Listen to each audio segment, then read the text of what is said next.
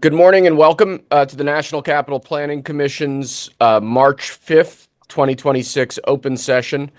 First, Madam Secretary, could you please take the roll call?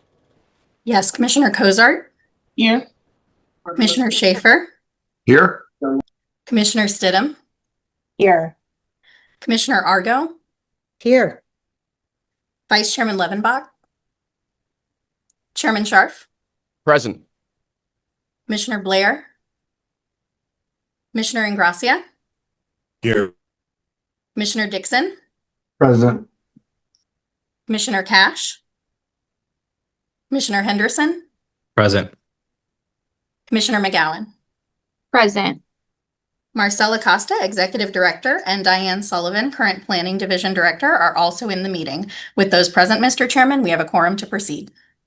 Thank you, Megan. Noting the presence of a quorum, I'd like to call this meeting to order. Since we're virtual today, I don't have a gavel to bang on the desk, but I hope you will all duly consider this meeting now proceeding.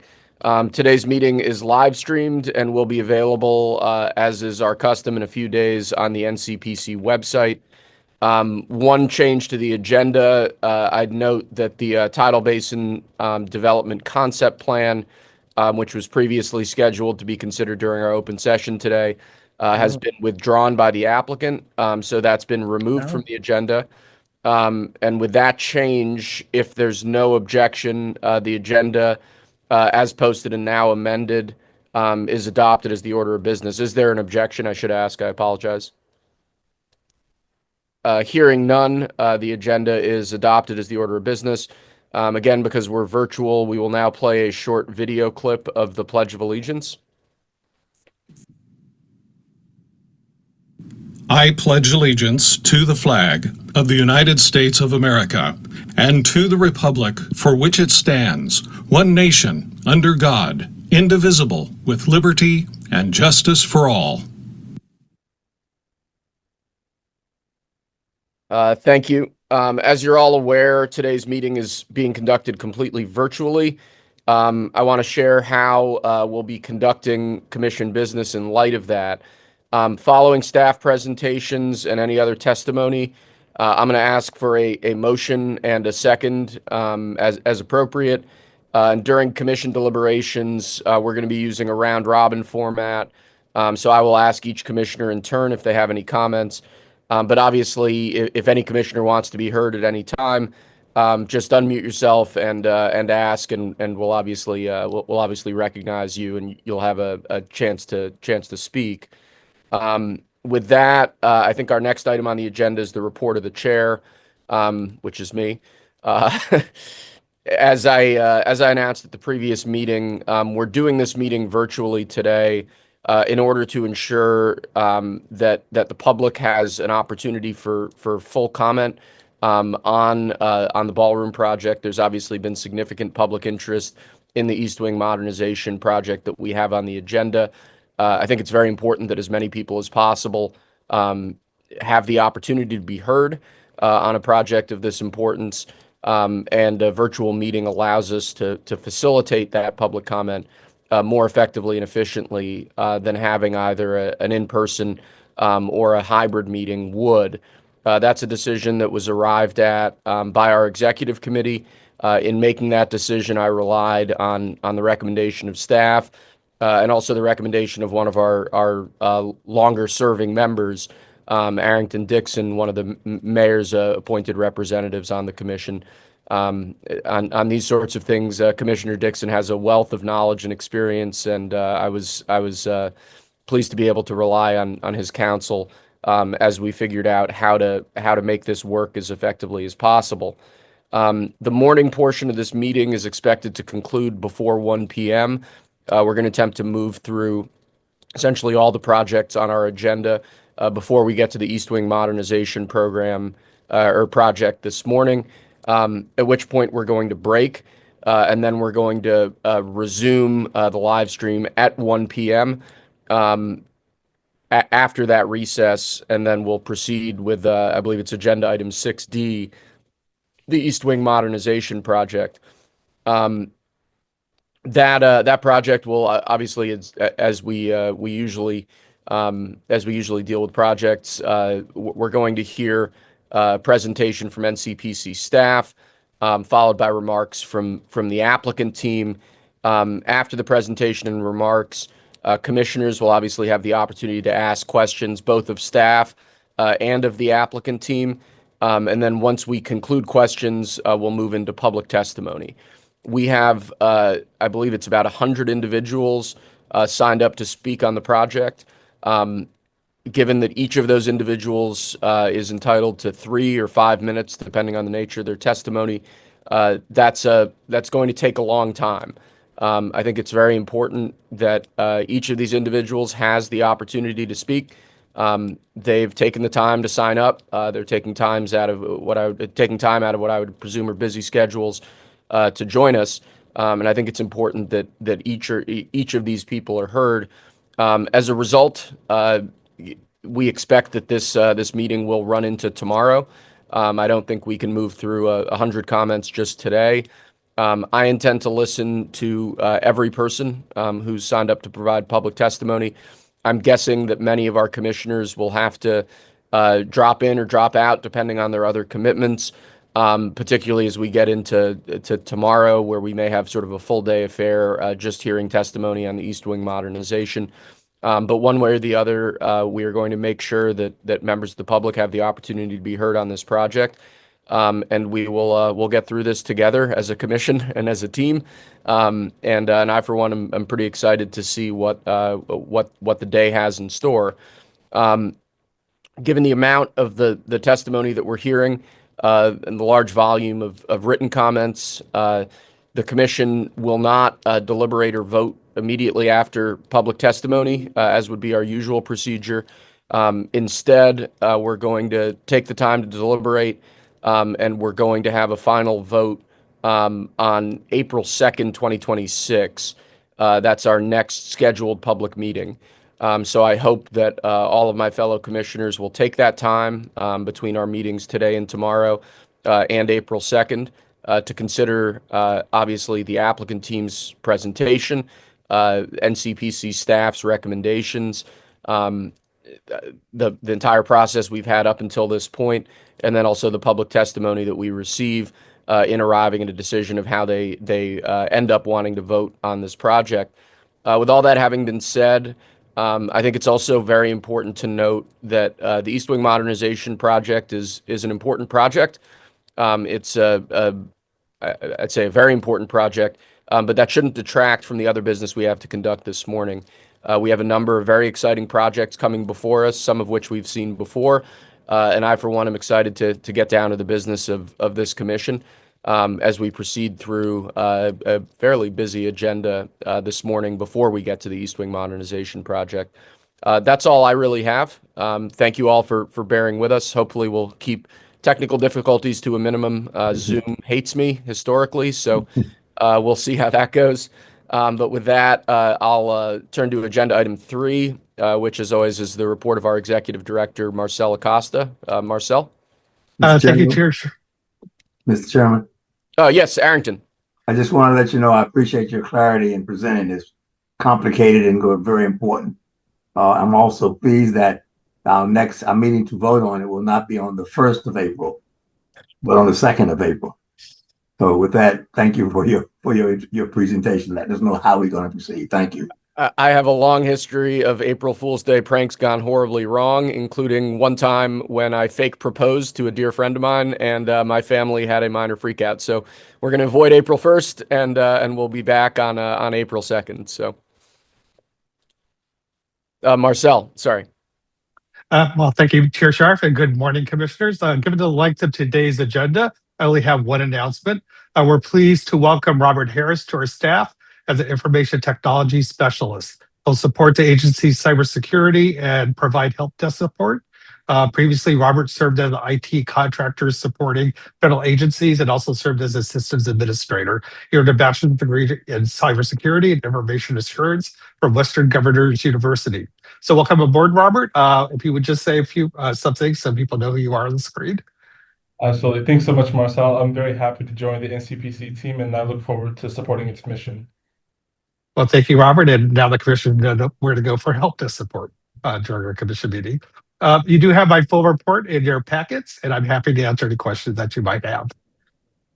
Thank you, Marcel, and welcome to the team, Robert. Do any commissioners have any questions for our esteemed executive director? Hearing none, we'll proceed to agenda item 4, which is our legislative update, presented by our general counsel and secretary, Megan Hoddle-Cox. I don't have any specific items to provide an update on, but I'm happy to answer questions about pending legislation if commissioners have any. Do any commissioners have questions for Megan on pending legislative items? Hearing none, we'll proceed to agenda item 5, which is our consent calendar. There are 2 items on this month's consent calendar.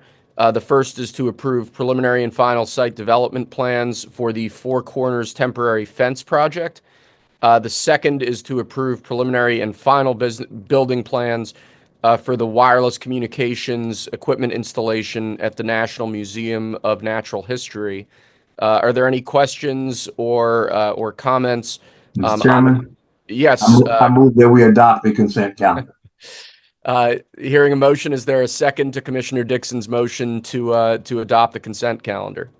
I'll motion. Hearing a motion and a second, is there any discussion on this item? Hearing none, Megan, could you please confirm the motion and the second and take the vote by roll call? Yes, the motion was made by Commissioner Dixon and seconded by Commissioner Stidham. Commissioner Cozart, Yes. Commissioner Schaefer, Yes. Commissioner Stidham, Yes. Commissioner Argo, Yes. Vice Chairman Levenbach, Yes. Chairman Scharf, Yes. Commissioner Ingracia, Yes. Commissioner Dixon, Yes. Commissioner Henderson, Yes. Commissioner McGowan. Yes. The motion passes. Thank you, Megan. With that, we turn to our 3 open session items on this morning's agenda. The first is agenda item 6A, which is a request to approve preliminary and final building plans for the Washington Union Station lighting upgrades. Really excited about this project. I loved it when they came in for concept, and I'm excited to see what they have in store for us. With that, I think we have Lee Webb presenting for us. Lee, are you with us? Yes. Can y'all see my screen and can you hear me? Loud and clear. Great. Thank you. So good morning, Chairman Scharf and members of the Commission. The Union Station Redevelopment Corporation has submitted preliminary and final plans for proposed improvements to the lighting at Washington Union Station, located at 50 Massachusetts Avenue Northeast in Washington, D.C. This submission outlines upgrades to both interior and exterior lighting systems. However, as a reminder, NCPC's review is limited to the exterior improvements.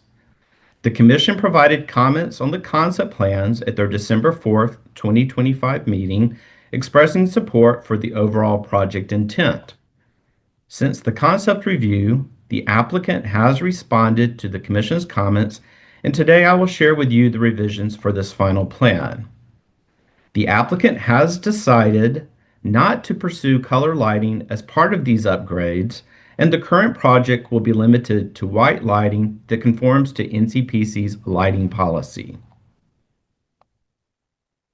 Here you can see circled in yellow Union Station and its location at the intersection of Massachusetts, Louisiana, and Delaware Avenues, just north of the U.S. Capitol Complex and the National Mall.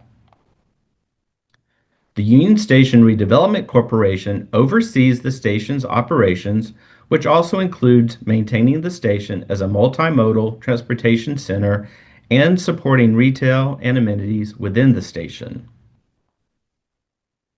As I mentioned in December, Washington Union Station is the second busiest station in the Amtrak network.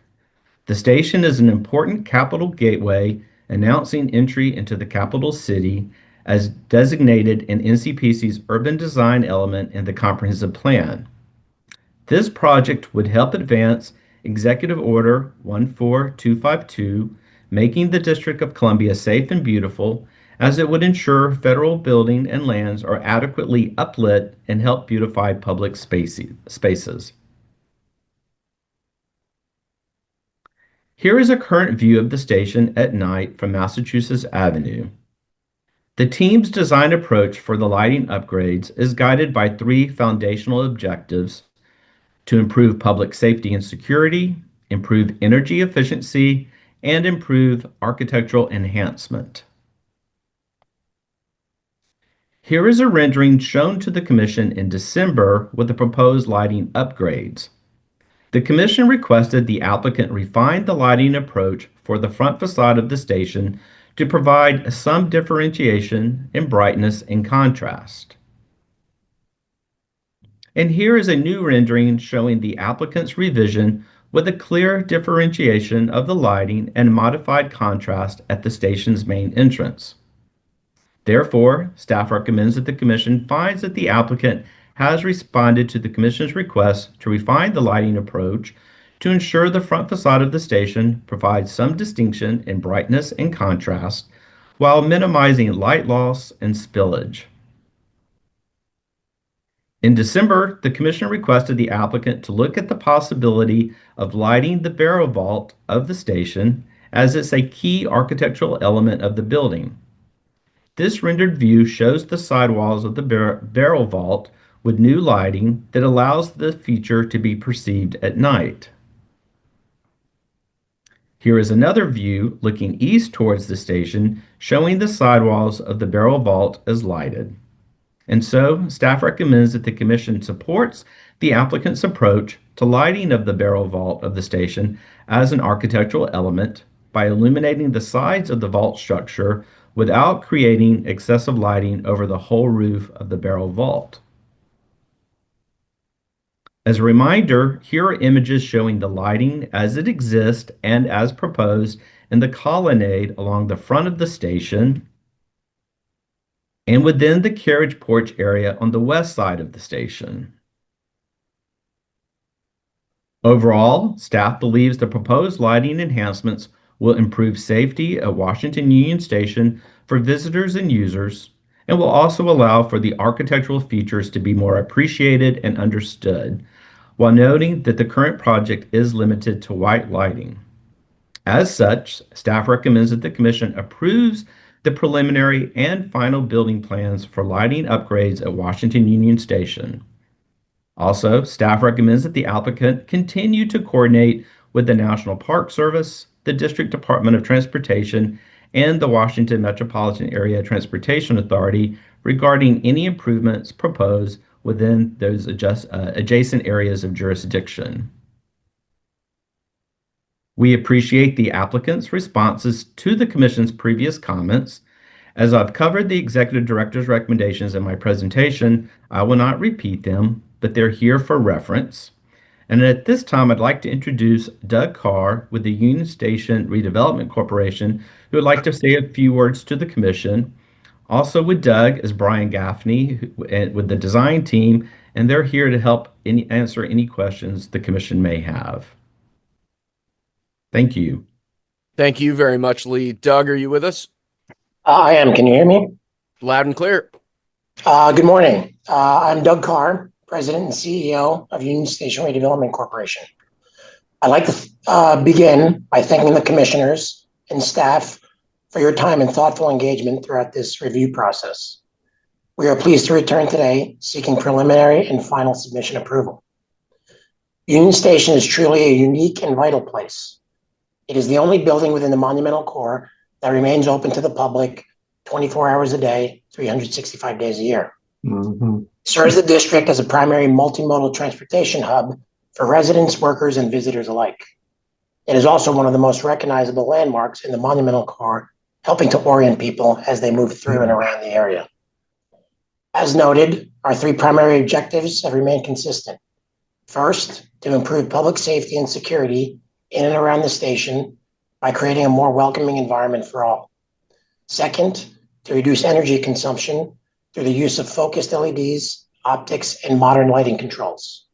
Third, to enhance and honor the historic character of this iconic building.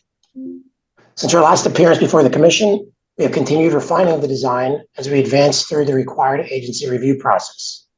Most notably, we have revised our proposal to include only the 3000K classic white lighting throughout the station.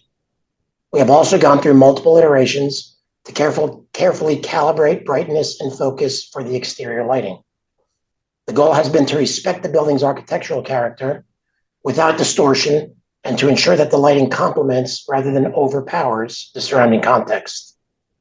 Over the past several months, our team has worked closely with the National Park Service, the U.S. Commission of Fine Arts, the District of Columbia Historic Preservation Office, and NCPC staff.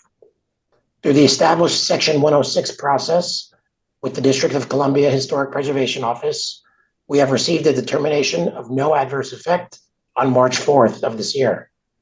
At the February 19th, 2026 meeting of the U.S. Commission of Fine Arts, we also received a unanimous final approval for our submission. In addition, we have secured approvals from the Federal Railroad Administration, the District Department of Transportation, the District Department of Energy and Environment, and Washington Metropolitan Area Transportation Authority. Through close collaboration with each of these agencies, the result is an elegant, balanced, and precise lighting design for Union Station, one that enhances public safety, reduces energy consumption, and celebrates the station's enduring presence within the monumental core. Thank you very much for your consideration, and we respectfully request your support and approval of our lighting project. Thank you, Doug. Do any commissioners have any questions for the applicant team or for our staff? Mr. Chairman, Yes, Commissioner Dixon. I know this is my process thing, but I wanted to move it and so we can have it before us for discussion and any changes we might want to make. So I make a motion that we move this forward, please. Thank you, Commissioner. So there's a motion on the table. Is there a second? Second.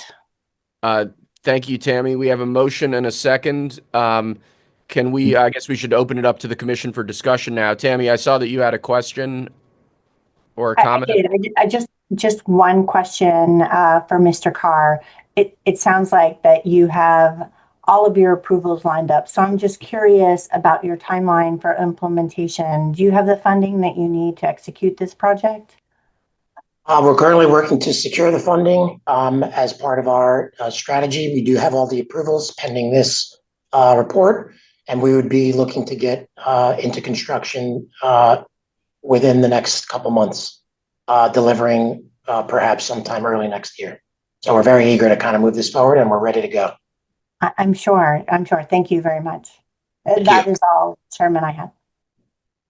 Awesome. Are there any other questions? If not, I'll proceed sequentially through the commissioners so that everyone will have an opportunity to be heard on this project. Hearing none, I'll start deliberations with Commissioner Cozart. Good morning. Appreciate the presentation. Thank you, Mr. Carr, for being here. And I don't have any additional questions or comments.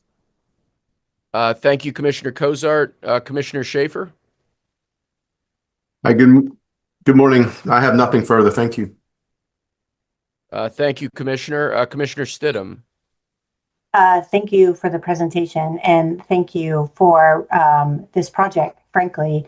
I think what is being proposed is exquisite.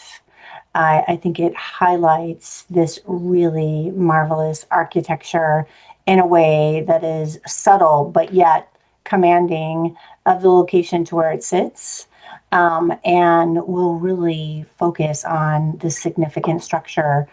So very well done. I appreciate the white lining. I really appreciate the getting rid of the colored suggestion. I think that was wise to ditch that. So thank you. I think it is a beautiful, and I wish you the very best in getting the funding together so that you can implement as soon as possible. It'll really highlight the Columbus Plaza Fountain project, which is going great gangbusters. So thank you. Thank you. Thank you, Commissioner. Commissioner Argo. Commissioner Argo, I think you're muted. Oh, how about that? There we go. I'd like to associate myself with Commissioner Stidham's comments right before me. I really appreciate this. This is exciting to see it move forward. Thank you. Thank you, Commissioner Argo. Vice Chairman Levenbach. Well, thanks for the presentation. I really can't embellish on the prior two comments. I think it's going to be a great project, and I hope it can be brought to completion soon. Thank you, Vice Chairman Levenbach. Is Commissioner Blair with us? I don't see him, so we'll proceed to Commissioner Ingracia. Thank you. Yeah, I want to just echo the comments from my other commissioners on the panel. Union Station is, of course, one of the crown jewels, and I think the DC architecture portfolio right alongside the Capitol building, the White House, and I think this lighting project really brings out key features that have long been perhaps not quite accentuated in the way that this project will highlight. So I really appreciate this, and I wish everyone the best of luck. Thank you, Commissioner. Commissioner Dixon. Yes, Mr. Chairman. I have a couple more comments.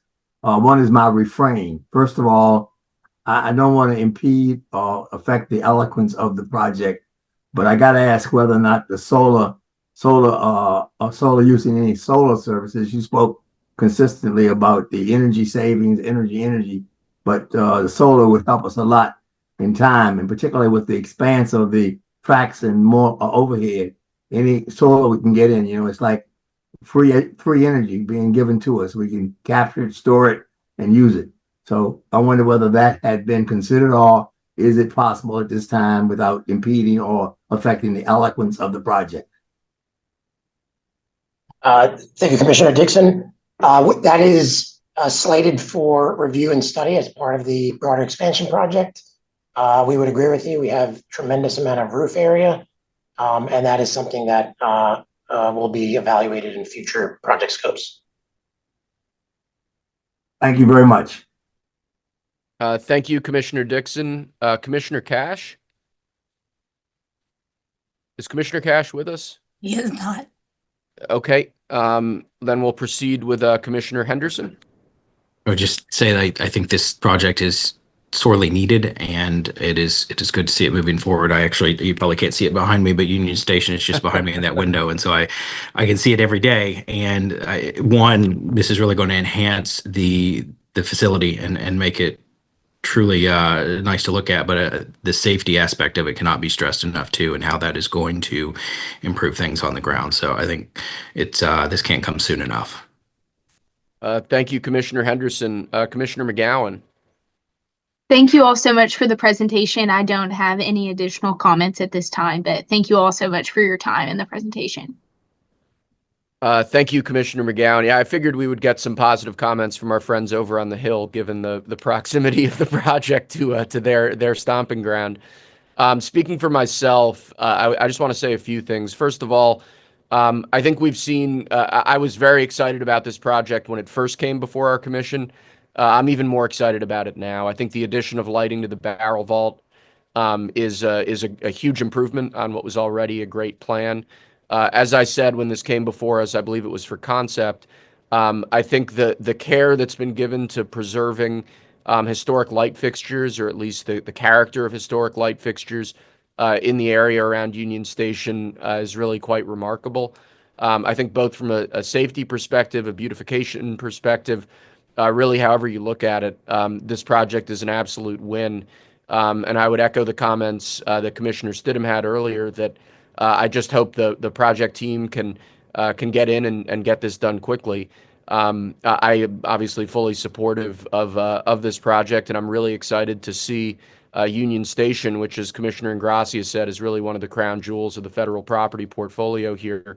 Really see Union Station beautified in this way, and elevated certainly in a way that will allow its architectural features to really shine through in beautiful new lighting. With that, are there any other further questions or comments from any commissioners present? Hearing none, Madam Secretary, could you please confirm the motion and the second, and then take the vote by roll call? Yes, the motion was made by Commissioner Dixon and seconded by Commissioner Stidham. Commissioner Cozart? Yes. Commissioner Schaefer? Yes. Commissioner Stidham, Yes. Commissioner Argo, Yes. Vice Chairman Levenbach, Yes. Chairman Scharf, Yes. Commissioner Ingracia, Yes. Commissioner Dixon, Yes. Commissioner Henderson, Yes. Commissioner McGowan. Yes. Motion passes. Thank you, Madam Secretary. Next on the agenda, we have agenda item 6B, which is a request to approve comment on the draft Glen Echo Management Plan amendment. And I believe we have Stephanie Free to present on this project. Yes, can you see me and hear me? I can see and hear you loud and clear. Great, thank you. Good morning, Chairman Scharf and Commissioners. The National Park Service requests comments on the draft Glen Echo Park Management Plan or Master Plan Amendment for Glen Echo Park located in Montgomery County, Maryland. The Commission provided comments on the conceptual master plan in February of 2025. Since then, NPS has developed a draft environmental assessment and master plan, which we are commenting on today. It is anticipated that the final master plan and finding of no significant impact will be submitted later this spring or early summer for our review. As I mentioned, today we are looking at the park's draft master plan. At the draft review stage, the Commission should be focused on issues such as programmatic needs and proposed uses, site circulation and linkages to surrounding context, historic and environmental influences and issues, prominent views and viewsheds, and if the master plan creates any off-site impacts. Before I discuss the draft master plan, I'll begin with an overview of the site context and some existing conditions for orientation. The 0.9 acre park is located adjacent to the Clara Barton National Historic Site, northwest of the district along the Potomac River in Montgomery County, Maryland. The park has 13 resident arts and culture organizations located on the campus and sees approximately 350,000 visitors annually. The site is home to 30 buildings of varying ages, styles, paths, and picnic areas. This plan shows the arrangement of the existing structures, including an arcade, former pool, dance hall, carousel, yurts, and a bumper car pavilion, all of which are currently utilized as facilities for art and culture programming, including art studios and classes, children's art and play spaces, performance space, and dance halls. Here we have a closer look at the site's master plan boundary. For purposes of this graphic and throughout the presentation, the plan is rotated with north pointing to the upper left. The Minnehaha Creek separates Glen Echo Park from the Clara Barton Historic Site, where visitor parking is shared between the two facilities and accessed via a footbridge. Most visitors arrive to the park by car, where they can park during operating hours at the shared lot or in an existing lot along MacArthur Boulevard on the weekends. The park is also serviced by the County Ride-On Bus Route 29, whose stop is located near the north end of the site along MacArthur Boulevard. Glen Echo Park is a National Register National Historic District. Several character-defining contributing resources include the original park entrance, the arcade building, the Chautauqua Tower and Yellow Barn, the Cuddle Up Pavilion, Spanish Ballroom, Bumper Car Pavilion, the Picnic Grove, the Crystal Pool entry facade, and the carousel, as seen in the images here. There are several arrival view sheds on axis with the centrally located carousel that welcome visitors to the park from the parking overlook, the primary pedestrian entrance path, and the original Glen Echo Park entrance portal. In addition to cultural resources, there are also important natural resources within the plan boundary, including the Minnehaha Creek and woodland, which I mentioned separates Glen Echo Park from the Clara Barton National Historic Site.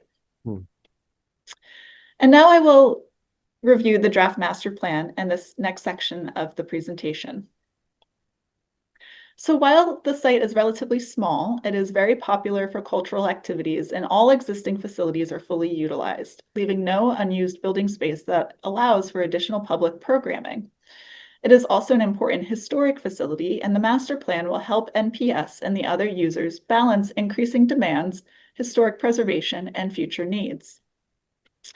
As I mentioned earlier, the Commission provided comments on the concept master plan in February 2025, which included 2 alternatives with different areas for buildable zones where building development or outdoor hardscape improvements may be appropriate. NPS selected to advance Alternative 2, which restores some of the centralized development that existed historically when the park functioned as an amusement park, and includes an additional pedestrian connection across the Minnehaha Creek and woodland between the park and the shared parking lot.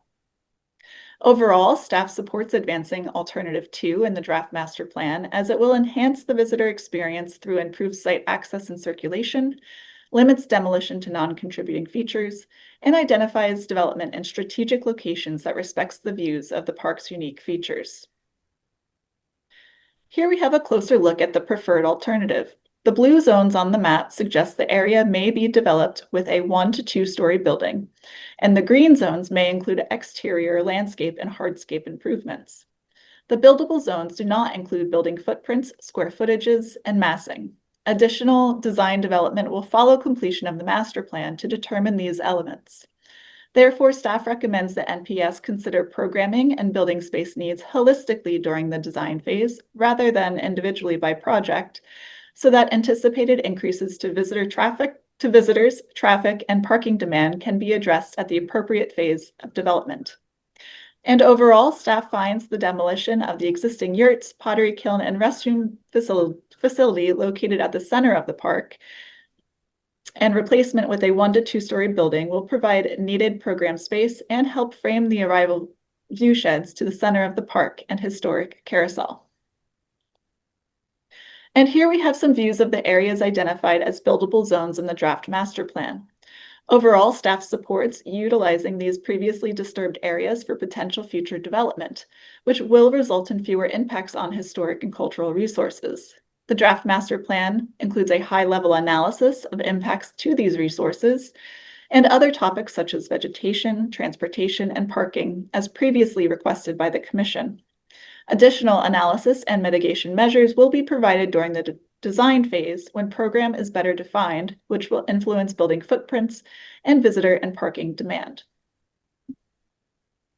One feature I would like to highlight is the Crystal Pool Complex. Constructed in 1931, the pool remained a central feature of Glen Echo Park through the mid-20th century until its partial demolition in the early 1980s due to deterioration and funding limitations. At the time of its completion, it was the largest public swimming pool in the Washington, D.C. area and served as a major recreational attraction for several decades. The draft master plan indicates this buildable zone would be treated to accommodate a subsurface building within the existing below-grade cavity with exterior hardscaping and outdoor programming space at the grade level that references the historic level changes and spatial organization of the site. And staff finds the proposed creative reuse of the Crystal Pool for hardscape outdoor program space is a unique opportunity for visitors to experience this historic feature and will be a valuable addition to the park's program and landscape. Staff also finds the original Glen Echo Park entrance portal and the adjacent Chautauqua Tower, Yellow Barn, and the trolley right-of-way are unique features that contribute to the park's character and cultural significance. The entrance was established for the 1891 Chautauqua, demarcated with the preserved stone tower that remains in use today as an artist's studio. When the site transitioned to an amusement park in 1899, the entrance served as a terminus for the Georgetown trolley line, and the Art Deco signage was added in 1940. A reproduction of the original entry portal's 1940 sign and entrance structure was completed in the early 2000s, as seen here in the top images. The original entrance portal today is considered a secondary entrance to the park, as visitors primarily park on the west side of the site in the shared lot. However, the original entrance portal serves visitors from the MacArthur Boulevard Trail and permitted employees and weekend visitors who park in the north lot. The area surrounding the original entrance portal and adjacent features is a narrow cartway abutted by a sloped landscape buffer. The cartway consists of concrete and asphalt paving and is used for service and drop-off, with handicapped parking and limited permit parking. Overall, staff finds the surface parking, disjointed paving materials, and limited space for pedestrians in this area detract from the quality of the visitor experience and the historic significance of the site, and therefore recommends the master plan include this area as a suggested exterior space, buildable zone with enhancements that would support seasonal public events, enhance the visitor experience, and celebrate the park's unique history. And lastly, the draft master plan also includes stormwater management and accessibility improvements to reduce localized flooding and improve connectivity throughout the park by meeting ABA standards. To further support connectivity and the plan's goal of better serving the regional population, staff recommends the applicant continue coordinating with the local transportation agencies as building zones are further designed and future programming is identified regarding potential improvements to physical connections between the park, bus, and bikeway facilities along MacArthur Boulevard, and public transportation operating hours to better align with park program. So in summary, staff recommends the commission approve the comments on the draft master plan for Glen Echo Park, which have been incorporated into my presentation. I would now like to introduce Maureen Joseph, Resource Management Division Manager with the George Washington Memorial Parkway, who is online and would like to make a few remarks. Thank you. All right, good morning, everybody. Hopefully my audio is working. I am Maureen Joseph, Resource Management Division Manager for the George Washington Memorial Parkway. I'm also joined by Christine Bruins. She's the Planning Portfolio Manager for the National Capital Region of the National Park Service. As presented by NCPC staff Stephanie Free, our preferred alternative for the Glen Echo Park Management Plan Amendment is now open for public comment until March 16th. Glen Echo Park, revitalized through a successful partnership since 2002, has been transformed from disrepair into a prominent venue for arts, culture, and special events. Due to its success, current facilities at or near capacity. This amendment seeks to expand program and event capacity, enhance interpretation of the park's history and environment, and maintain and protect the historic character and resources of this unique MPS site. We welcome your feedback and questions. Thank you. Thank you, Stephanie and Maureen. Do any commissioners have questions either for our staff or for the project team? Mr. Chairman. Yes, Commissioner Dixon. I know what's coming.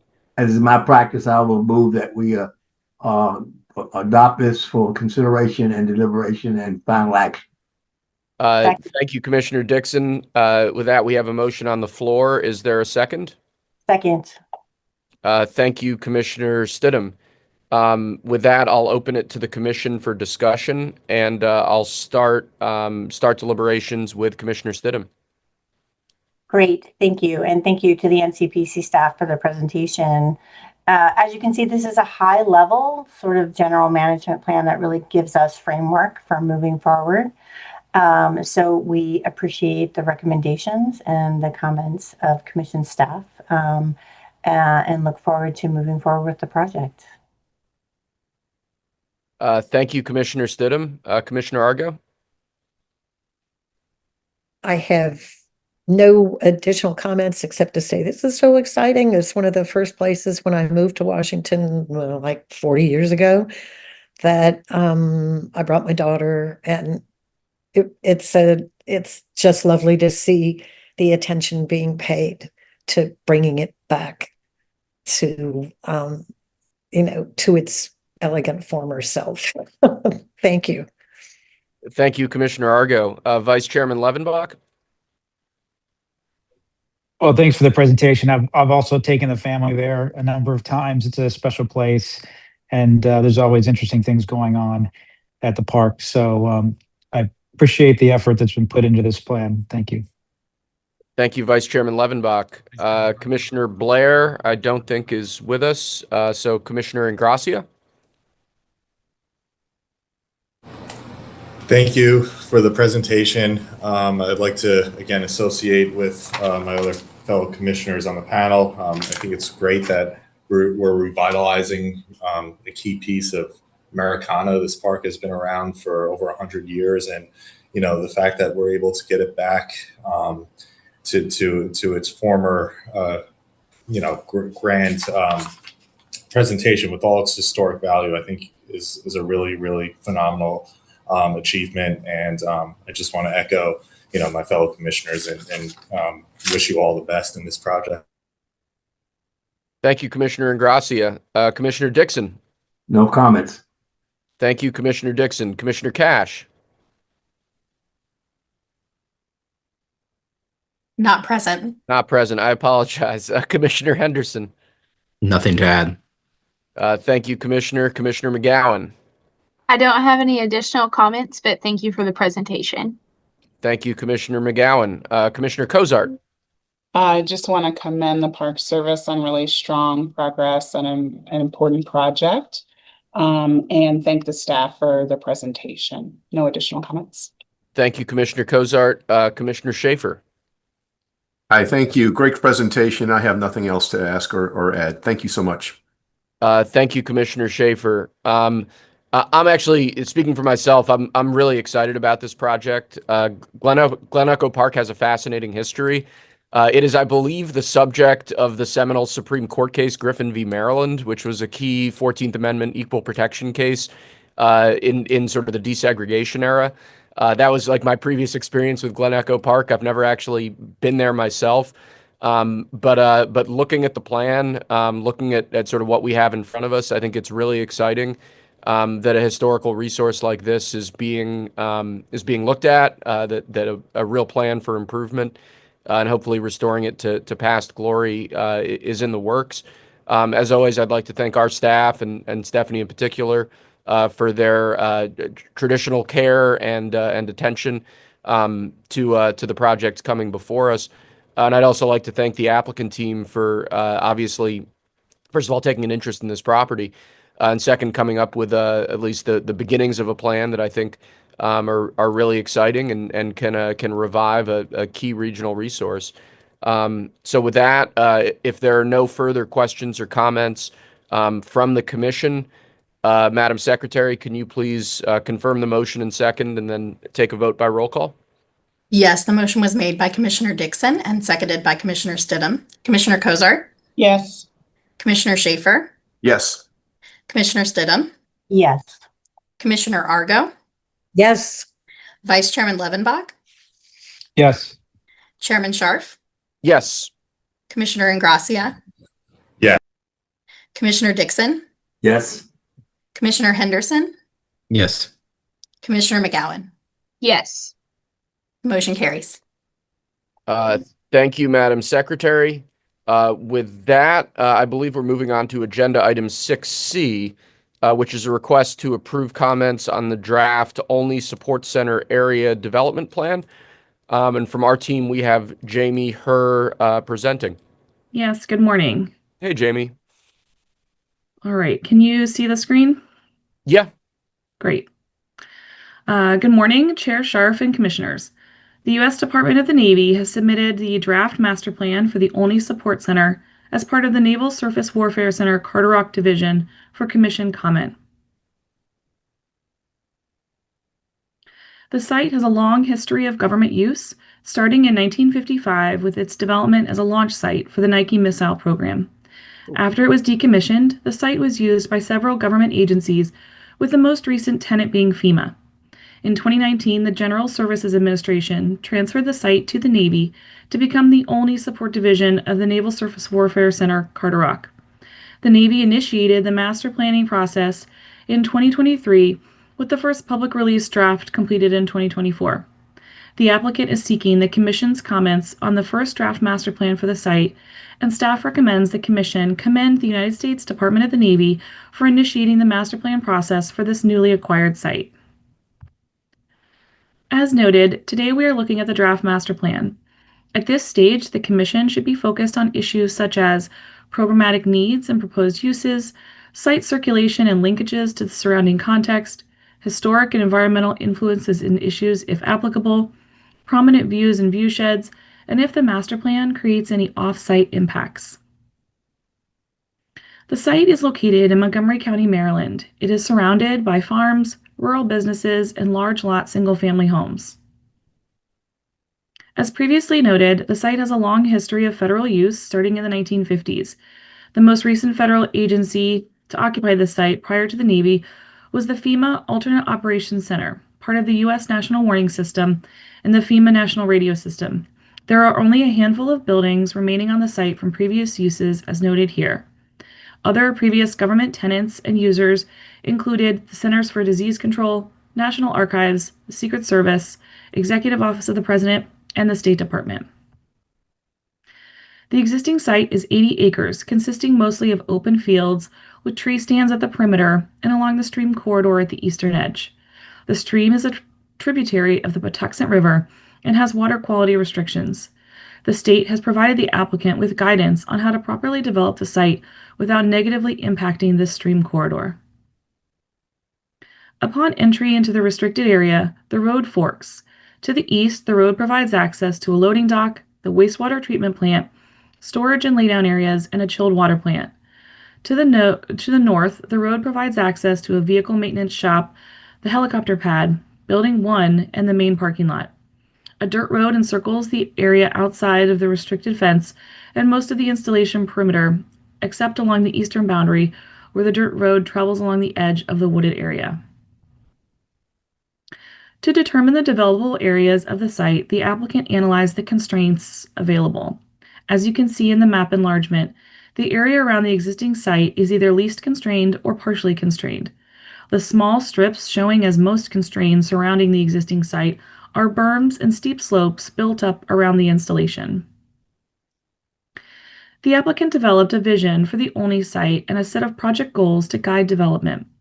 The vision and goals focus on a site that supports the mission at Carderock in a flexible and adaptable way with future opportunities, reduces redundancy, and maintains resource stewardship, community relations, and employee quality of life.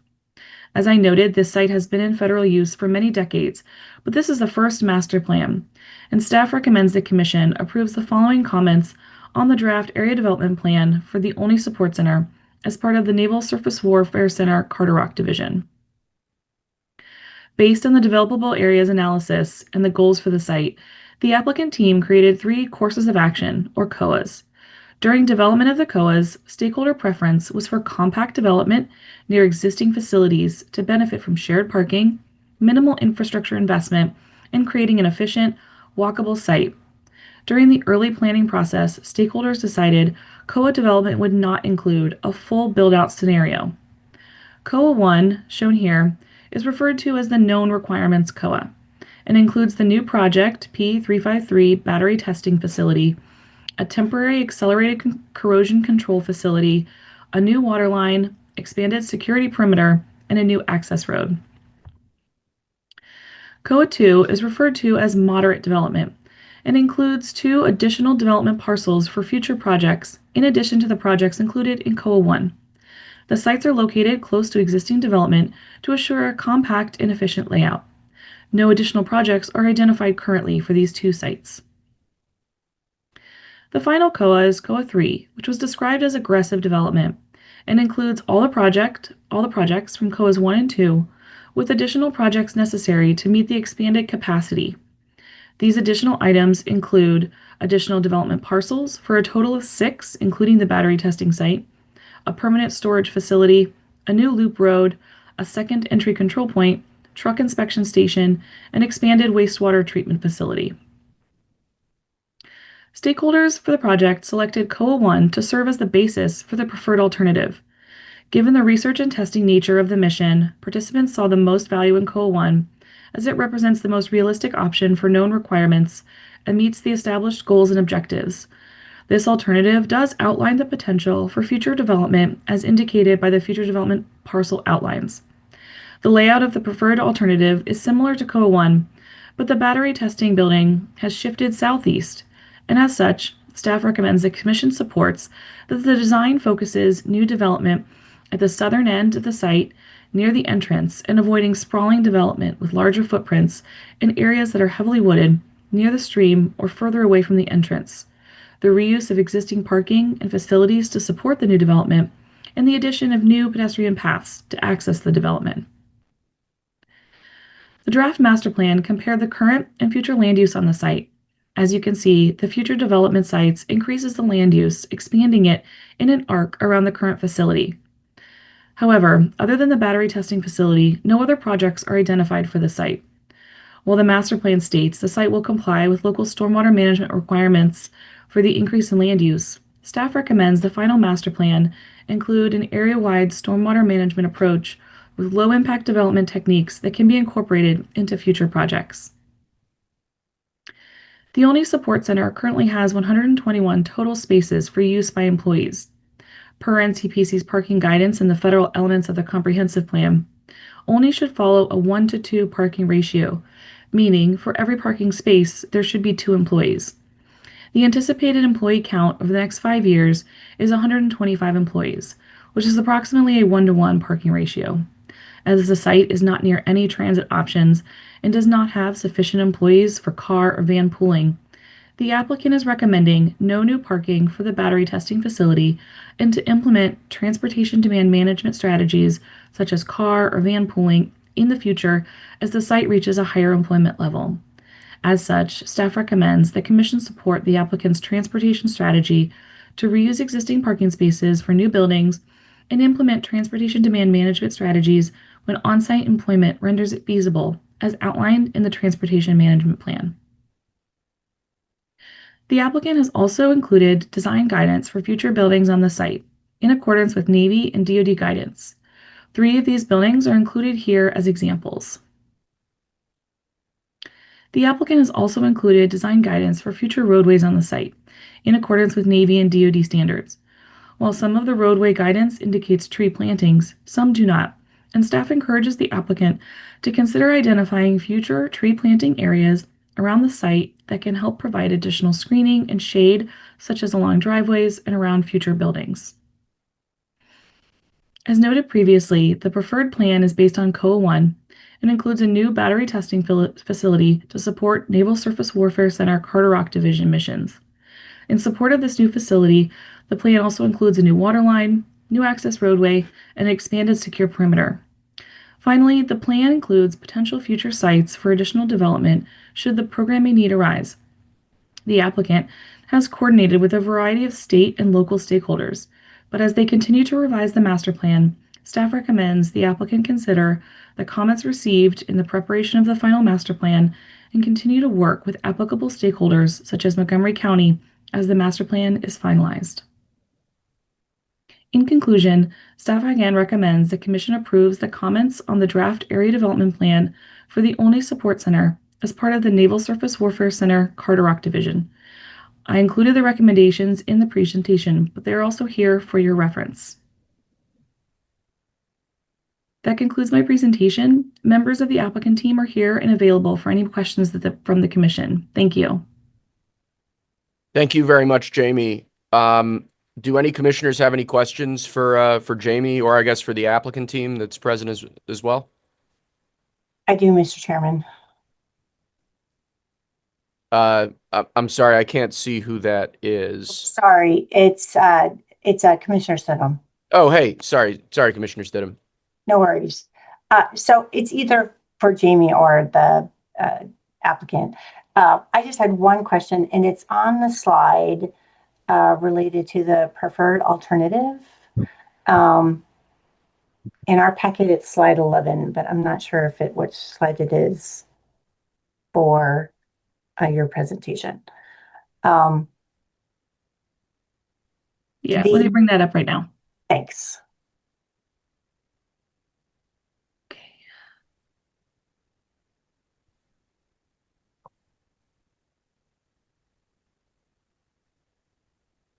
Mr. Chairman, Yes, Commissioner Dixon. I was a little slow on my draw, and I may need to be advised by GSEC, General Counsel and Secretary, off record here, whether or not my position is valid. In my experience, normally you need to have a matter before the body before you can deliberate, discuss, and talk about it. So you create a front end that says we're going to move to adopt this with further action and whatever. But we don't have anything before us to discuss unless we make a motion. So maybe I'm wrong, but at this point, I'm going to make the motion that we at least have this before us for discussion and deliberation. So I think typically we give commissioners the opportunity to ask questions of the presenters before we formally begin to deliberate as a commission. That having been said, I think your way provides some expedition to the process while still allowing commissioners to comment. So if you'd like to make your customary motion, Commissioner Dixon, and I would we can make that proceed motion, and also would like, maybe we can revisit this. We got a lot of things important before us. But all discussion and deliberation, I think, should be part of the record that's created for an item that's before us. So Sure. even if it's a question or this or that or the other, it's related to the action we're taking, and it should be, I think, framed by the adoption, the consideration to adopt and discuss. But I so move, Mr. Chairman. Okay, we have a motion on the floor. Do we have a second? And I second the motion. That motion is to approve comments on the draft only support center area development plan. I think I heard a second there. Yes, I seconded. Commissioner Ingrassia seconds. With that, I'll open it up to the commission for discussion. I guess Commissioner Stidham was asking a question, or do you want to start? We'll start out of order, I guess. Tammy, do you want to continue?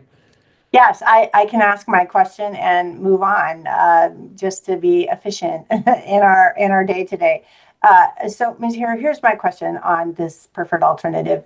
If I understand correctly, the course of action number one is the preferred alternative, which is a really compact, limited development focused around the areas where there's already existing development. But on this particular graphic, it shows these potential parcels outlined.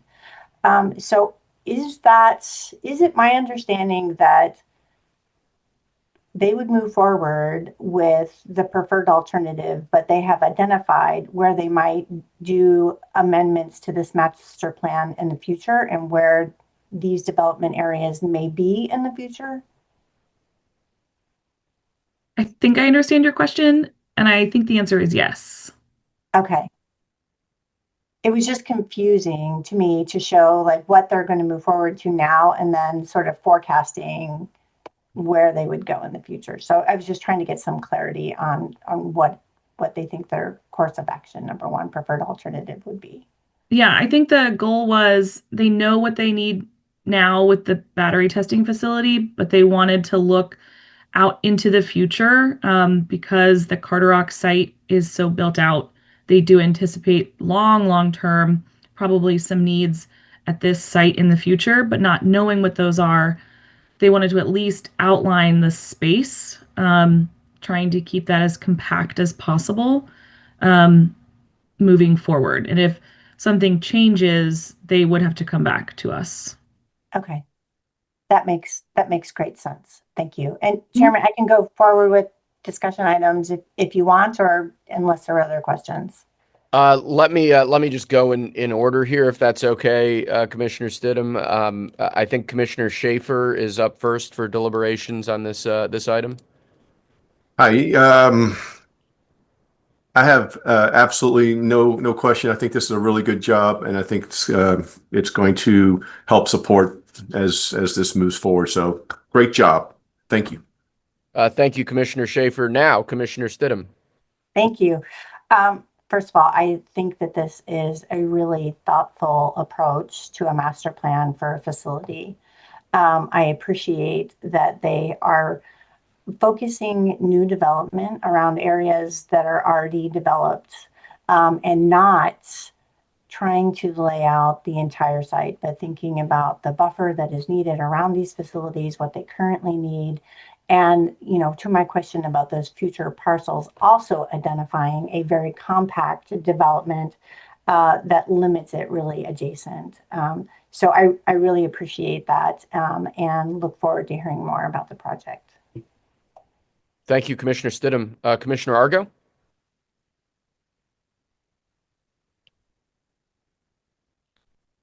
I think you're muted again, Commissioner Argo. I'm very sorry. There we go. I'm sorry. I don't have any additional questions. Thank you. Appreciate the presentation. Thank you, Commissioner Argo. Vice Chairman Levenbach. Well, as someone who lives in Gaithersburg, Maryland, this isn't too far away. Certainly, I appreciate the The challenge is in getting to the facility. I mean, I think that comes through in the staff comments that it's not an area that's really, at this point at least, can accommodate a lot of traffic, and there's a lot of use, including some bicyclists as well. So I appreciate the thought that went into that, and look forward to seeing how this develops. Thank you, Vice Chairman Levenbach. I think Commissioner Blair's not with us. Commissioner Ingracia. Thank you. Yeah, I don't have any additional comments or questions, but I really appreciate a thoughtful presentation. Thank you, Commissioner Ingracia. Commissioner Dixon. Mr. Chairman, I think it's a very important project and facility because batteries are becoming a major concern. They're heating up, getting hot on plant, whatever ever. So I'm assuming this testing will help us get further into the more efficient and better ways of using batteries, et cetera, et cetera. So that's great. I do have one question though. I'm not sure the geography of where we located. Where is this actually? Help me out a little bit if you can. Staff, tell me kind of where this is located in Maryland. Exactly, kind of. So this is located northwest of Olney. I think the closest town is actually Laytonsville. Okay. All right. Thank you very much. Thank you, Commissioner Dixon. Commissioner Cash. I think Commissioner Cash may not be with us. So Commissioner Henderson. Nothing. Thank you. Thank you, Commissioner Henderson. Commissioner McGowan. I don't have any additional comments at this time, but thank you all for the presentation. Thank you, Commissioner McGowan. Commissioner Cozart. Appreciate the presentation and no additional comments or questions.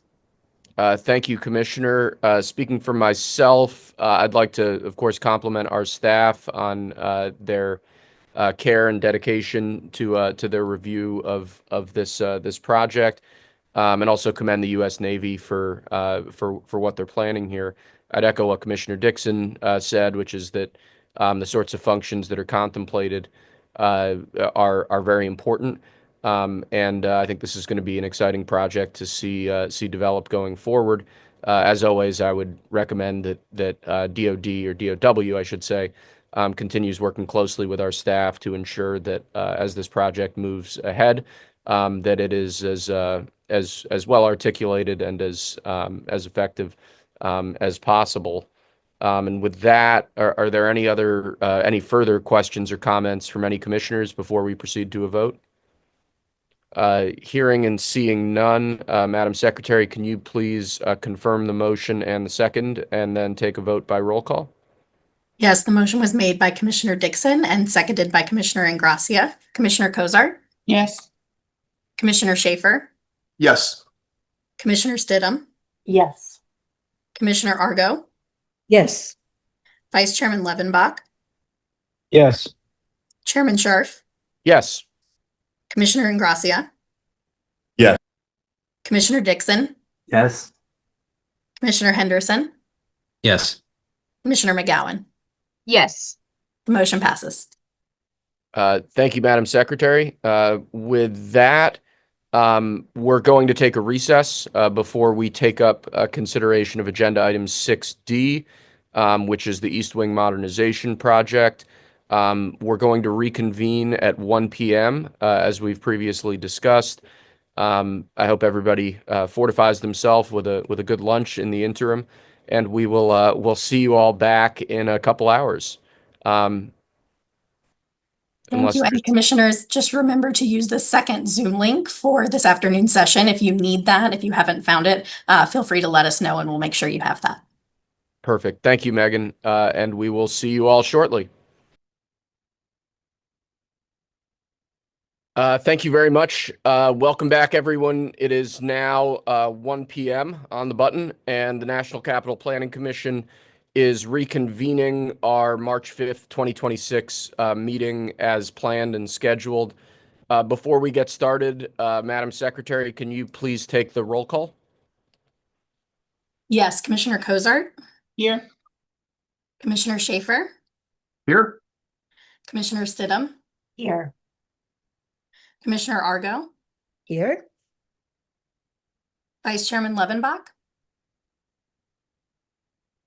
Chairman Scharf? Present. Commissioner Blair? Commissioner Ingracia? Present. Commissioner Dixon? Commissioner Dixon?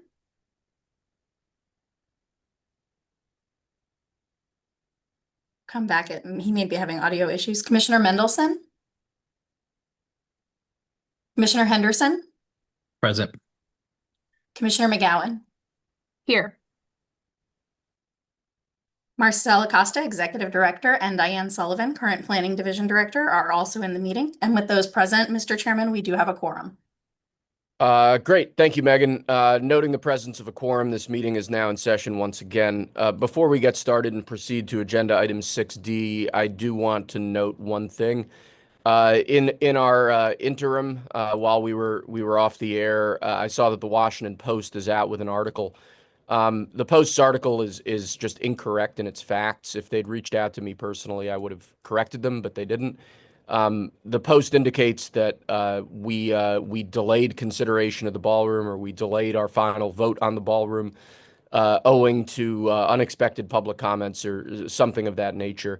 That's simply incorrect. Our plan has been to proceed to a final vote on this project on April 2nd for quite some time. Part of the reason we scheduled things that way was because we anticipated public comment on this project, and that's totally normal and proper. It's the way that this commission has dealt with similar projects before. But for the Post to say that the vote was supposed to be today, or that the vote was scheduled for today but was delayed until April, is simply incorrect, and I wanted to note that for the record before we proceed. That having been said, we can now move on to agenda item 6D, which is a request to approve preliminary and final site and building plans for the East Wing Modernization Project. As is customary, NCPC staff will begin with a presentation, and then I believe we also have Shalom Baranis, the architect on this project, with us as well. I think, Matt, are you the one who's presenting this one? Okay, Matt, if you want to proceed, let's roll. Okay, great.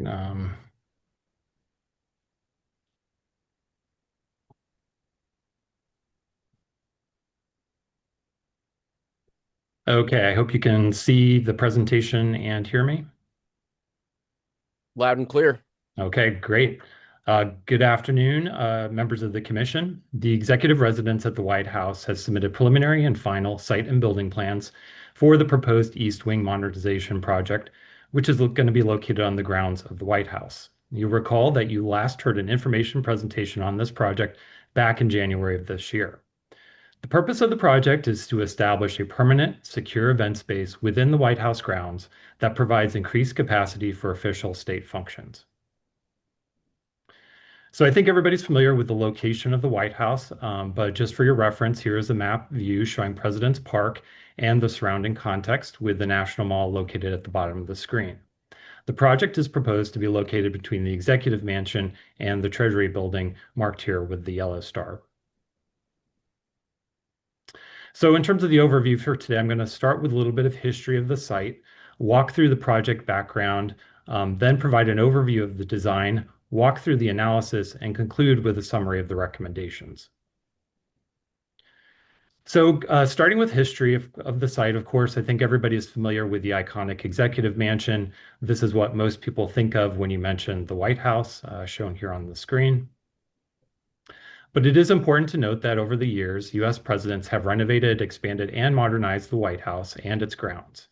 Here are just a few images showing the property as it has changed over time, with President's Park here on the left, and then an example of varying additions to the grounds, with some greenhouses shown here on the right. There have been more substantial changes, obviously, like the addition of the West Wing, or even the reconstruction of the mansion by President Truman. Even the East Wing went through several iterations, the most recent version of which dated to 1942 and was demolished in 2025. As a reminder, the Commission does not have review authority over demolitions. So moving on to the proposed project, the comprehensive design plan for the White House and President's Park, which was prepared in 2000, identified the need for expanded event space to address growing visitor demand and provide a venue suitable for significant events. To meet this need, as part of the current project, The applicant outlined 3 functional goals for any permanent event space. This included immediate adjacency to the White House Executive Mansion, a direct ceremonial procession from the East Room into the venue, and an enclosed second-story access from the Executive Mansion. The intent is to create a permanent, secure event space within the White House grounds that provides increased capacity for official state functions, eliminates reliance on temporary tents, temporary support facilities, and the infrastructure strains that are associated with them. According to the applicant, the White House cannot host large events without resorting to the installation of large, unsightly tents, which impact the cultural landscape and the architectural integrity of the area. These installations impact the infrastructure and landscaping while diminishing the overall visitor experience. As noted by the application, the design team evaluated various sizes and configurations for the project. The environmental assessment prepared by the National Park Service also notes that multiple locations, layouts, and design concepts were considered. Ultimately, because these alternatives did not meet the purpose and need identified by the applicant, they were dismissed from further study. So moving on to the project design, the project area is generally, again, east of the Executive Mansion, west of East Executive Drive, south of Pennsylvania Avenue, and north of Hamilton Place. The main ballroom is connected to the mansion by a new colonnade. And here's a more detailed site plan with the project footprint in gray. The program, again, includes a ballroom of approximately 22,000 square feet, designed to accommodate approximately 1,000 seated guests. The total area of the 2 above-ground visible floors, including the new colonnade and ballroom, is around 89,000 square feet. The program includes event space, as well as related uses like a commercial kitchen, office suite for the First Lady, and a replacement movie theater.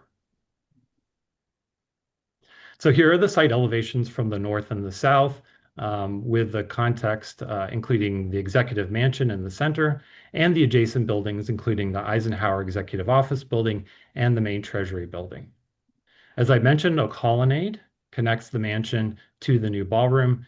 It is lower in height to provide a sense of hierarchy and separation from the residents. As you can see, the context includes a variety of scales and heights and building styles, with the Executive Mansion as its central focal point. Importantly, the project will not exceed the height of the mansion, which is approximately 60 feet. So moving on to the analysis, I think you're aware that the Commission has reviewed a number of projects at the White House and vicinity, including the White House fence in 2016 and 2017, as shown here. And NCPC has also worked on initiatives like the redesign of the portion of Pennsylvania Avenue immediately north of the grounds in the early 2000s. In these cases, the Commission evaluates projects at the White House and vicinity in terms of the impact on visitor experience from the surrounding public spaces. Comprehensive plan policies related to urban design, visitors, parks and open space, and historic preservation are also considered. I will note, however, that the White House and grounds are exempt from the National Historic Preservation Act, and therefore the Section 106 process does not apply. So why is the focus on visitor experience important? Well, it establishes how we think about the visual frame within which the White House sits, and which is called out in the comprehensive plan. The points from where the public can generally view the complex are generally along and outside this dashed line. This includes Pennsylvania Avenue to the north, 17th Street, 15th Street, and E Street to the south. From here, the public can see the Eisenhower Executive Office Building, the Treasury Building, and views to the north and south of the Executive Mansion. Much of the rest of the campus is heavily screened or set back from the surrounding streets. Given this, staff grounded the analysis in terms of understanding what the visitor will see as they approach the White House complex within public space. Key view sheds are again primarily from Pennsylvania Avenue to the north, as shown here, and East Street to the south, as shown here. You'll notice in these and other images how intentional the landscape is in framing these views. Staff evaluated the submission materials to understand how these views will be seen by pedestrians at ground level. I'll note that bird's eye perspectives and renderings from the air, and renderings also from inside the fence line, while helpful in understanding the project, are generally not views the public will see or experience.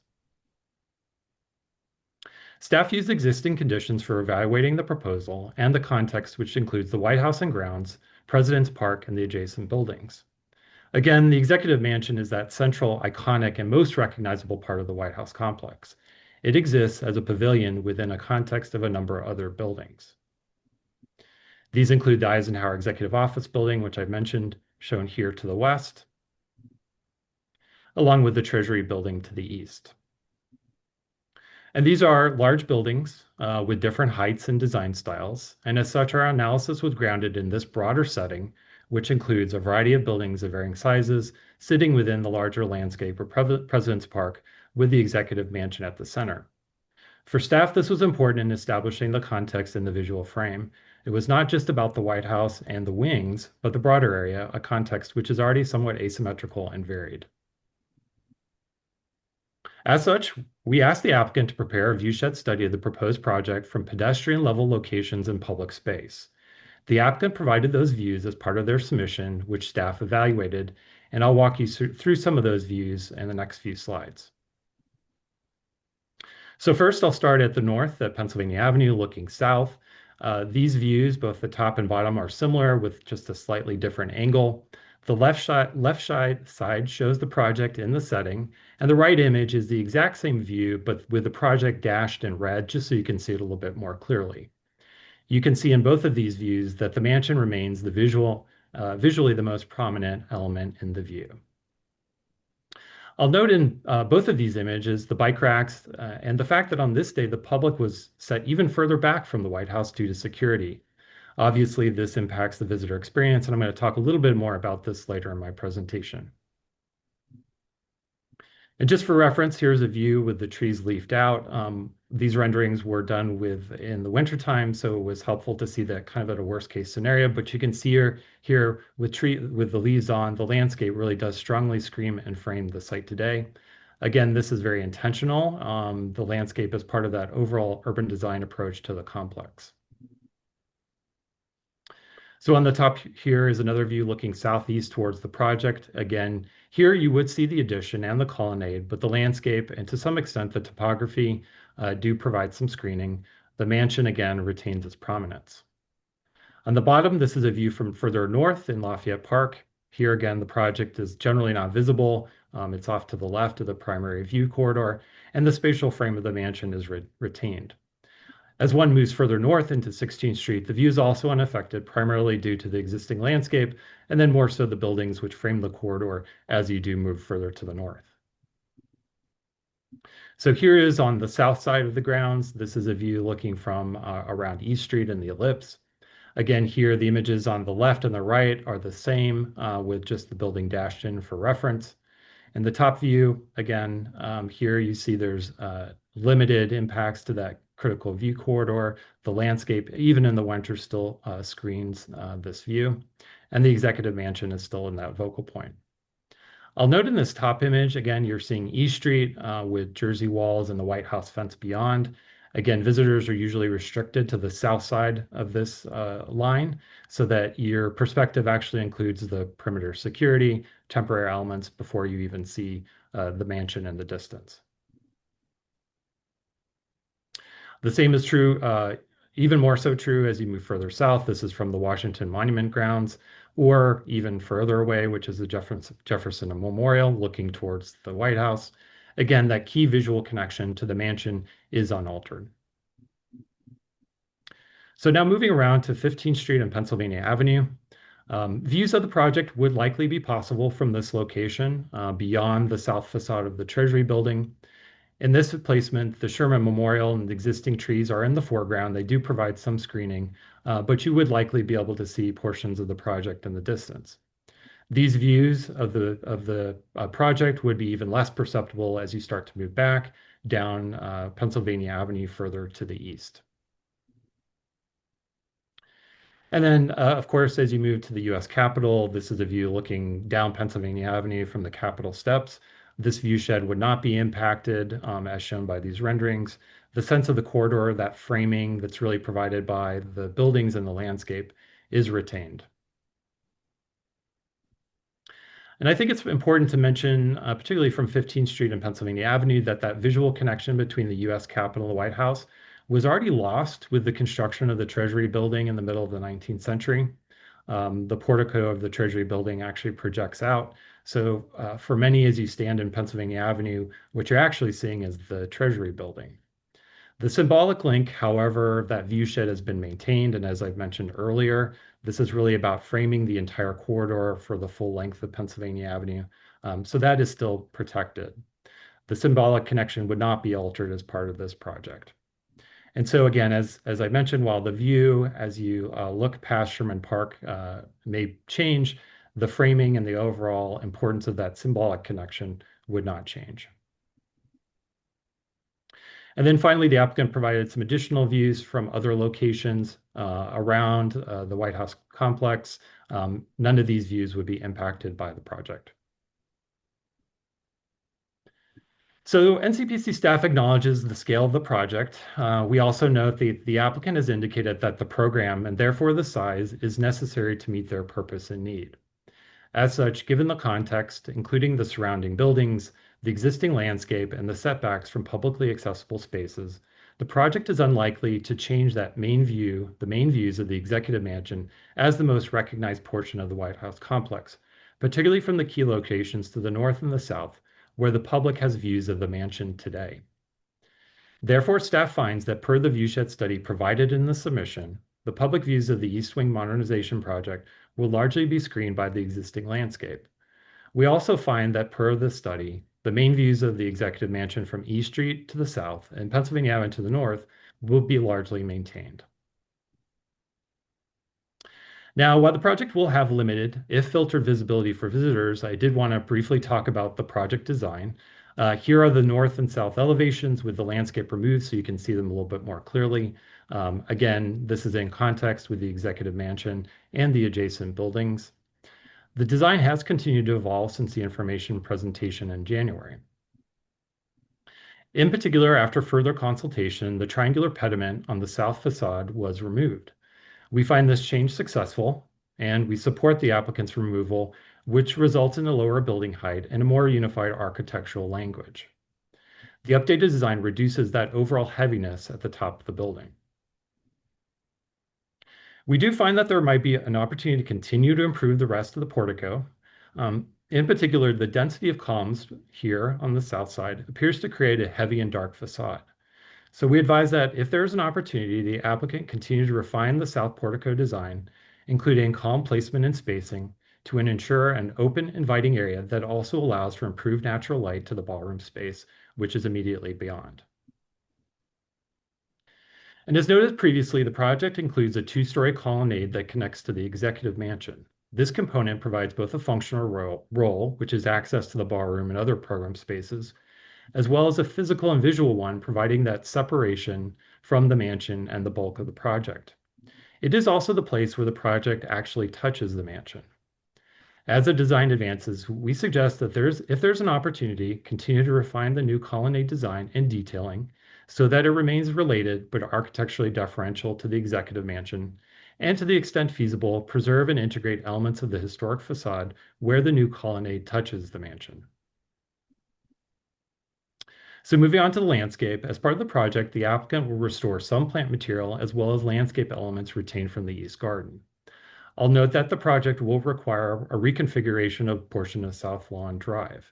This change does disrupt the symmetry of the driveway. However, further alteration of the driveway loop to reestablish symmetry may impact additional trees and landscaping, and therefore would not be preferred. Here's an enlarged elevation of the East Garden, reflecting some of the elements that will be reinstalled as part of the project, including the holly trees, benches, Mount Vernon brick paving, and fountain.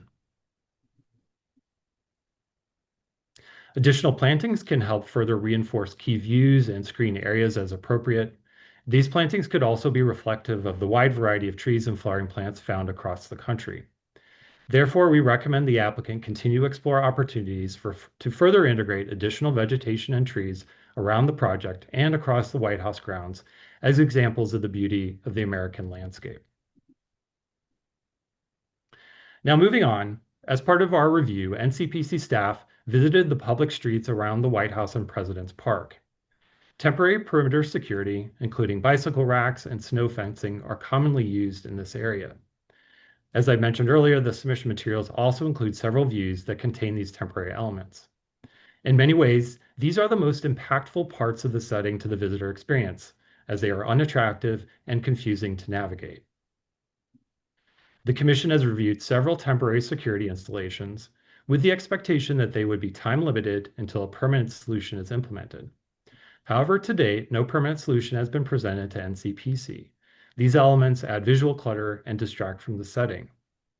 Thus, consistent with this guidance, upon completion of the East Wing project, the public realm in the vicinity of the White House should be improved to remove these temporary elements and provide a permanent, safe, and beautiful system.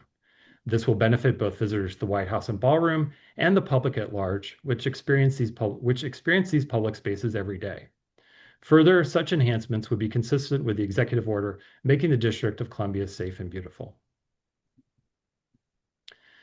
Further, staff finds that the existing use of temporary security elements around the White House, particularly on Pennsylvania Avenue and E Street, continue to detract from the visitor experience and should be improved to help beautify President's Park once the modernization project is completed.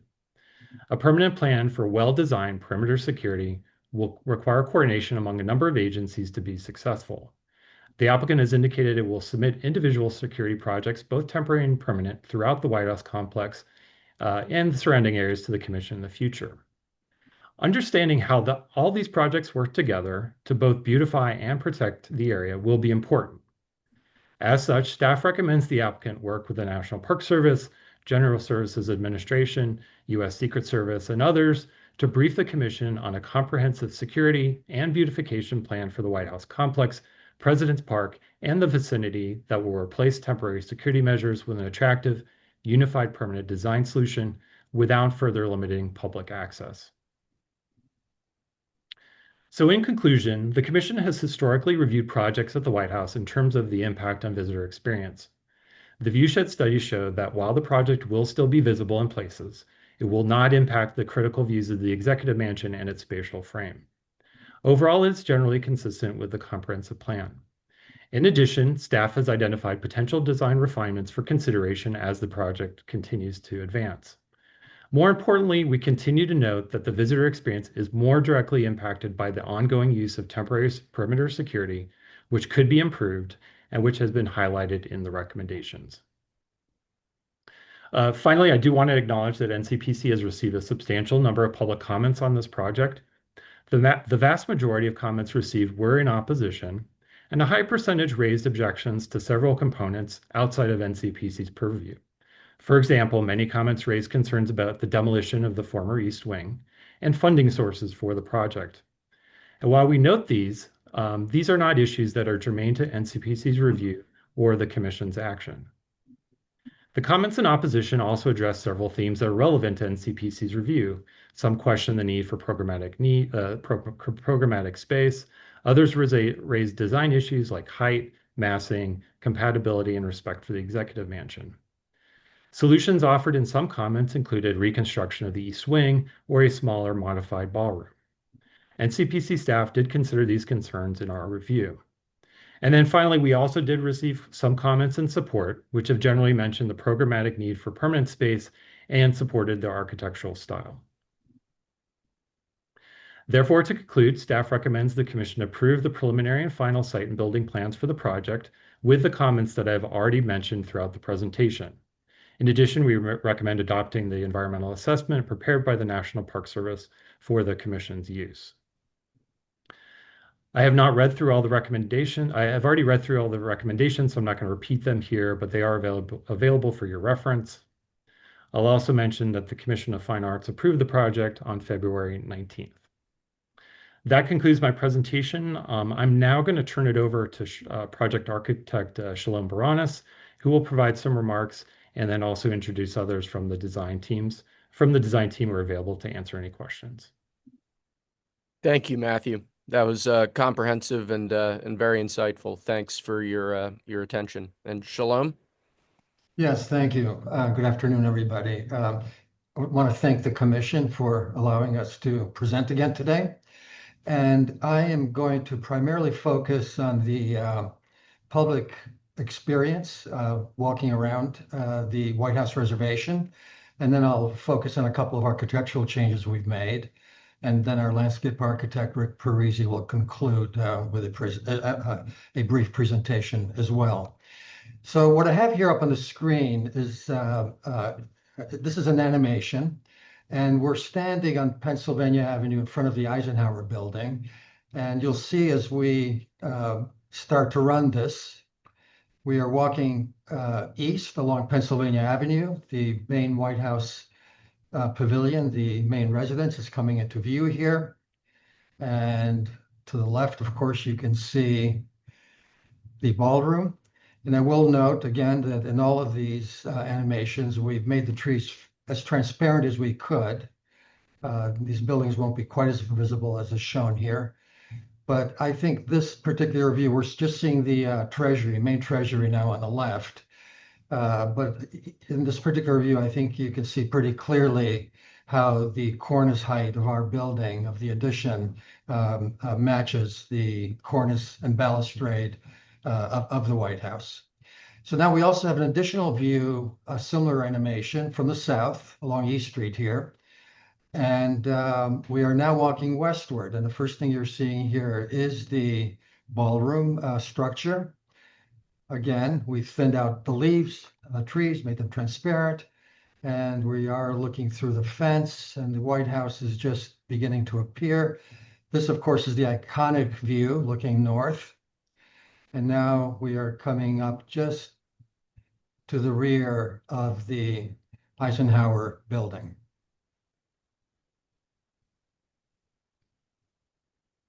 Yeah, the Eisenhower Building is just off the frame to the left here. Okay, if we could go to the next image. I have just a couple of images I want to show you to focus on a few of the changes that we've made.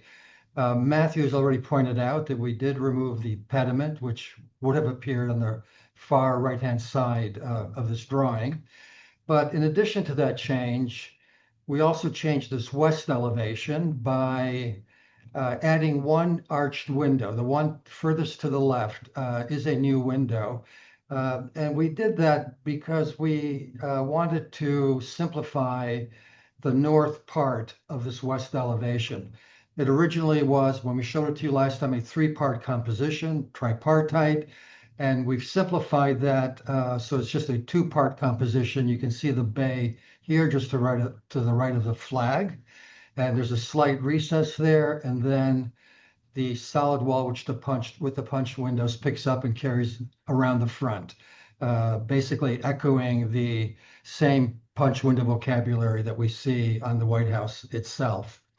The other change we made here is on this west elevation is to the windows along the lawn on the ground floor. We had a different set of windows there with a different patterning.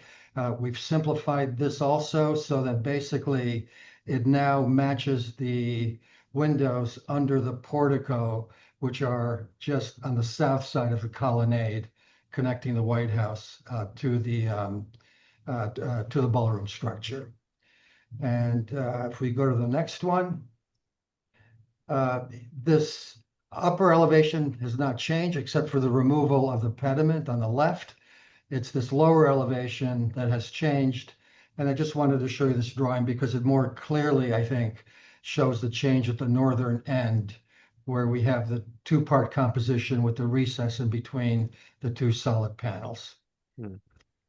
If we go to the final, this is the final one, and you're seeing the same thing now, that same corner here of the ballroom structure as seen from the Pennsylvania Avenue side. And I just wanted to show this to you to show that it does carry the language of the executive residence, both on the north side of our ballroom, and then that also wraps around the west side. So with that, I'd like to have Rick Parisi continue here to address the landscaping a bit. Good afternoon, Commissioners. Rick Parisi here, NPFP, Landscape Architects. Thanks, Sean. This is an aerial of the existing conditions with the ballroom and the new East Garden. And if you you can see the grand stair and then kind of the patio location, which is the relocated Mount Vernon brick, receiving the grand stair. One thing to note in this view is that the East Garden is quite expansive now and extends most of the length of the entire new ballroom.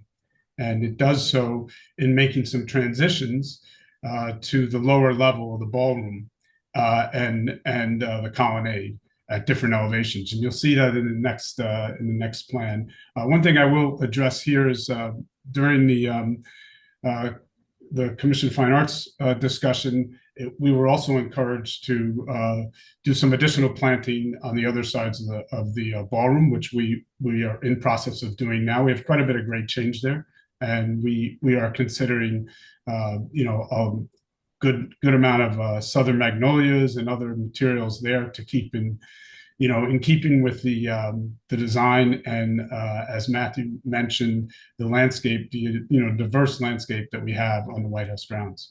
We have a lot of opportunity there and a lot of grade change. You could go to the next one, please. This is an enlargement. And what you see here is you see the Mount Vernon brick, the big, large patio receiving the grand stair.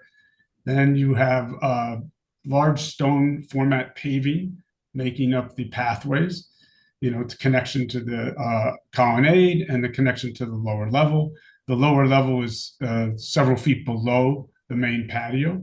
But what's most striking about this is you see, the opportunity to really expand on one of the most beautiful things of the current, the old East Garden with the parterres and, extensive, annual and perennial plantings. And that extends most of the length of the ballroom now. What you also see here is we've relocated one of the fountains from the East Garden. As Matt mentioned, we will be replanting 4 of the topiary holly trees that have been preserved. They're quite striking. And then we've also relocated 4 of the cast iron benches within the garden. Go to the next one, please. This is the elevation. You see the topiary, the ilex topiary, symmetrical about the grand stair, landing on the grand stair and lands again on the Mount Vernon brick pavers that have been, placed in the current garden and were relocated from originally. And then we have the stone pavers to either side with the connections to the upper level of the colonnade and then the lower level of the ballroom. And you can start to see the ilex and boxwood hedges and the extensive perennial and annual plantings. Next. This is more of a technical drawing. And you can go to the next one, please. And then just the, images of the existing East Garden and the plant material palette that we're bringing forward. Again, the hedges made up of ilex hedges and boxwood hedges, perennial borders, annual borders, and those wonderful, replanted topiary ilex trees, the cast iron benches, and again the Mount Vernon brick. And that concludes what we have for the landscape. Thank you. Thanks, Rick. So with that, that concludes our presentation, and we're happy to take questions at this point. Thank you, Shalom, and Rick, for that. With that, we'll move to questions from the commission. Do any commissioners have questions for either Matt with our team or the project team? Mr. Chairman, I don't have any questions, but my usual motion. If you'd like to make a motion, Commissioner Dixon, I guess we can move the project forward for consideration, deliberation, etc. Okay. Is there a second? I'll second. Thank you, Commissioner. With that, I guess we'll proceed. I'd rather not go sequentially just through the commission. Let's keep things sort of a bit more open-ended than we normally would. Do any commissioners have questions for the project team? I'll just try to recognize you. I see Commissioner Stidham. Hi, thank you for the presentation. I have just a couple questions. The public experience outside the gate looking in is really an important part of how the White House grounds are understood and experienced by, as a national civic landscape. So could you clarify on how the final landscaping design was developed with respect to this public experience outside the gate, including what aspects of the landscape approach are intended to influence visual continuity, screening, and overall site perception from the adjacent public areas? Want me to take that, Shalom? Sure, go ahead, Rick. So I think what Matt exhibited and what Shalom exhibited is that through all the views you actually cannot see any portions of this new East Garden. But with that said, I think there are plenty of opportunities to embellish some of those views into the gardens, into the other portions of the garden. The goal wasn't screening this garden. It just happens to be behind a lot of large oaks and other evergreen trees, as you can see from the visuals, right?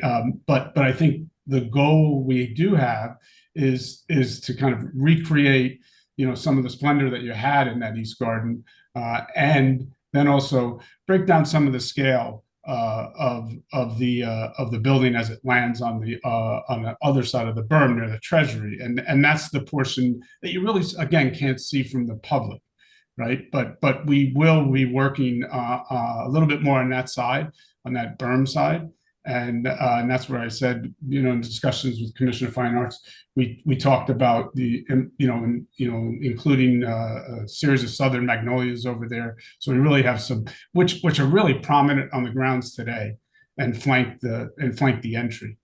So I hope that answers your question. It's just not so visible from this garden's not so visible. So I was thinking less about the garden itself and more about the screening and scaling of the mass on the, what is that, the east side.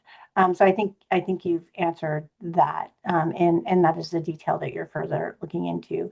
But on the East Garden portion, the Mount Vernon brick, I recognize that, but for the other sidewalks, it just says stone pavers. Is this limestone or granite, or I think it's currently going to be selected, to work with the building, but I think it is granite. It's not likely limestone. I think it's a gray granite. Okay. And then I had sort of one more question. Nighttime lighting and access and circulation are important parts of this overall site design in the setting, and it's not completely clear to me about those pieces, and given their influence on the public experience, the cohesion of the site, and the long-term operations. Could you clarify a bit about the design intent for any exterior lighting, how the nighttime lighting would be integrated into the building, or the landscape elements, and how is it that this new wing will be accessed in the final design? I know that in your previous session, there was some talk about the coming through the White House in order to access, but then there's these two grand staircase, one in the East Colonnade and one in the East Wing itself. So trying to understand how this is being accessed, because these two staircases sort of throw me off. Sure, I'd be glad to address those questions. Starting with the lighting, first I'll note that we have a wonderful lighting designer on board. You may be familiar with them, Fisher Morant Stone out of New York. They've designed many lighting installations for nationally recognized monuments, landmarks. But our overall approach to the lighting is, quite frankly, to keep it quite dim. And what we're showing in our drawings is a series of sconces between the arched windows, which are mounted to the walls, probably at around 10 to 12 feet high. You will not see the source of light there, but they'll throw a very, very light pool of light, both downward and upward, on the white walls. And the only area that we intend to highlight with a little more lighting is the portico on the east side where the columns are. There we'll have a combination of step lighting as well as some recessed lighting up in the ceiling to throw some light, down to that primary entry portal. We will also have low-level landscape lighting throughout around the site, around the structure, and certainly wherever we have stairs, we'll have recessed lighting within the stairs themselves. With regard to access, there are really two primary access points into the ballroom structure. One is off the east side, across from the Treasury, where the portal is, and that will also accommodate handicap access. It will be accessible. The other primary entrance into the ballroom is directly from the White House, from the East Room. It'll be, we are going to modify one of the openings. And by the way, I should note that we are going to be keeping the Palladian windows that you see there. It's an iconic element, and we are going to preserve that, and we don't intend to modify that itself in any way. But so there will be access on the upper level from the East Room through the colonnade and then into the grand hall of the ballroom structure. The other stairs that you see off the terraces are primarily for egress purposes. There will be events that will occur will have both an indoor and outdoor component to them. And the idea is that the attendees of these events will be able to access the terrace and then spill down into the lawn through those two stairways that you referenced. Thanks for that. If you don't have anything further, Commissioner Stidham, I think Commissioner Argo, I saw her raise her hand before. I apologize, Commissioner Argo. Do any other commissioners have questions for either our team or the project team? Yes, I do, Mr. Chairman. Commissioner Dixon. Yeah, first of all, I want to make it clear procedurally that I made the motion to bring this forward because I think we need to move it and have it before us. It's not necessarily a statement of my commitment at this point in time to the project. Yes, because sir. I have been spending some time reviewing some of the, hopefully I'm trying to get through as much as I can of the 38,000 submissions that have been made to us. I'm going to get a sense of what they are about. So I'm still undecided in terms of my vote at this time. I do have a question for the architect though. In terms of the access, which I appreciate you all doing on the I guess the interior, the Treasury Department side, will there be a handicap accessibility on the White House side of the building? If I understood your question, you're asking about the east access across from the Treasury, correct? Yeah, I understand that's going to be accessible, but Yes. what about the White House accessibility? Suppose we might have a president who maybe reach a point where he's in a handicapped wheelchair, whatever it might be, or whoever guests coming from that area, will they have access? Yes, absolutely. Yes. Okay. There's access, through the front of the White House. There are elevators there. Yes, and I understand that part, but the getting into the building. Right, and we've located the elevation of the ballroom floor to match the elevation of the East Room floor. So the access is easy. Also, I've been raising the concern always about solar. Is there any anticipation? I don't want to affect the aesthetics of this, but what about the solar concept? Is that being considered in your work? No, we do not intend to have any solar collectors on the building. So we're going to have events with all electricity, lights going on, lots of lights and whatever else, and we're going to be on the grid rather than using the power that's coming from the sun on a daily basis. Okay, that's philosophical. The answer is no. Thank you.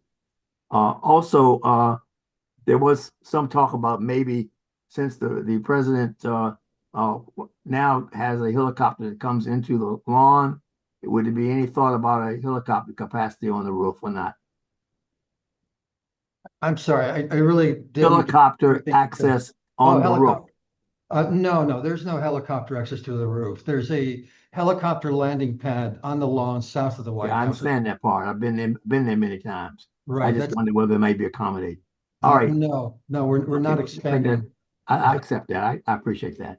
All right, I think I may have other questions later as I listen to more testimony from the public, but thank you for your work as always. Right. Thank you. Thank you. Appreciate it. Thank you, Commissioner Dixon. Do any other commissioners have questions? I do. Commissioner Mendelson. Oh, hey, Commissioner Mendelson, how are you? I'm fine. How are you? Doing great, sir. Good. I apologize. I've been in and out, so I have a few questions, and I hope these have not been covered before, but maybe. My understanding is that the high industry standard for size of a ballroom is 15,000 square feet. Is it necessary for this ballroom to be so large, 22,000 square feet? The industry standard is about 15 square feet per person for a typical hotel ballroom where you might have bar mitzvahs and weddings. Here it's quite a different situation where we not only need to seat 1,000 people, but we also have to have space for cameras, for journalists. We have to have space for the showing of the flags, military marching in. There has to be additional space for a temporary stage that can be brought in and out. And then there are also security concerns where, we broadened the access aisles. So in the case of an emergency, the president and other people attending can be moved out of the ballroom much more quickly than would be the case in a hotel ballroom. So that's the reason that we're using a larger number than 15 square feet per person. So I'm thinking I was listening to you of the Washington Hilton, everything that you mentioned is there, a stage, honor guard, cameras. The one thing that isn't there, of course, is the security. But I appreciate your answer. I had brought this up the last time you presented. Why can't the height be reduced? Either by lowering the building or not having the ceiling as high. But why can't it be reduced so it's not the same height as the White House? Well, there are existing underground structures that are being left in place. And so we can't really accommodate the program that we have and lower the building into the ground. The only way to lower the building would be to decrease the overall height of the ballroom ceiling, at the bottom of which is at about 38 feet right now. So even if it was 35 feet or 30 feet, 30 feet is roughly 3 stories, isn't it? That's right. Yeah, we basically have a ballroom height ceiling that is in proportion to the 22,000 square feet that we have.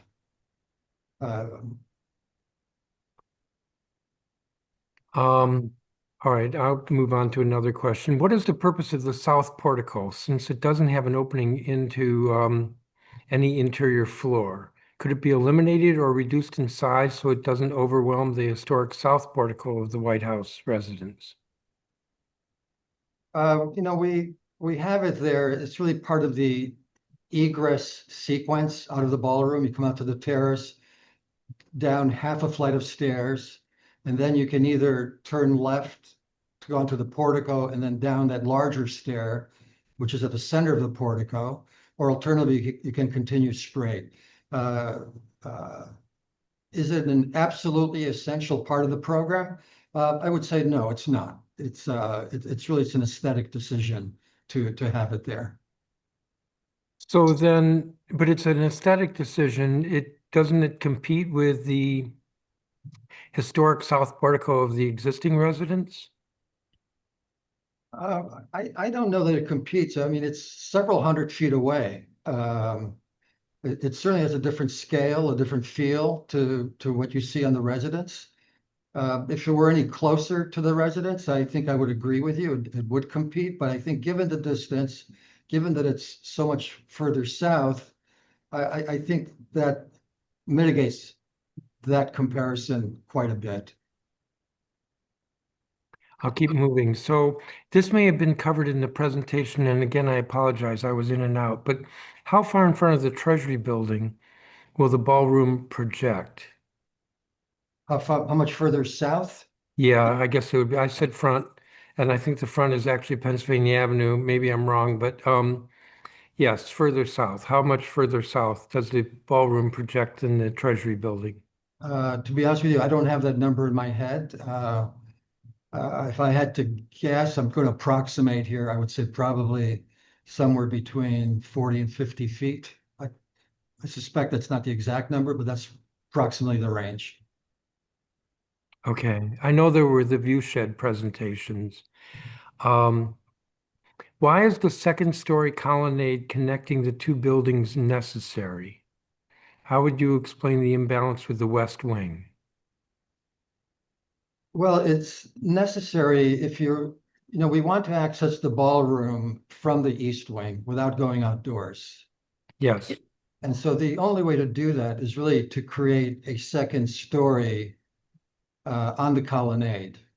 Otherwise, you'd be exiting the White House, you'd be outdoors, walking across the roof of the colonnade to enter the ballroom. So the two stories allows you to move from one building to the other without having to go outdoors. But then that creates the imbalance with the west wing. Yeah, that's a very interesting question. It has a lot of history behind it about the imbalance. I mean, I could take a moment to address that more thoroughly. I mean, I think it's a pretty foundational issue, and it actually surfaced historically on multiple occasions. Yeah. Shalom, can you speak to that a bit? I mean, the history of it is quite fascinating. Sure, I can do that. And I'll do that, not so much in the spirit of defending any particular design, but really more in the spirit of broadening our understanding of the overall context, which Matthew, in his staff presentation, discussed at some length. We have maps from the 1790s and even the early 1800s that show how President Washington, George Washington, intended the White House to be sited on this 82-acre parcel of land and be symmetrically framed by two slightly smaller buildings. They were identified. Those two buildings were identified. One is the Treasury on the east, and the other one is the State War and Navy building on the west. And what's interesting is that this vision was significantly different than what L'Enfant had envisioned. And this vision was also altered as these two flanking buildings, EOB and Treasury, were completed over about a 50-year period. Both these buildings wound up being considerably larger than the White House, not smaller as originally intended.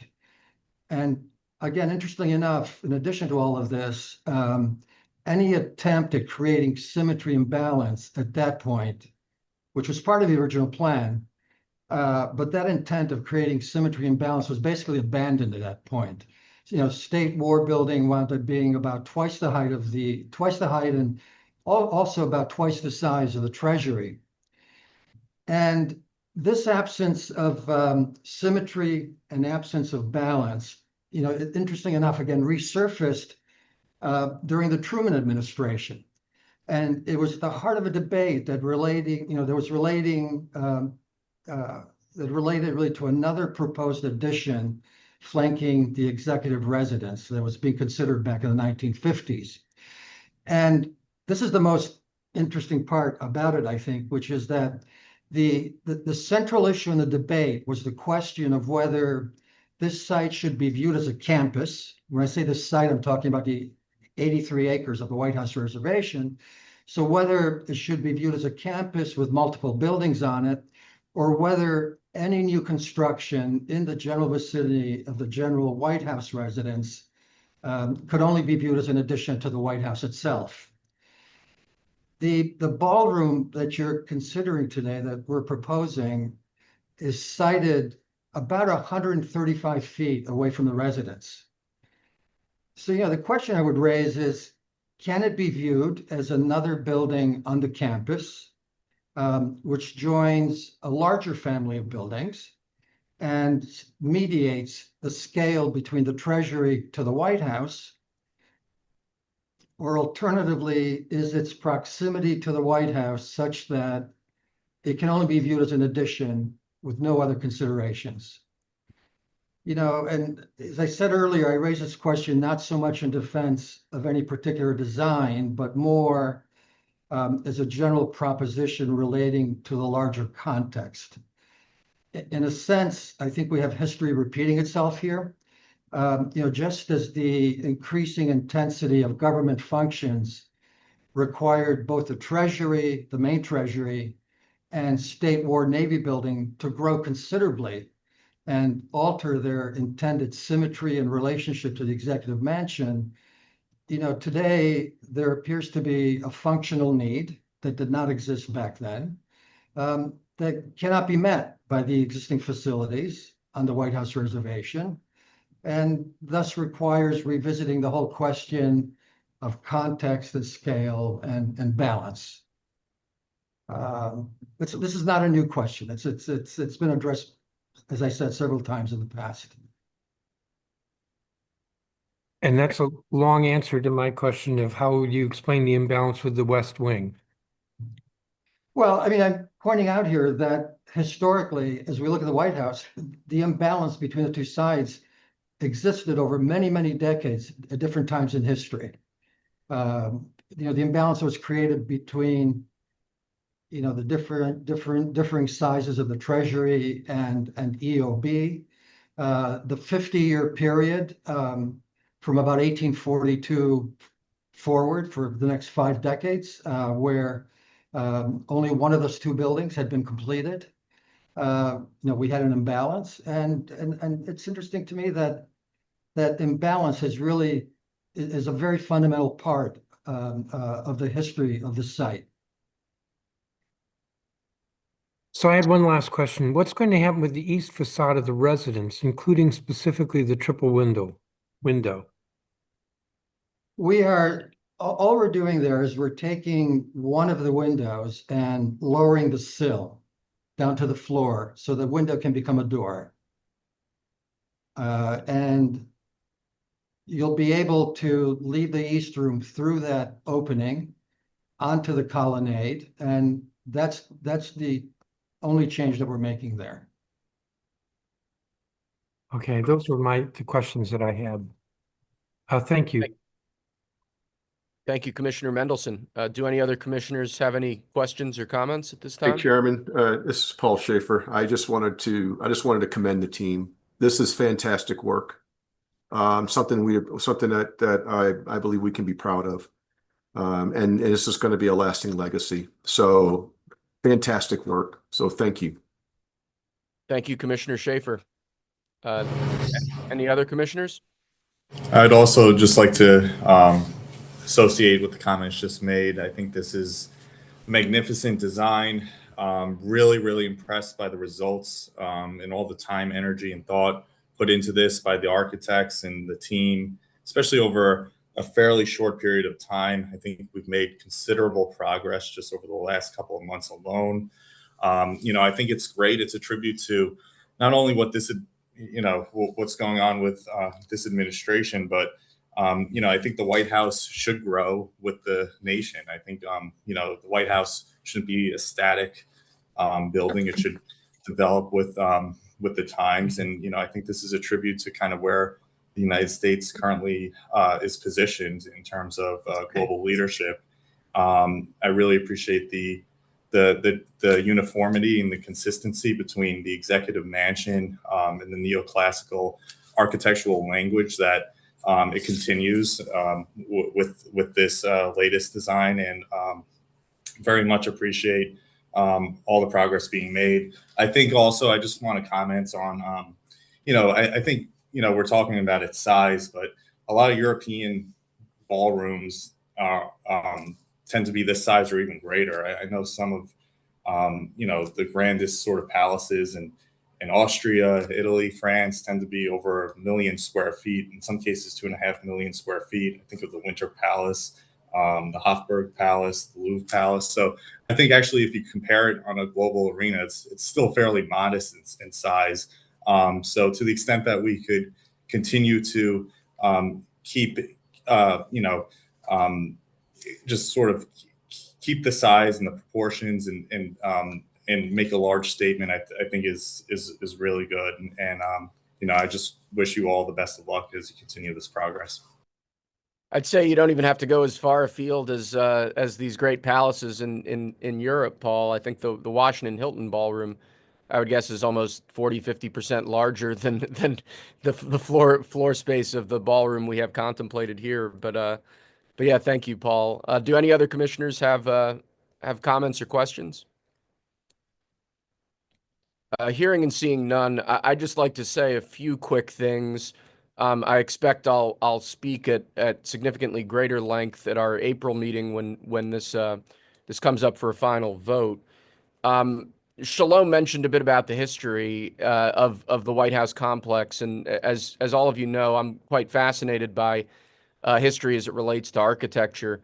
The White House has essentially, at every stage of its development, every new addition, including the initial construction of the White House, has been roundly criticized, often for reasons of size and scale. Thomas Jefferson described the original James Hoban designed mansion as big enough for 2 emperors, 1 pope, and the Grand Lama in the bargain. Obviously, the construction of EEOB, then the State War and Navy building, which Shalom referenced, Mark Twain called it the ugliest building in America. And Henry Adams described it as an architectural infant asylum. So we have a long history of criticisms being leveled at new additions to the White House, which in time have come to be celebrated. I'd note, for example, the addition of the Truman balcony to the south facade of the White House was roundly condemned in its time, and now we consider it to be a vital piece of probably the most famous elevation or famous view of the White House, that south portico. I believe in time that this ballroom project will be similarly recognized and will be similarly iconic. I'd also commend the project team for the significant advances in the design that we've seen as a commission since the informational presentation in January. I think the removal of the southern pediment is a great improvement on the original design. I think it more effectively frames the central executive residence and builds more continuity between the executive residence, treasury, and then now the proposed ballroom in the middle. I think that I commend our team at NCPC for their constructive comments. I'd encourage the project team to continue looking at ways to incorporate those comments into the final design. I'd also compliment the project team at our last meeting at that informational presentation. I'd asked for more detailed view sheds that included landscaping to really get a better feel of what the pedestrian experience would be like once the ballroom's construction would be potentially completed. And I think in the presentation today, we've really seen that, and it's quite enlightening, and I appreciate your attention to that matter as well. Overall, though, I would echo something that Matthew said at the start of his presentation on behalf of NCPC staff, which is that when you look at the public comments we've received, when you look at a lot of the public criticism that's been leveled at the ballroom, it's matters that just extend far beyond the scope of this commission's statutory jurisdiction and really this commission's purpose. I think we're here to consider matters that fall within our purview. I would commend our staff and the commissioners present today for really maintaining that focus and sticking to that focus. And as we proceed into the public comment portion of today's meeting, I hope that focus is maintained and that this doesn't just sort of become a more generalized airing of grievances. With that having been said, do any other commissioners have questions or comments before we proceed? Well, with that, I'd once again like to thank our professional staff at NCPC and the project team for their enlightening presentations today. And we'll now proceed into the public testimony portion of today's meeting. I spoke with Marcel and Megan and the team at NCPC right before we got going as a commission. A number of people we'd expected to testify have indicated that they no longer wish to testify today, or at all. They don't wish to contribute public comments on the project. As a result of that, I think if we're willing to go late tonight, if we're willing to sort of keep going until about 7:30 tonight, we may be able to exhaust all public comments today as opposed to having to reconvene tomorrow. That would certainly be my preference, unless members of the commission feel otherwise. And I'd also just note, I think this goes without saying, that if public comments include, obscenities or slurs or anything like that, we're going to have to cut off regrettably, cut off those members of the public. I think that's all I really have to say. Megan, I think, how are we going to do this? Do you want to call up the first 5 public witnesses and we'll proceed on that basis? Yes, I will. So to start, and just so the commission is aware, we will move in groups of roughly 5 witnesses. We'll hear from each of them, and then at the conclusion of that group, you'll be asked if you have any questions for that group, and then we'll move on to the next group. So to start, we have Carol Quillen, David Scott Parker, Brian Green, Priya Jain, and Joanna Hampton. So I'll start. Carol Quillen, you are representing the National Trust for Historic Preservation and have 5 minutes to provide your testimony. Thank you. Already. Thank you very much. Mr. Chairman and members of the National Capital Planning Commission, my name is Carol Quillen, and I do speak on behalf of the National Trust for Historic Preservation. I'm really grateful for this opportunity. First, I want to thank you all for your service. You have a huge responsibility. You oversee the collaborative planning process for our nation's capital, something in which all Americans have a stake. Washington, D.C. is the symbolic heart of the United States. Its design and architecture should embody the enduring values of the American people and the bold aspirations of our founding. Visiting here should ground all Americans in these shared values so that together we can build a more perfect union for our children and our children's children, as our forebears did for us. For this city to ground Americans in our enduring values, its layout and key buildings must connect to our history. We need to see the through line from the 1791 L'Enfant Plan to the comprehensive plan of today. We must be able to recognize places where our history happened. Because connecting to our history serves people in the present, this commission identifies historic preservation as a key component of the comprehensive plan for the nation's capital. You are stewards of places that matter to all Americans, places where we learn where we came from and who we might become. By acting as responsible stewards, you can inspire each of us to connect to our highest ideals. At the same time, of course, this commission must also consider the needs of the public servants who occupy our historic landmarks now. It's a hard job, both to honor your obligation to connect the public to our enduring values through historic preservation and to meet the needs of public servants who occupy our iconic buildings. I know it's hard, I know it's challenging, because my colleagues at the National Trust strive to do it every day. At the National Trust, we activate the power of historic places to serve people now. And because we do this every day, I can say with confidence that you don't have to choose. You don't have to choose between respecting our history for the American people and accommodating modern government's needs. In the case of the East Wing Modernization project, you can do both. Doing both, however, requires that you take your time, that you move deliberately, that you engage seriously with ideas offered by the tens of thousands of architects, planners, and patriotic citizens who have taken the time to write to you. These people are worth hearing out. The American people have good ideas. We know you can build a ballroom that, unlike the current plan, truly honors the iconic status, the primacy, and the historic significance of the People's House. Comments submitted to you show how this could be done. The resulting ballroom would be smaller, and it would still hold 1,000 people for a seated dinner. It would be lower in height, and it would still accommodate the functions proposed in the current plan. It would respect the building's architectural style, and it would retain the existing axis along Pennsylvania Avenue between the Capitol and the White House, thereby preserving a physical representation of the symbolic connection between the legislative and the executive branches in a nation committed to representative government and public accountability. This consultative process that you are offering us, this process exists for a reason. It enables you to draw on the collective wisdom of many and not just that of one man or faction.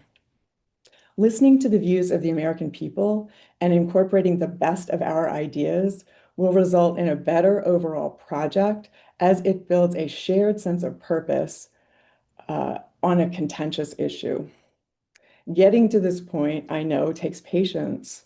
Democratic deliberation is slow. It's also the hallmark of a government by the people.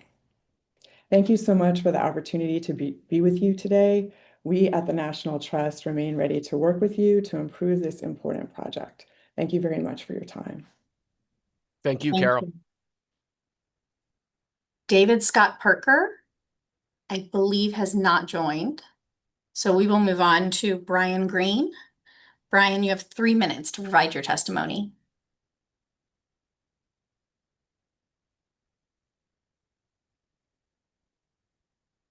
There we go.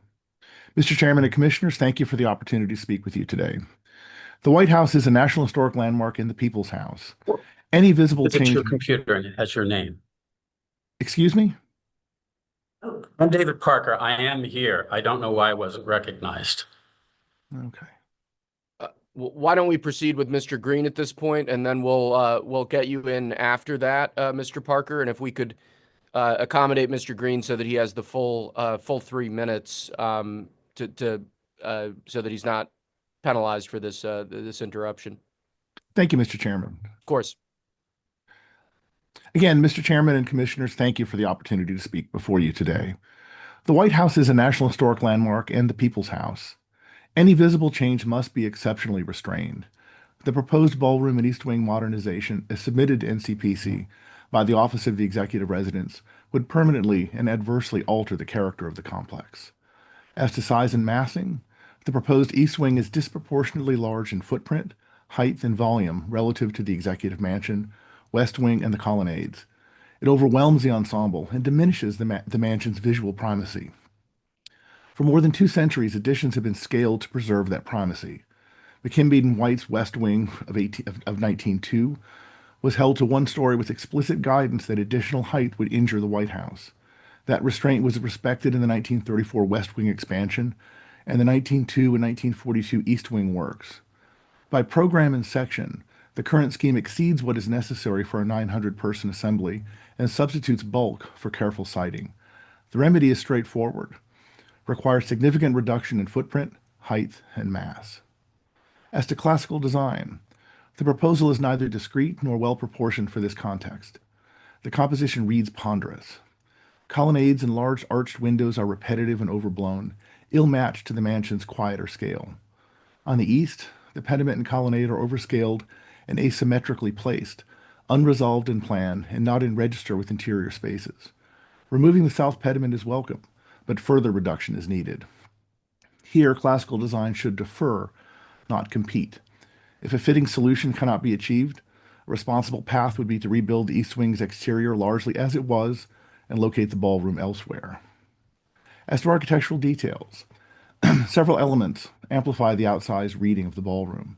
The 3 cascading south stairs have no precedent on the campus and rival the south portico's more modest steps. The proposed east and south porticos, with large Corinthian orders, compete with the Executive Mansion's smaller, finer Ionic columns. Column size, count, and spacing draw attention from the mansion rather than frame it. These are not programmatic necessities, these are choices.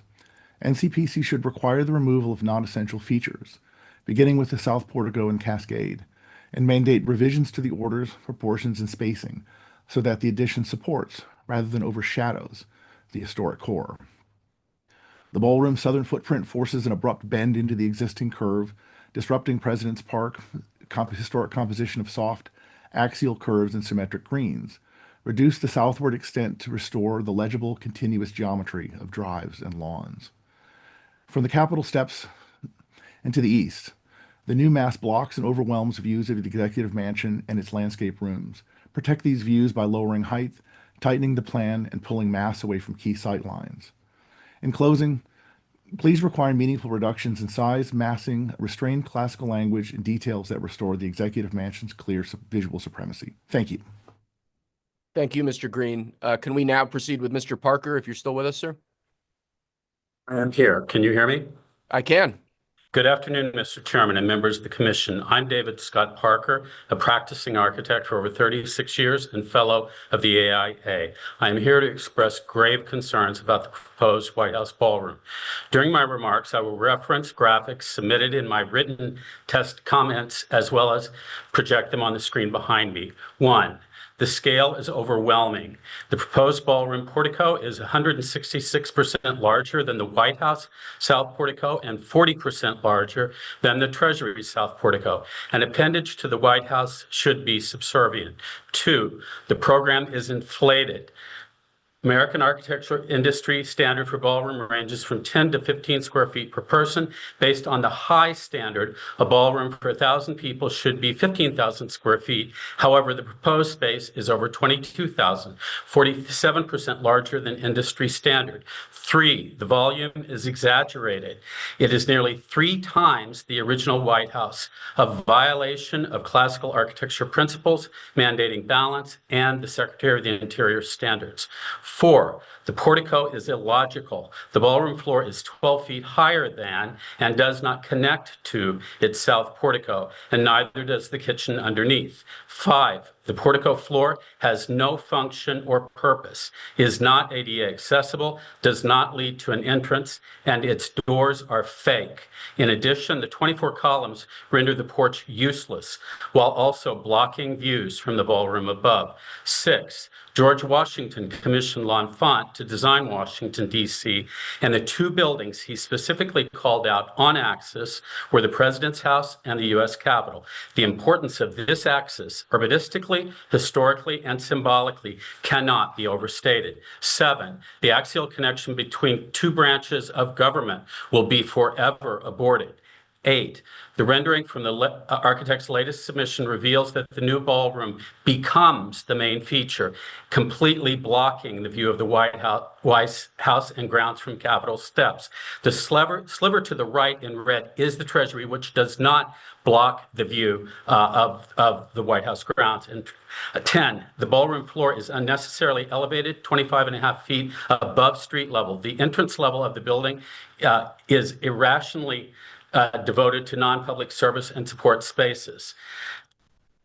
2.5, and the kitchen is immense, 2.5 times larger than industry standard.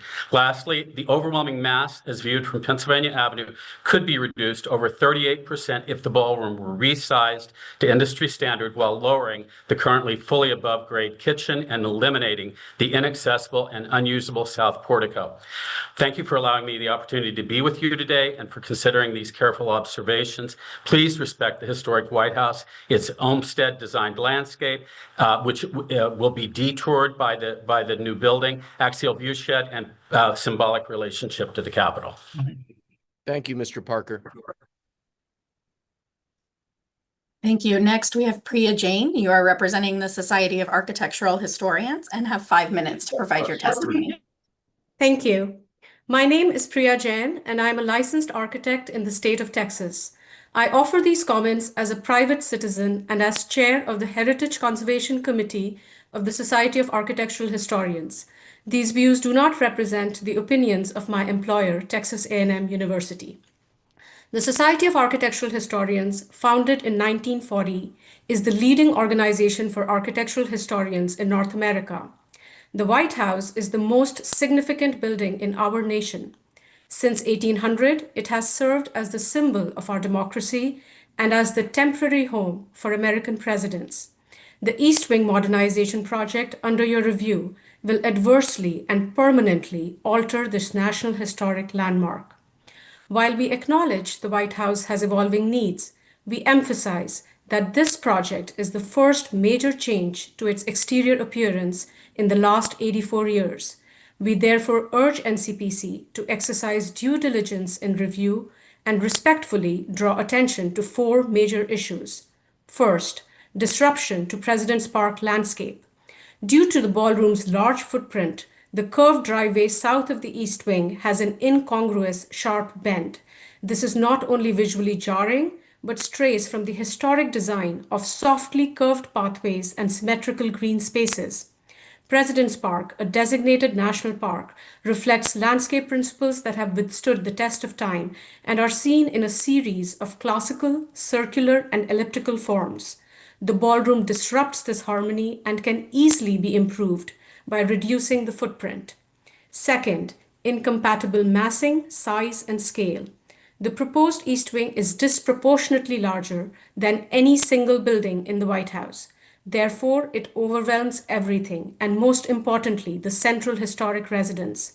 The architectural history of the White House makes it abundantly clear that since 1800, each subsequent addition has maintained the visual supremacy of the executive residence. When the architects McKim, Mead, and White added the West Wing in 1902, they specifically designed a one-story addition and noted, I quote, "No increase in height be permitted because of the injury that would result to the White House," end quote.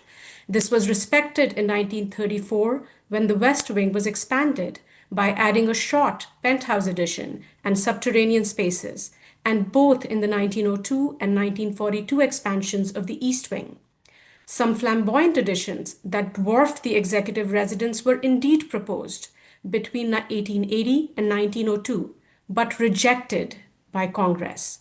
This history of change at the White House proves that thoughtfully designed, intentionally scaled, and appropriate additions are possible. You can and should ask for a building that is significantly smaller. Third, incompatible architectural details. There are many individual elements that conflict with the historic architecture and contribute to the outsized scale. For example, the 3 cascading stairs on the south. There is no precedent for these in the historic building, and they rival the more modest stairs at the south portico of the executive residence. Similarly, the massive columned porticos of the ballroom rival the modest north and south porticos at the executive residence in their size and number of columns. Large Corinthian columns, the most ornate of the 3 Greek orders, are used at the ballroom and detract from the simpler, thinner Ionic columns at the executive residence. We urge NCPC to ask for removal of these unnecessary features and modification of others. Fourth, loss of key viewsheds. The view of the White House from the U.S. Capitol building, a key element of the L'Enfant plan, will forever be altered due to the obstructing ballroom. This critical issue can again be solved by reducing the ballroom's mass. In the past, NCPC has rigorously reviewed projects at the White House that were much smaller in scale and visual impact. Yet, for the substantial addition, you propose a rushed timeline, approving both concept and final plans today. Not only does this limit a thorough review, but silences the voice of American people through decreased opportunities for input. We respectfully urge you to ask for an improved ballroom addition and preserve the symbol of American heritage. Thank you. Thank you, Ms. Jane. Thank you. The last person in this group is Joanna Hampton. I don't believe that Joanna has joined. So at this point, Mr. Chairman, the commission can ask questions of these witnesses. So that would be Carol Quillen for the National Trust for Historic Preservation, David Scott Parker, Brian Green, and Priya Jain for the Society of Architectural Historians. Thank you, Megan. Do any commissioners have questions for these 4 individuals? Hearing none, I'd thank those of you who commented today for your comments and spending the time to help inform our process. Megan, can we proceed with the next batch of public comments? Yes, next we have Rob Canetta, Rebecca Miller, Jim Stites, Tim Balke, and Ghazal Dabiri. Rob Canetta, you have 3 minutes to provide your testimony. Proceed when you're ready. Thank you, Chairman and Commissioners. Thank you for the opportunity for me to comment. My name is Rob Cagnetta. I am a building restoration specialist and president of Heritage Restoration, a company based here in Providence, Rhode Island, that focuses on the preservation and restoration of historic buildings.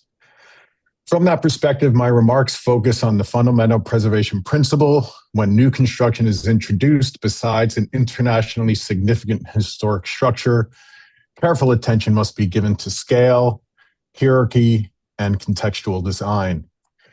For more than 2 centuries, the White House has served as both the residence and working office of the President of the United States. While the building has been updated over time, including major structural reconstruction undertaken during the Truman administration, those interventions consistently respected the original architectural composition and the primacy of the central residence. Even the later addition in the east and west wings were conceived as subordinate elements. Their role was to support the functioning of the White House while maintaining the architectural dominance of the main house. They were designed to complement the residence and not compete with it. This long-standing discipline is essential to preserving the symbolic and architectural clarity of the White House complex. The project documentation itself acknowledges that the proposed structure would have a larger footprint and height that would dominate the eastern portion of the site and create a visual imbalance within the executive mansion. When the adjacent structure becomes visually dominant in this way, the architectural hierarchy that has defined the White House for generations becomes disrupted. So in this case, the premise used to evaluate the significance appears to rely heavily on the limited public visibility of the proposed structure. However, preservation practice evaluates historic sites as complete compositions where the relative relationships between the buildings, landscape, and circulations remain significant, regardless of whether every vantage point is publicly accessible. So in addition, the proposed alters the historic circulation of the east grounds. The design interrupts a traditional circular driveway by introducing the ballroom structure across it. That change modifies the spatial organization of the east side of the White House grounds, which historically has maintained a clear and balanced relationship between the buildings, landscape, and circulation. This is not as simply as an aesthetic concern. Architecture communicates meaning. The White House is one of the most recognizable civic buildings in the world, and its physical prominence reflects its role as the center of American executive leadership. Any new construction within this should reinforce that meaning rather than dilute it. So if additional gathering space is needed, there are certainly ways to accommodate that function. However, those solutions should be developed with the explicit goal of preserving the architectural hierarchy that historically has defined the White House. Thank you very much for your time and the opportunity to speak. Thank you. Rebecca Miller, you are representing the DC Preservation League and have 5 minutes to provide your testimony. Thank you. My name is Rebecca Miller. I'm the Executive Director of the DC Preservation League. We are a nonprofit organization based in Washington, D.C., dedicated to preserving and protecting the district's historic resources. We were founded in 1971 as a Don't Tear It Down to save the old post office building on Pennsylvania Avenue from demolition. DCPL has consistently worked to ensure that proposed new developments and the adaptive reuse of historic buildings do not compromise the character of our great city. DCPL appears today to express serious concerns and strong opposition to the current mass and proportions of the proposed East Wing addition to the White House. While the current administration has emphasized the need for modernization and functionality for this important addition to the White House grounds, the proposed design strays far from the most fundamental principle of historic preservation, which dictates that new additions to historic buildings should be deferential and should allow the primary structure's significance to remain intact. The scale of the proposed new construction raises significant concerns as it dwarfs the executive residence. The original spaces within the White House were designed to convey a sense of proportion and intimacy, which are vital to the building's charm and historical significance. In contrast, the proposed East Wing addition is disproportionately large and impersonal and will detract from the dignified atmosphere that has characterized presidential events for centuries. This stark shift in design reflects a troubling impulse directed towards grandiosity that would prioritize spectacle over the subtleties of the history and image of our country. Questions also arise regarding the proposal to East Colonnade, and I do appreciate Mr. Baranis' explanation as to how the colonnade would attach to the historic building. The proposed changes raise important questions about the stewardship of the White House. Preserving the integrity of the executive residence is not merely about maintaining its physical structure, but also providing for public input and transparency on proposed modifications to this highly symbolic building. Through a substantially secretive process, depriving the public of reasonable and meaningful participation for the sake of grandiose expansion, we risk erasing the very essence of what makes the White House a leading symbol of American history. DCPL acknowledges the need for facilities that meet modern requirements, but we believe such decisions must be approached with the utmost respect for history and context. The proposed addition in its current form not only violates established norms for historic preservation by overshadowing the historic structure, but it also risks diluting the rich heritage that the White House represents. The argument that the scale of the proposed new construction is compatible because of the scale of the adjacent structures like the Treasury or the Eisenhower Executive Office Building is a specious one. Further, the argument that erecting tents on the South Lawn diminishes the integrity of the historic landscape with only temporary and reversible impacts does not appropriately acknowledge the profound and permanent impact that this proposed addition would have on the White House complex as a whole.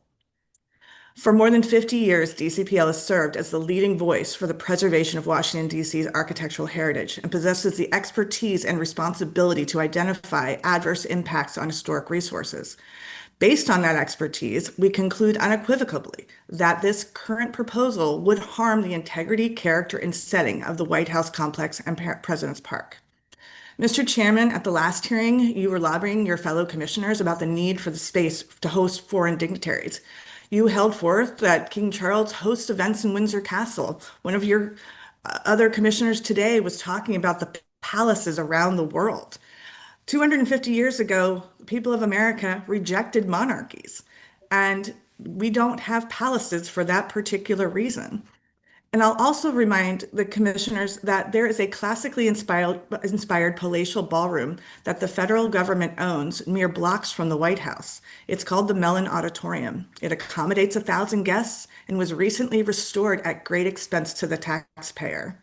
The commission has received tens of thousands of public comments from residents and experts opposing the size of this project. Please do not ignore the public sentiment for the addition that would be respectfully deferential to the historic landmark and compatible with the White House complex. You cannot compare a basement ballroom outside of the federal city or palaces around the world to the People's House, the White House here in Washington, the District of Columbia. Thank you very much.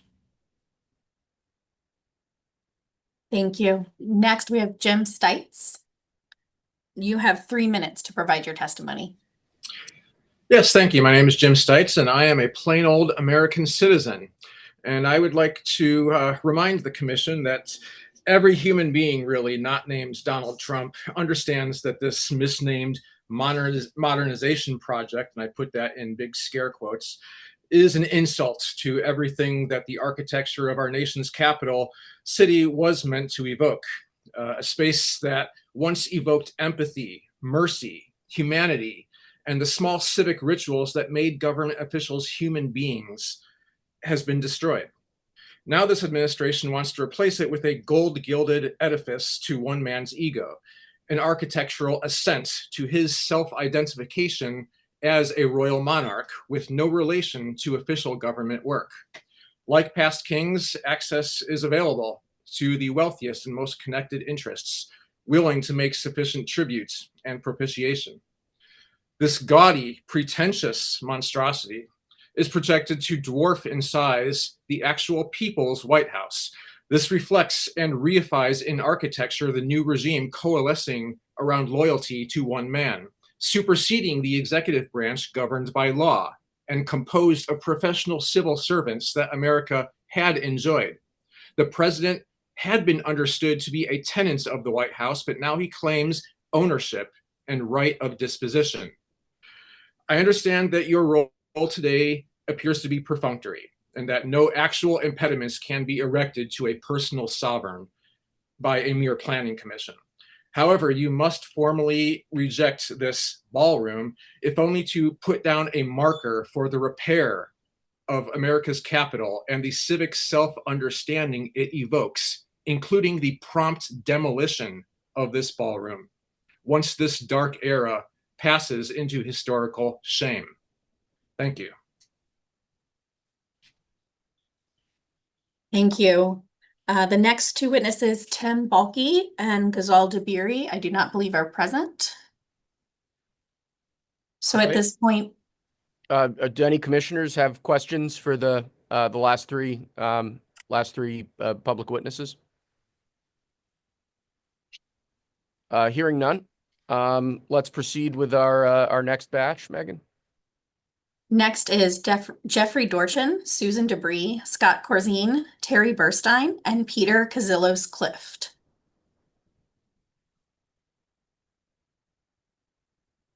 Is Mr. Dorchin with us?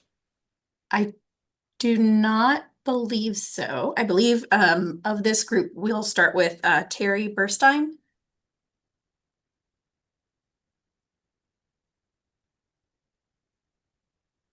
I am here. I don't see myself. Well, we can hear you, Mr. Burstein. All right. Well, I wish I could be And I seen. can see So you as there I well. am. There you go. All right. Hello. Can this group tell the American people they are going to take the public's comments seriously? You have recognized that the public is against this. This is the first of several questions I would like answered when I'm finished. Why have someone spent their time, and all of you spend time and funds, to offer the public the opportunity to comment as I am doing now, if the decision to move forward with the ballroom has already been reached? When I watched the video of your February meeting, it was sorrowful to watch a U.S. citizen testify against the RFK Stadium, and then within less than a minute of her close, you all took up a vote as if her testimony was a formality you could not wait to get through.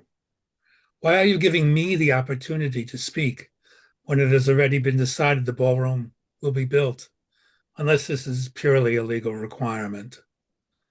You are individually responsible for the widening of the road to the destruction of the power of U.S. citizens to create change. Hiding under the guise of the title of the National Capital Planning Commission will not remove your individual actions. You are complicit in the destruction of a national historic landmark owned by the American people. With close to 100% of the American people's comments to all committees against this plan, why are you moving to approve? According to the National Capital Planning Act of 1952, which created your committee, the White House is a National Historic Landmark. You're approving the building of an indoor ballroom over the site and on the ground where this national landmark stood because you wish to be pleasing to the current regime? You need to be reminded you have free will, which if you do not oppose this, you are using to do the bidding of you-know-who. If you approve this concept, your acts will be written in history, along with each of your names, rather than the innocuous title of the National Capital Planning Commission. I ask anyone hearing or reading my words to go to the staff webpage of the National Capital Planning Commission, where you may email or telephone every member of this group in perpetuity, or until they remove their telephone numbers and email addresses. I yield back my time. Thank you. Thank you. I believe that was the only witness from that group. So if there are any questions for Mr. Burstein before we move to the next. Do any commissioners have questions for Mr. Burstein? Hearing none. Megan, do you want to proceed with the next group of witnesses? Yes, next we have Marcy Monroe, Timothy Stafford, Heidi Johnson, Tara Brown, and Martha Shea. I believe we will start with Tara Brown. You have 3 minutes to provide your testimony.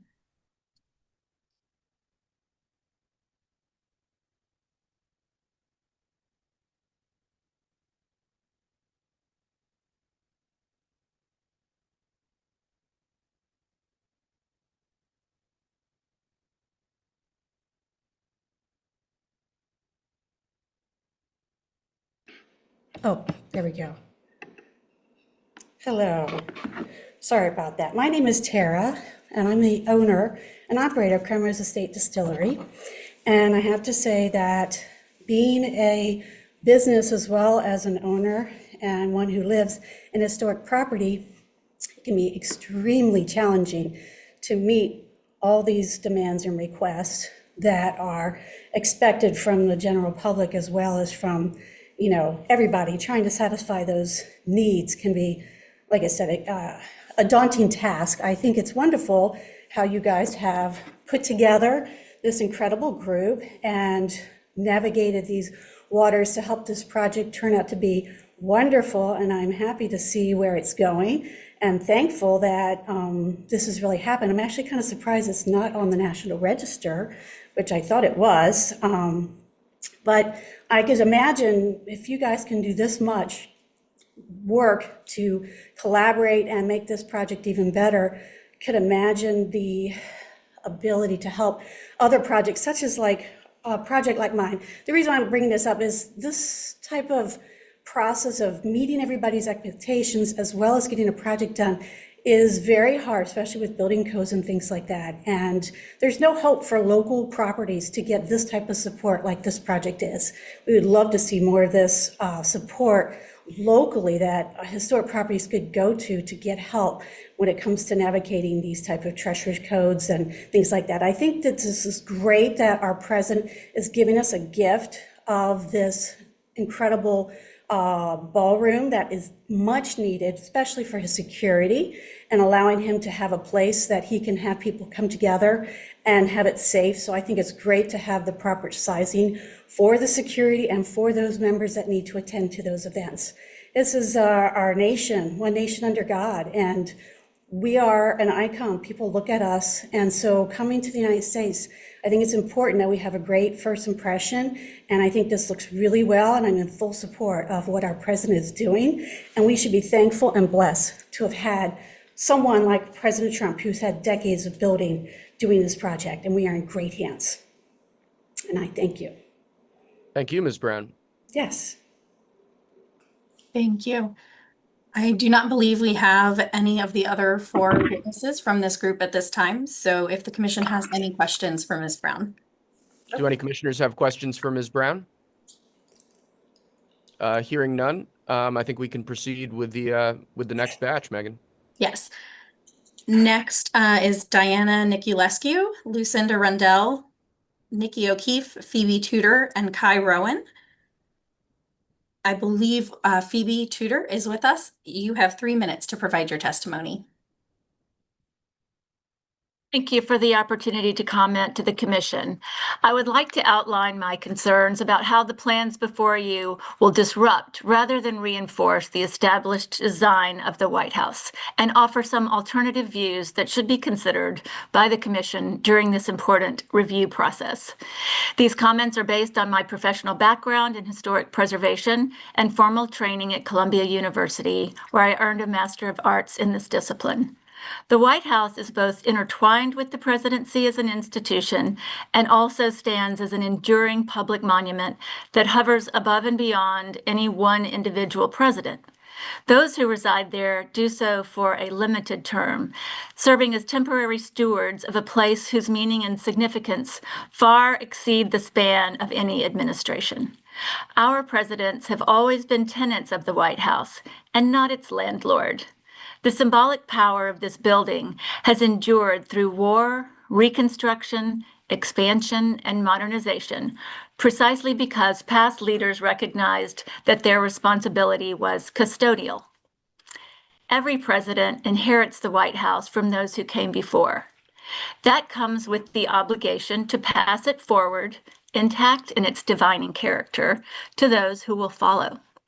That stewardship requires restraint and decisions that are based on preservation of the building's essential symmetry, its modern form, its relationship with the L'Enfant plan, its elegant classical design, and its many historic interior and exterior features.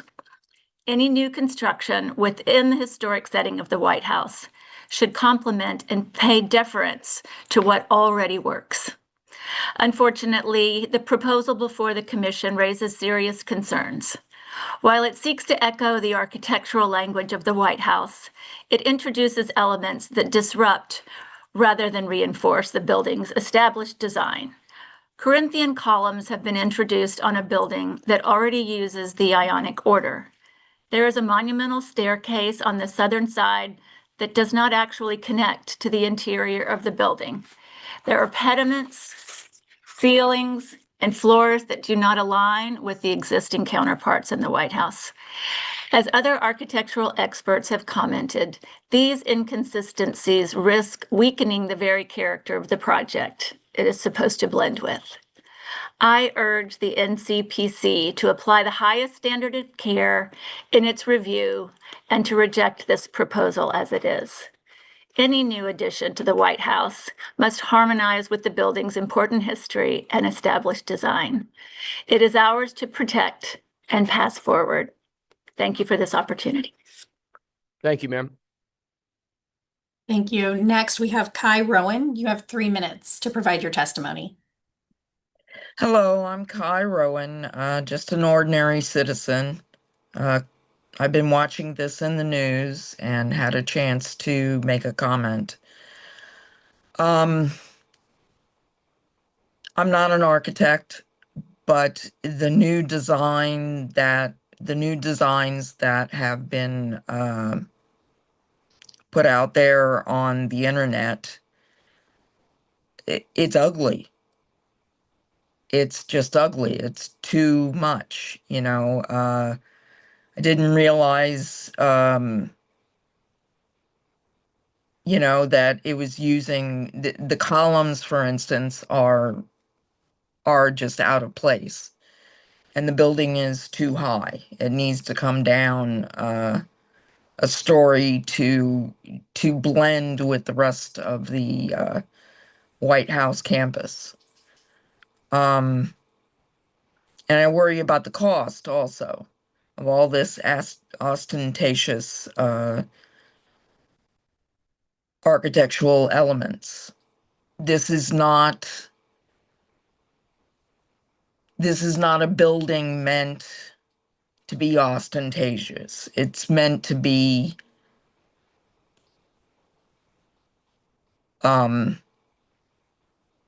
grave. It's meant to be the people's house. And I am grieving about the East Wing and how it was torn down. I visited as a child several times the White House, and once I did get to go past the East Wing, and I won't be able to show this to my grandkids when I take them to DC someday. This has just been a total shame. And I hope the commission listens to the public, the overwhelming attitude of the public and experts that this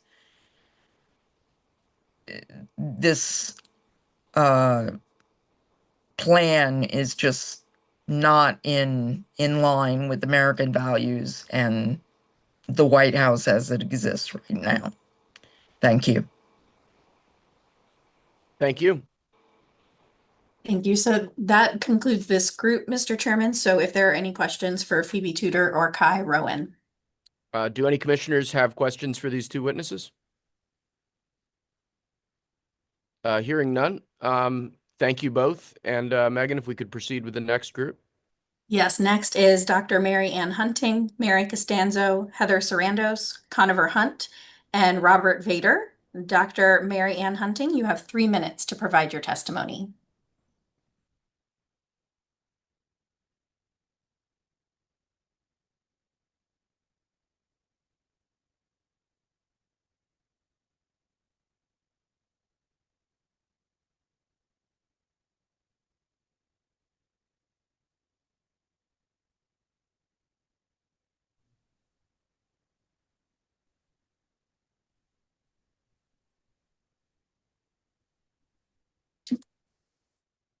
I'm not Mary Ann Hunting.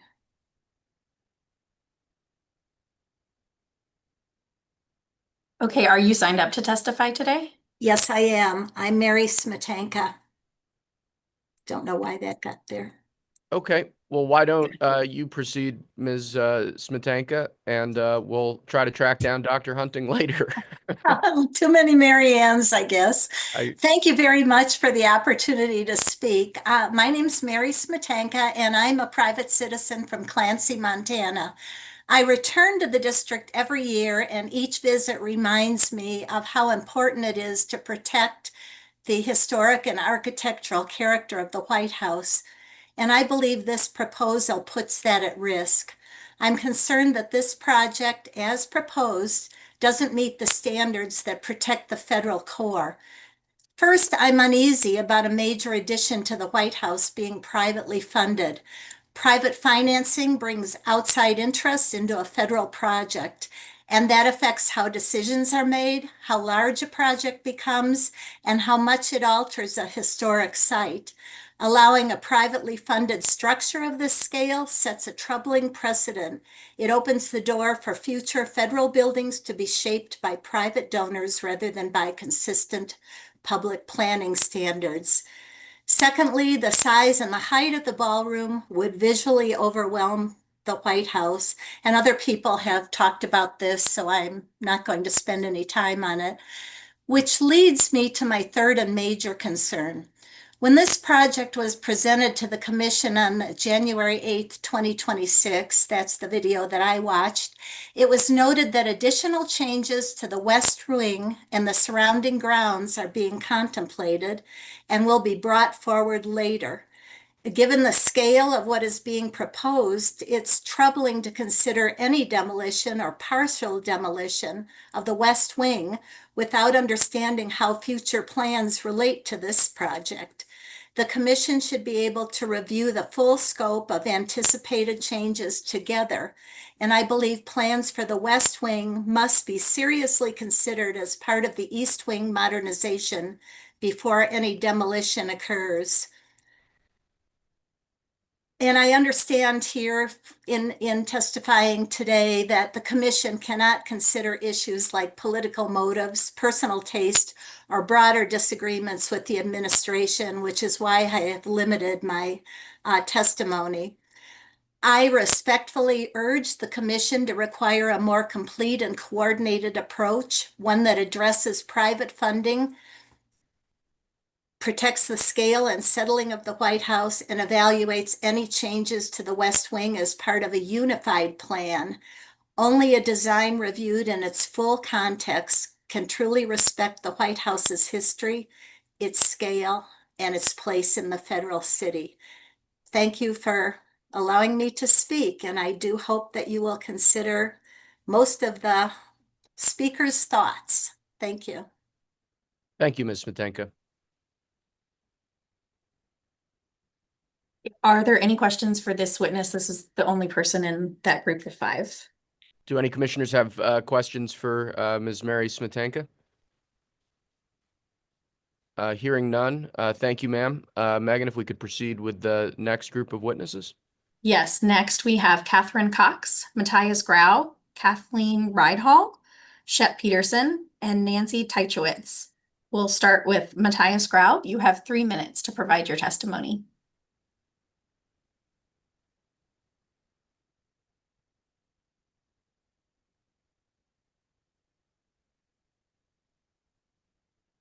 Do we have Mr. Grau with us?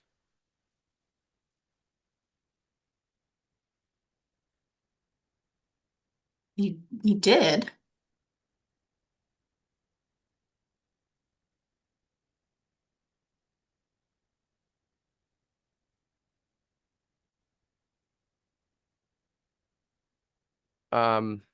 We can go ahead and move on and see if we can get Matthias Grau back. Perfect. There's no one else currently present in that group. I believe the next person we have who is present is Kim Adams. Great. Ms. Adams? Kim Adams, you have 3 minutes to provide your testimony.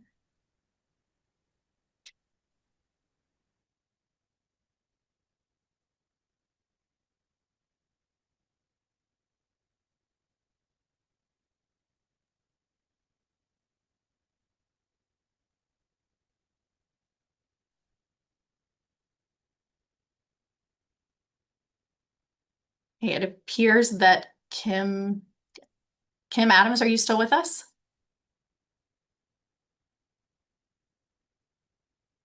There we are. Oh, okay, I am not Kim Adams. Oh boy. Who might you be, ma'am? I'm Kim Hoagland, also known as Allison Hoagland. So Okay, I'm number 96. Ms. Hoagland, it's great to have you with us. Megan, I guess we should just proceed with Ms. Hoagland in that case, and Sure, absolutely. we'll try to find the other Kim in a bit. Okay, great. Thank you. So my name is Allison Hoagland. I'm here today to express my opposition to the East Wing modernization as it has been presented. I'm a longtime resident of Washington, D.C., a professor emerita of history and historic preservation, and the author of 6 books on American architectural history. I have a long and deep commitment to architectural history and its power to explain the past and inform the present. The White House, the most significant residential building in the United States, was designed purposefully and symbolically. Its neoclassical design projects order, rationality, and dignity, but not opulence. Its relatively small size is an important part of its symbolism, declaring that this was not a palace or a castle, but rather a house. The White House should be respected by new construction, not overshadowed by it. 4 aspects of the proposed ballroom are particularly concerning. 1, the new building is 3 times the size of the White House and will dominate it. The architect asserts that trees will obscure the building, and this is absurd. There is no guarantee that trees will survive even a year, much less for the life of the building. Trees are not a design strategy. 2, the 2-story connector is intrusive and unnecessary. The ostensible reason for this 2nd story is so that visitors could enter the White House and proceed through the East Room to the ballroom. But it seems most visitors will enter through the east side of the ballroom where security screening would take place. Further, wouldn't this turn the East Room into a hallway? We have not seen plans that explain the impact on the interior of the White House. 3, the exterior of the White House will also suffer damage from this enlarged connector, which will impact the handsome Palladian window in the center of the White House's east wall, as well as an adjacent window, although it is not clear how. The exterior stone walls date back to the original construction of the White House in the 1790s, unlike much of the rest of the building. The loss of this fabric would be tragic. 4, the size of the ballroom has not been justified. It would seem that the need to gather 1,000 diners would occur only rarely, perhaps only for inaugural balls. Most of the time, the attendance would be smaller, necessitating partitioning of the ballroom space. The 40-foot high ceiling of the ballroom would be woefully out of scale for a ballroom half of its length or width. More time is needed for a careful reconsideration of this project. Constructing a ballroom is possible, but it should be deferential to the White House, not overwhelming. It should be scaled for realistic uses, not aspirational ones. And it should not destroy any fabric of the White House. Thank you for your time. Thank you, Ms. Hoagland. Thank you. Next, I do believe we now have Matthias Grau.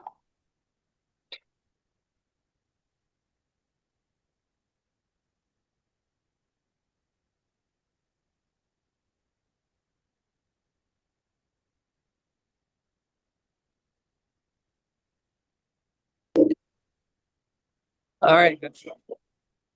I think Willie, my dog Willie, agrees with me. All right.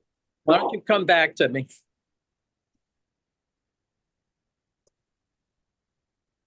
Can you hear me? come back to you, Mr. Grau? Well, unless you want to listen to Willie, my lab behind me.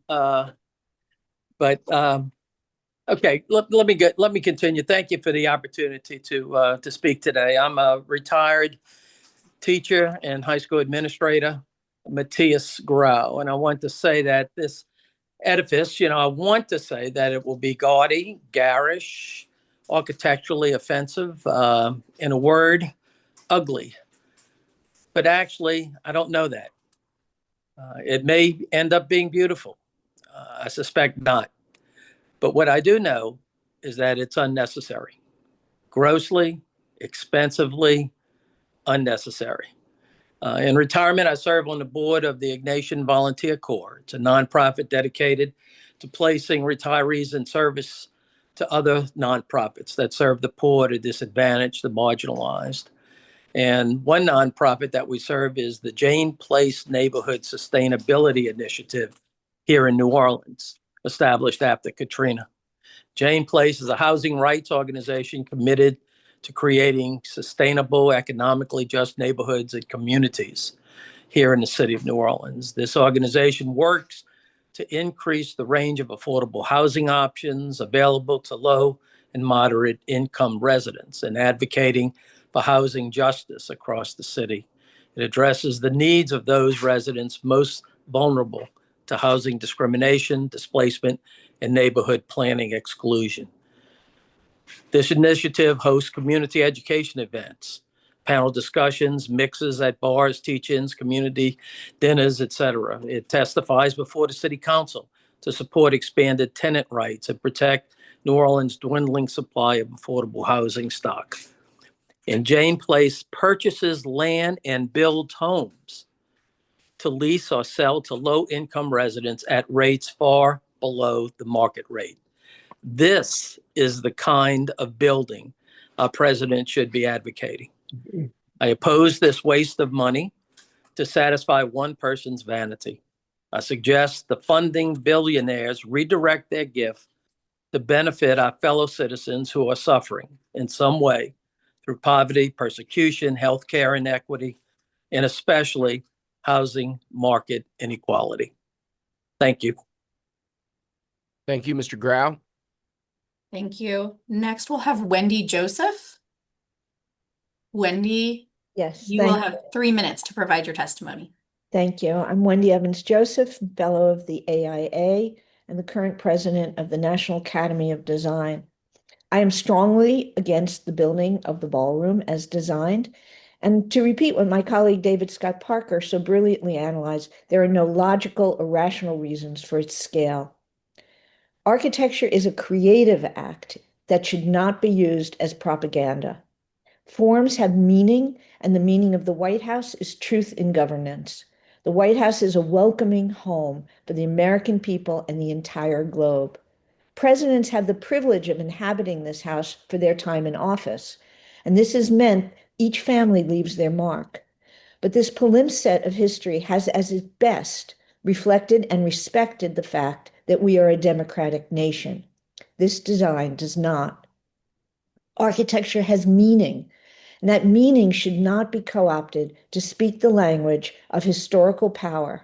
Instead of anachronistic, supersized vocabulary, hearkening to Roman times of absolute rule, we should choose an architecture of welcome. We have the right to reject imposing facades, to say no to grandiose rooms, no to inaccessible staircases, no to glitter, no to gold, and what those features mean. Public buildings are more than physical. They have a soul, a central driving spirit. That spirit reflects its purpose, content, and the people it serves. The White House embodies the soul of the United States, our freedoms. Architecture at its best is an act of optimism. Let the White House be optimistic, not about power, but about welcome. It is the home open to all, not a stage set for presidential power, privilege, or pageantry. Thank you so much. Thank you. Thank you. So, Mr. Chairman, at this time, I think we would ask if the commission has any questions for the previous 3 witnesses, Allison Hoagland, Matthias Grau, or Wendy Joseph. Thank you, Megan. Do any commissioners have questions for any of these 3 witnesses? Well, then I'll proceed with thanking them for their testimony, and if we could move on to the next group. And I hope Mr. Grau's dog is doing okay. It sounded a bit distressed. Thank you. Next, we will hear from Carl Elefante and Eileen Mitchell. We'll start with Carl. You have 3 minutes to provide your testimony. Yeah, thank you so much, Mr. Chairman and Commissioners, for the opportunity to provide testimony. I very much appreciate that and very much appreciate your attentiveness here today. Much of my 50-year architectural career was devoted to preserving and updating cherished historic properties, notably including the United States Capitol and other public and federal buildings in the monumental core and on the National Mall. I know firsthand both the procedures that must be followed and the high caliber of design solutions demanded when intervening in buildings that contribute to our national character the way the White House does. The proposal before the Commission has not followed those procedures. The proposal before this Commission does not rise to the high caliber demanded for such an important building, for such an important place, and for such a cherished and iconic national symbol. The stewardship of beloved historic buildings provided opportunities for me to study the best examples of traditional architecture, both the design principles they express and their durable construction. Built heritage has important lessons to teach. Last year, I published a book that stresses the importance of the lessons of traditional architecture in addressing the challenges of the 21st century. Cultivating mutual respect between architects who promote modern and traditional design has been one of my objectives in taking on national leadership roles in the architecture and historic preservation professional associations, culminating in my presidency of the American Institute of Architects in 2018. These activities provided the opportunities for me to get to know many of our nation's leading architects. Recently, I've spoken with respected designers of new traditional architecture about this proposed addition to the White House. None, I repeat, none, believe this proposal to be a compatible and appropriate solution. It is very, very far from the high caliber of design demanded. It is certainly possible to design a ballroom addition to the White House that would be both compatible and appropriate. I submitted additional written testimony that points to several considerations needing further study that address both process and design approach. Approval of the current proposal by this commission would be more than regrettable. It would be an irrevocable damage to one of the most important buildings, places, and symbols of our nation. Is that the legacy its proponents and your commission seeks? Thank you for the opportunity to be here today. Thank you. Next, we have Eileen Mitchell, who will have 3 minutes to provide your testimony.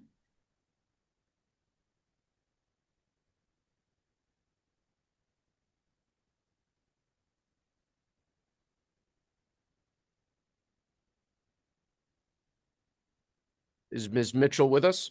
Yes, I believe you're muted. Thank you. Sorry. I am not at my computer, so I'm having to use my phone. So sorry for that. Hello. Thank you for the opportunity to speak today. My name is Aileen Mitchell. I am a former White House visitor's office and worked in the White House in the East Wing under the administration of George H.W. Bush.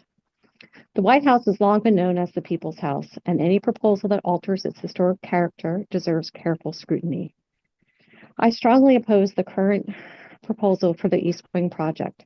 During my time in the visitor's office, I saw firsthand how meaningful it was for Americans and visitors from all around the world to experience the White House and its history. The White House is simply not a residence or an office complex. It is one of the most recognizable symbols of American democracy. It is also unique among state residents around the world because any member of the public are able to visit it. For generations, millions of Americans, students, veterans, and international visitors have walked its halls and connected directly with the story of our nation.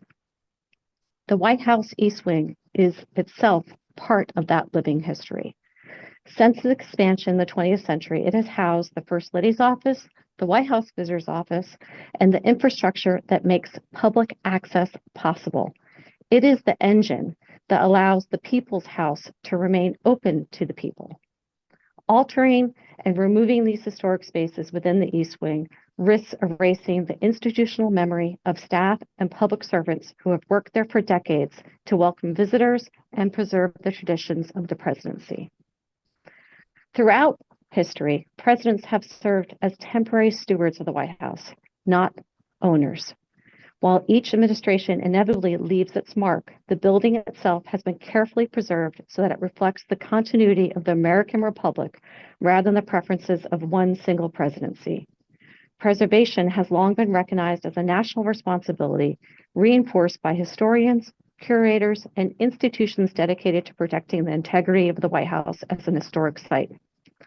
Modernization and preservation do not have to be in conflict. Necessary improvements should be made thoughtfully and in ways that protect the historic character and legacy of the building. I hope that everyone will respect the White House as this historic institution and entrust it to its care rather than dramatically alter and redesign it in someone else's image. For these reasons, I urge the Commission to reconsider the current plans and pursue solutions that preserve the historic dignity and public trust embodied in the People's House. Thank you. Thank you. Thank you. Next, we will hear from Abigail Bellows. Abigail Bellows represents Common Cause, so you will have 5 minutes to provide your testimony. Thanks, Megan, and thank you, commissioners. I am the Senior Policy Director for Anti-Corruption and Accountability at Common Cause, a nonpartisan grassroots organization that for more than 50 years has been upholding core values of American democracy. On behalf of our 1 million members across the country, with offices in 23 states, we are angered by the President's ballroom construction, and I want to highlight how this project raises serious ethical concerns about influence peddling and corruption. Let's talk about what this project really represents. The White House, as we've heard, is the people's house. It represents our shared history and our government's responsibility to serve the public, not wealthy donors. But the president is trying to pay for his $400 million ballroom through checks from mega donors and corporate titans like Lockheed Martin and Amazon. This is not just a construction project, it's a golden invitation for corruption. Many of the corporations funding the glitzy ballroom have business before the federal government right now, including companies under federal investigation or competing for government contracts. That is a massive conflict of interest. Let's not kid ourselves. These donors aren't doling out millions to bankroll the president's pet project out of the goodness of their heart. We all must ask, what do they expect in return? Because that's how pay-to-play politics works. Making donations buys you access to power. That power may come in the form of pardons for crimes like money laundering. It may come in the form of hefty contracts. It may come simply through privileged access, which enables corporate interests to sway the very regulators who should be acting independently. Sometimes there's an explicit quid pro quo, but other times it's an implied understanding. You scratch my back and I'll scratch yours. Either way, government decisions are being auctioned off to wealthy donors, which leaves the rest of us wondering who our government is working for. And to have even the appearance of impropriety in the people's house, in the ultimate sacred symbol of our democracy, represents a deep violation of public trust. The White House should not be for sale. And while all this is happening, people are struggling. The costs are rising. We are having Americans who can't afford rent, groceries, healthcare.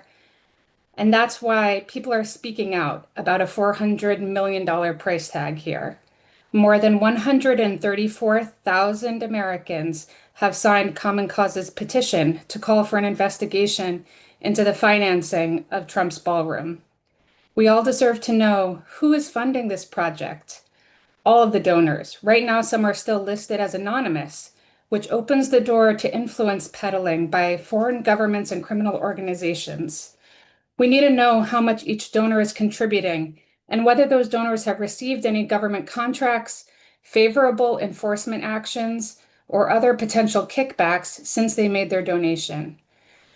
We are calling on Congress to launch a full investigation into the funding behind this ballroom and pass the Stop Ballroom Bribery Act, which has already been introduced in both chambers and would ban presidents from soliciting corporate donations for projects like this. In closing, this isn't just about the White House as a building. It's also about the White House as a symbol of our government. We cannot have the financing of a building renovation erode the trust in our government. Each member of this commission has a responsibility to pause this project, regain public trust, recuse yourself if you cannot vote independently, and help protect the people's house so that our government stays in the hands of the people. Thank you. Thank you. Next, we will hear from William Bates. You have 3 minutes to provide your testimony. Thank you very much for the opportunity to talk to this esteemed board. It's important work that you do, and I respect that. And as a board member of the National Trust of Historic Preservation and former president of the American Institute of Architects, I'd like to challenge the NCPC to thoroughly and thoughtfully carry out its duty to ensure the modernization of the White House East Wing meet the highest standards of architectural design sensitivity, balance, and proportion, as is warranted in a project of such national stature.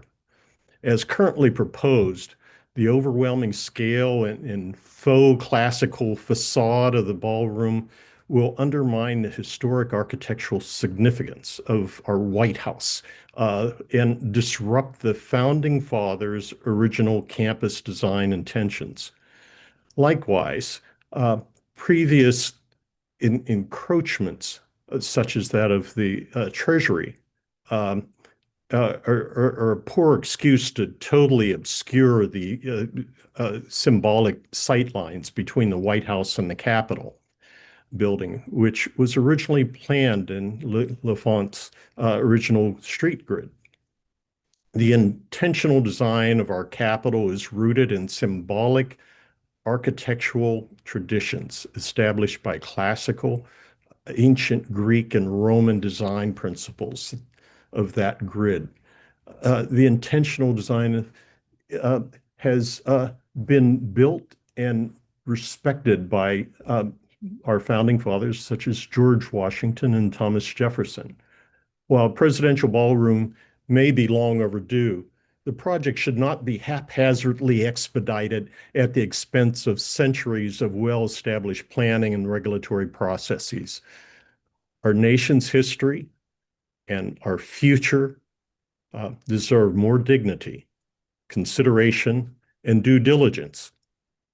I respectfully oppose the design as submitted and implore the NCPC to demand further design options that respect the historic integrity of the People's White House campus.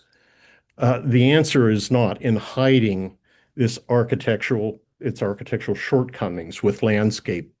The modest revisions offered today are not sufficient to address the major design deficiencies already outlined. So in support of all of those other speakers who've preceded me, I encourage you to do your job and take your time to do it right. Thank you for the opportunity to speak. Thank you, Mr. Bates. Mr. Chairman, we can now entertain questions for the previous 4 witnesses. So that would be Carl Elefante, Aileen Mitchell, Abigail Bellows, and William Bates.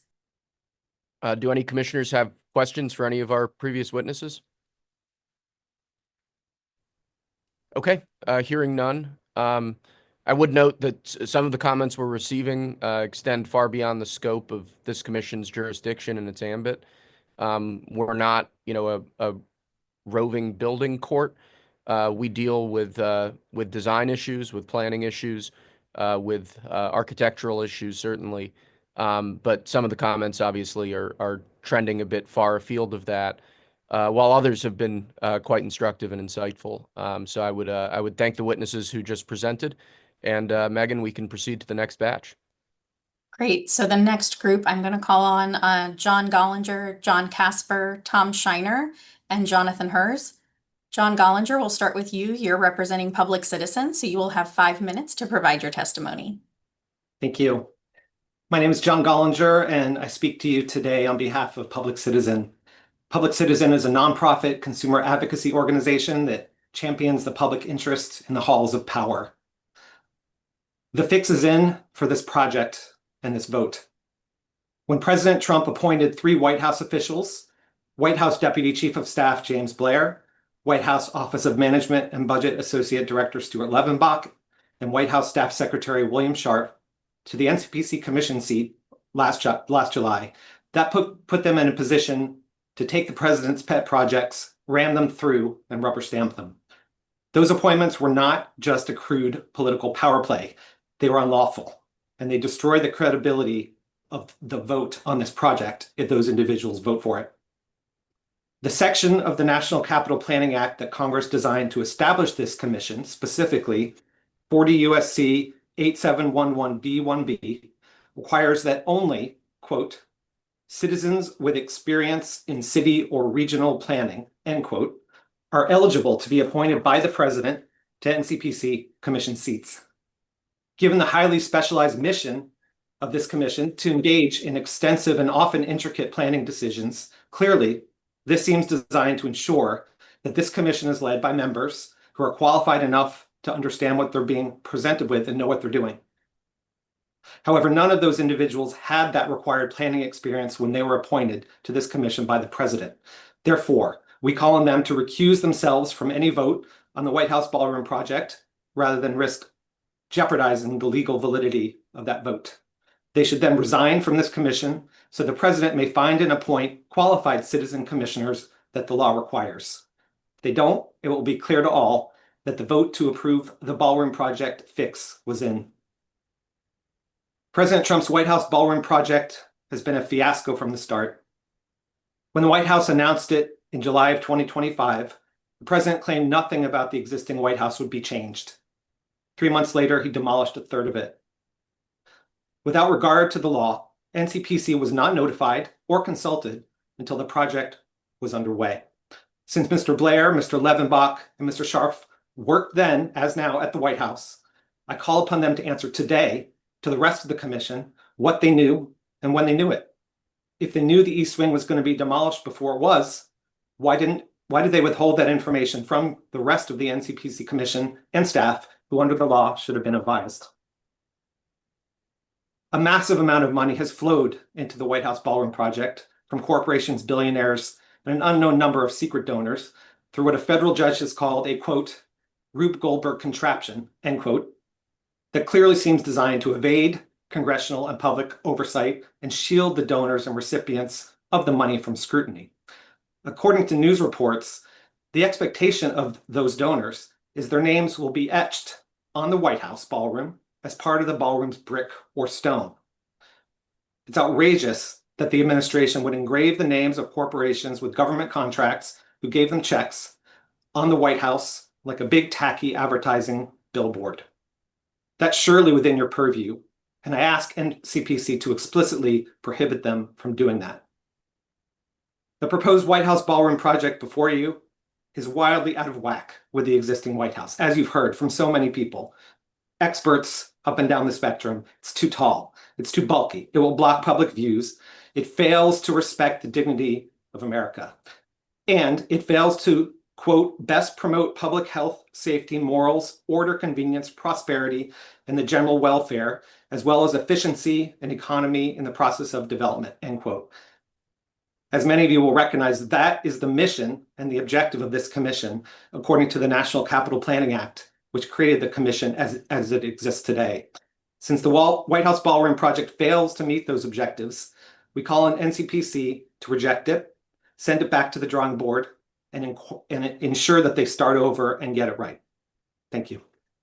Yeah, I'm going to break in and respond to Mr. Gollinger directly since he's challenged my credentials to serve on this commission. First of all, sir, you're just completely wrong. I was appointed because I did have the qualifications necessary to serve on the commission, and that's in fact why the president chose me. In addition to a long career in private practice as an attorney where I practiced extensively in the area of real estate law, I also previously served as policy director to a governor of Missouri, where I was involved in a substantial rewrite of that state's historic preservation tax credit program, which is the largest state historic tax preservation program in the country. I also represented the governor's interests on the Missouri Development Finance Board, the Missouri Housing Development Commission, dealt extensively with real estate tax credit programs all across the state. And I also personally was responsible for designating that state's opportunity zones in 2018. So to say that I lack the credentials to serve on this commission is frankly insulting. Your testimony, as many others have, has far exceeded the scope of jurisdiction of this commission in terms of the concerns that you've raised. I'd wish you a very good day, and I thank you for appearing here today. If Mr. Blair and Mr. Levenbach, Commissioners Blair and Levenbach, also want to respond as to their qualifications, I assure you that they are every bit as legally entitled to serve on this commission pursuant to the president's appointments as I am.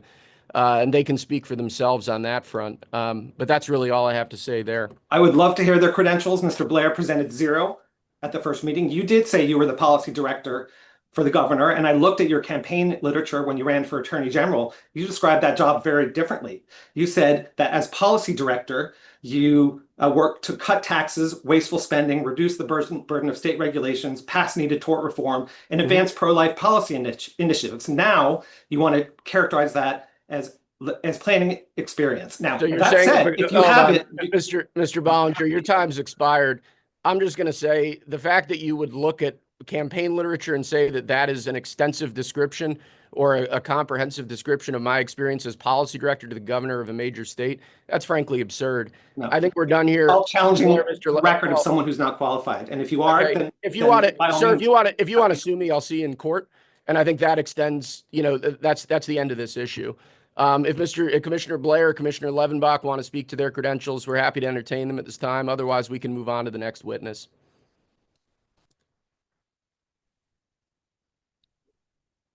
Okay, next we have John Casper representing the East Wing Restoration Project.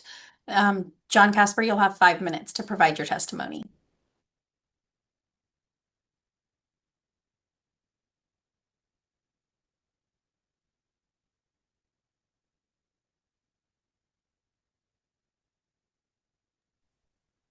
John, you're muted.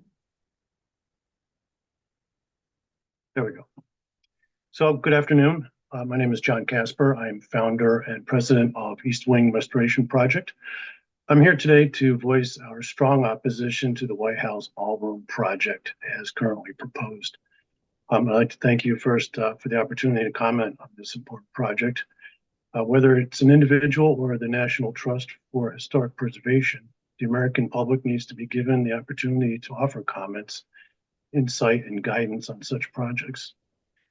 As we know, the White House has been stated multiple times now as a public space owned by we, the American people. Residents are merely temporary guests, thus required by law permission to make modifications to the building, especially at the scale we see here. I'd also like to thank Dr. Scott Parker, Architects, and the National Trust for the comments and more reasonable design alternatives they have submitted for consideration. Their input covers many of the same points I was to cover today, specifically the square foot industry standards they highlighted and the overall symmetry of the White House grounds. Since I appear here today representing a private nonprofit, I'm not beholden to any special interest, political party, or any individual. Therefore, I can speak candidly. A person can tell just by viewing the White House grounds, when east and west wings were added, the design was purposeful and done with careful consideration of what the White House represents. When the American flag is presented with other flags out of honor and respect, it is at the center and is the highest point of the group. And so it should be with the executive mansion. In my 30 years as an industrial designer, I've participated in thousands of design reviews. Not a single time do I recall a designer submitting to a client a one-off standalone concept to solve the identified problem. But that is what has been presented to the American public. There are always multiple concepts and iterations submitted for review. I've recently learned that a similar process has actually been followed here. So I respectfully request that those preliminary plans also be made available for public view and public comment.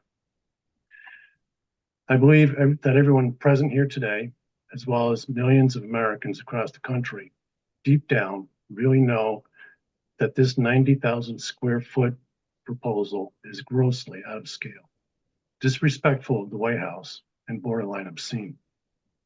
Even an undergraduate architecture student would never propose such an out of proportion plan.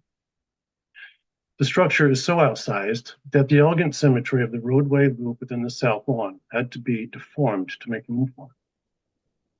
The symmetry of the entire parcel, so perfectly laid out by Frederick Law Olmsted, is destroyed. The attempt to solve the problem of inadequate public event space has been lost in the exercise of stroking one man's ego. Surely, Mr. Baroness, you can do better. Your team can do better. Do you really want this to be your legacy? As so well communicated in the comments presented by Mr. Parker with National Trust, the new East Wing can and should be significantly smaller than this current proposal, both in footprint and overall volume. I urge you to give careful thought and consideration to this input and all of those that have spoken here today. There is significant refinement that still needs to be done and questions that remain to be answered. I will conclude with some of those questions. If they've been addressed, I again request that information be made available for public review. Has the appropriate research been conducted to determine realistic office space requirements for the current and future First Ladies and First Gentlemen? Have maintenance and utility costs been analyzed for such an enormous building that will only be utilized a limited number of times a year? And again, referencing Mr. Parker's comments, are the grand staircases actually functional and necessary, or are they just eye candy? Can the oversized south portico be reduced in size or eliminated altogether? And of course, where will his name appear? That is not shown anywhere, but we all know it'll be there. Remember, the East Wing that stood humbly last fall was torn down in a matter of days. The same can be done to this man's monument. So let's save everybody a lot of time, money, grief, and anger, and do this right the first time. Thank you again for this opportunity. Thank you, Mr. Casper. Thank you. Next, we'll have Tom Shiner. You have 3 minutes to provide your testimony.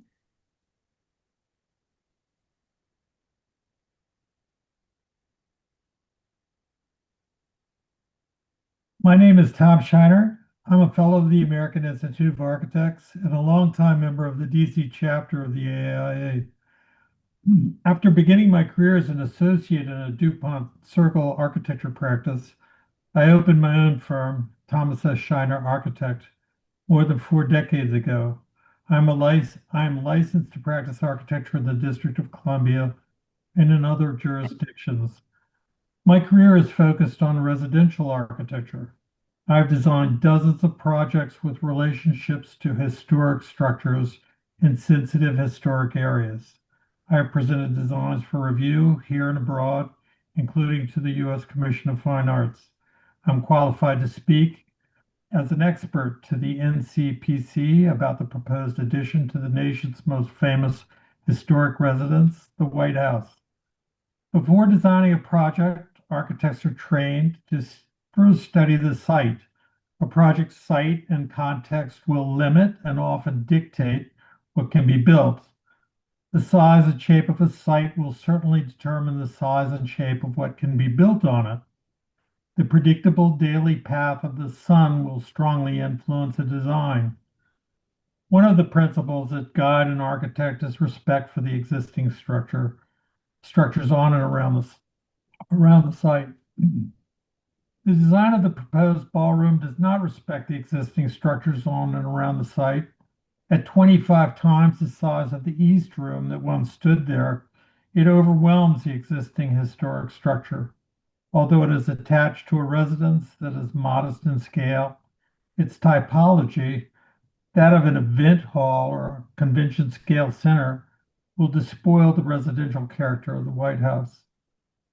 Having seen a presentation of the proposed design published in the Washington Post, I first noticed how confusingly similar the proposed massing and arch fenestration are to the adjacent neoclassical Treasury building. The proposed ballroom bears a closer relationship to the 600,000 square foot Treasury building than to the 55,000 square foot residence to which it is attached. Second, the proposed ballroom is so large that it requires introducing a kink in the now symmetrical oval driveway, violating one of the elegant features of the south lawn of the White House. To build this ballroom in its current design will be a mistake, in my opinion, ruining the view of the south portico and the entire White House composition from the ellipse, the lovely oval green space to the south, and on access with the portico. If I found myself alone in thinking the proposed design is unbalanced, I would be surprised. Any architect can tell you that the mass of the proposed ballroom. Would you If like you to want to conclude, if you want to conclude your comments in a couple seconds, sir, I think your time's expired, unfortunately. I'm sorry I ran over. I would like to read one more paragraph, if I may. If you could proceed quickly, sir. Along the way in my career, I've had the good fortune to have lived, worked, and studied in two other capital cities, Copenhagen, Denmark, and Berlin, Germany. I have observed processes by which cities take serious care of historic buildings, vistas, planning, and construction. For example, I learned that Berlin requires architects working there to erect full-scale mock-ups of a new public building's facade to elicit public comment about the proposed details and materials. A presentation of a large sample of the intended building skin and fenestration, along with plans and views of the project, is required to be made to the public with the intention of testing and making clear the physical and visual impact of the design. Criticism and discussion of the proposed design is invited with the assumption that alternative solutions may provide improvements on the original. This expensive, time-consuming step in the approval process is about getting it done right. Architects appreciate this opportunity for review because they know that they have support for the design that is finally built. Thanks for this opportunity. Sorry I went over. No, thank you, Mr. Shiner. Thank you. And next we'll have Jonathan Hers. You have 3 minutes to provide your testimony. Thank you for the opportunity to speak today. My name's Jonathan Hers. As a longtime federal government architect with extensive experience working on historic federal buildings here in Washington, and as a longtime resident of the city, I care deeply about the quality, dignity, and stewardship of our nation's capital. I urge the Commission to disapprove the proposed White House ballroom project because it's inconsistent with NCPC's goals and legal responsibilities and would harm both the historic and civic character of the White House. The White House was designed as a statement of Republican governance, a dignified executive residence, intentionally in contrast to the palatial homes of European princes and tyrants. A 90,000 square foot ballroom is of entirely a different character, less presidential residence than convention center. It would distort both the scale and the symbolism of the nation's chief executive's home. As Rebecca Miller mentioned, there is no functional need for this project. Only a few blocks away stands the Andrew Mellon Auditorium, a magnificent executive branch facility seating 1,000 guests. If the administration needs a grand space for official events, that building already fulfills the requirement. If greater connection to the executive is desired, perhaps it could be renamed to honor our presidents. Duplicating such a hall so near the White House contradicts the Commission's longstanding principles of efficient, coordinated planning. NCPC's legal review authority over new construction projects on federal property within the National Capital Region, including the White House grounds, must be meaningfully maintained. For decades, major White House projects have been reviewed here before construction for consistency with the federal elements of the comprehensive plan: massing, height, site design, security, circulation, and above all, relationship to the historic setting. In scale and bulk, overwhelm the site and block L'Enfant's intended connection to the Capitol. Architectural detailing is mismatched, using Corinthian orders where Ionic are appropriate, and a grand staircase to a landing with no entrance, a supercilious design gesture at what should be the nation's most dignified address. Although the White House is exempt from mandatory Section 106 procedures, good design practice should still follow its principles. Identifying character-defining historic features, minimizing harm, and ensuring context-sensitive outcomes. In bypassing those steps, this proposal disregards federal interests, the critical public viewshed surrounding the White House, the coherent landscape of President's Park, and the symbolic civic dignity of the Executive Mansion. The White House grounds envisioned by George Washington and Pierre L'Enfant express democracy through restraint and order. A project of this magnitude would betray that founding vision. For all those reasons, functional redundancy and consistency with the comprehensive plan and harm to the historical and symbolic dignity of the Executive Mansion, I respectfully urge the Commission to disapprove this proposal. Thank you. Thank you, Mr. Hers. Thank you. So at this time, we would ask if the commission have any questions for the last four witnesses, John Gollinger, John Casper, Tom Shiner, or Jonathan Hers. Do any commissioners have any questions for these witnesses? Hearing and seeing none, we'll thank those witnesses. Megan, you'd mentioned to me earlier that we're going to need to take a break at some point in these proceedings to reset our video to ensure that it's properly recorded. Would now be a good time to do that, or should we proceed with another set of witnesses? I think if we proceed with another set of witnesses, and then we'll have, I think, all of the witnesses who have shown up thus far. And so then we can take a recess to try and see if anyone else is going to join that we had to skip over initially. That sounds perfect. So let's, if you call the next witness up, that would be great. Yes, the next group is Stephanie Beninato, Lawrence Wisniewski, Jamila Way, and Diane Marlin. Stephanie Beninato, you have 3 minutes to provide your testimony. Thank you very much. I'm Stephanie Beninato.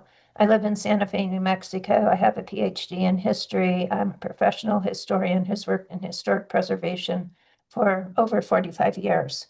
I am strongly opposed to the addition of the ballroom to the White House because it violates several historic preservation standards and ignores architectural standards as well. And to say that it's part of the campus, in fact, to be accurate, it is an addition to the White House, despite the fact that it has a colonnade or hallway that gives it some distance. As stated by others, the mass height and choice of architectural details overwhelms the original structure, which is the White House, the People's House. And on the south side, it is quite proud or in front of the White House, blocking the view of the White House from the U.S. Capitol. This visual axis was an important planning element, as people have mentioned, and a symbolic reminder of the balance between the executive and legislative branches, which I think we actually need to keep in mind today. And I do appreciate it because the the East Wing was taken down without following the rule of law. The Arts Commission approved the plan, the final plan, again, not following procedural rules. This commission is at least following procedural rules, but from comments made, I'm wondering if people's minds are really open to the comments that are being made today. The proposed portico is 160% larger than the White House portico. The height of the second level of the proposed ballroom exceeds that of the White House, making it read as if it's more important than the White House itself. The use of Corinthian columns is much more pretentious and attention-drawing than the Ionic columns on the White House and the Treasury building. And again, according to historic preservation standards, this addition should be compatible with the White House without overwhelming it. And landscaping and or pedestrian views are not really part of your consideration. What is part of your consideration is the building, the design plan itself, and how it is compatible with the original historic structure that is the White House. The size of the building is out of proportion, and many of the alleged needs could be met by modifying the design or deleting them, such as mentioned the 40,000 square foot portico that goes nowhere with the outside steps that are not ADA accessible, and there's no doorways there. And it blocks and that is really what's blocking the view from the Capitol building. And it also interferes with the gardens designed by Frederick Law Olmsted, who is arguably the most important landscape architect in U.S. history. The ballroom, as mentioned, is oversized. The architectural standards are 10 to 15 square feet per person. This is 50% larger than the highest size as required. I just have one more. If I could just finish, I would appreciate it. The kitchen itself is 2.5 times what is needed by architectural standards to serve 1,000 people. And if you remove the portico, decrease the size of the ballroom and the kitchen and put the kitchen underground, you could reduce this by 38%, and it would be much more in keeping. I urge you to require a smaller size design. Thank you. Thank you, Ms. Beninado. Next, we have Lawrence Wisniewski. You have 3 minutes to provide your testimony.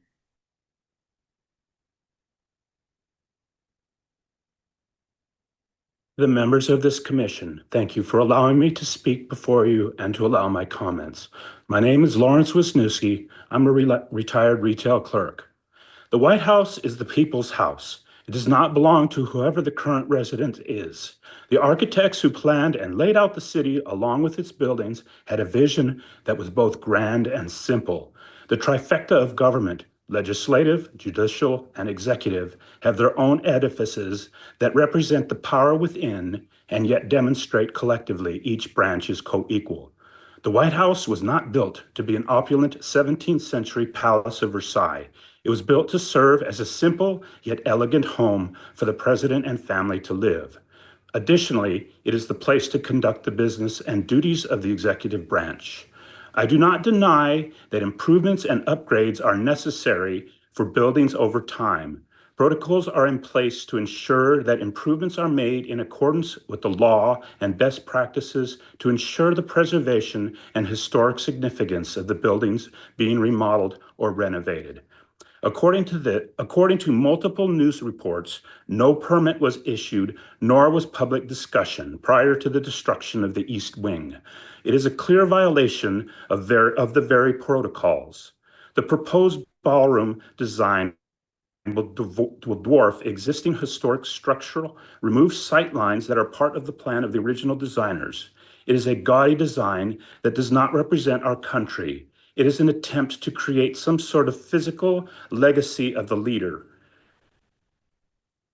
the current resident, I should say. We, the people, do not need these kinds of legacies left by our leaders. We want legacies left to the benefit of all the people of this great nation. As time moves forwards, monuments, structures, and statues can and should be built to honor leaders and those who served our country in positive ways. Current leaders should not be allowed to glorify themselves by constructing such monuments. I respectfully ask the Commission to reject this design. Thank you for your time. Thank you, sir. Thank you. Next, we have Jamila Way. You will have 3 minutes to provide your testimony. Hello. Thank you for having me. I happen to be an attorney, a planning attorney, but I'm here as a citizen, and every time I see the images of the White House as it currently sits, my stomach it turns. It's a historic place.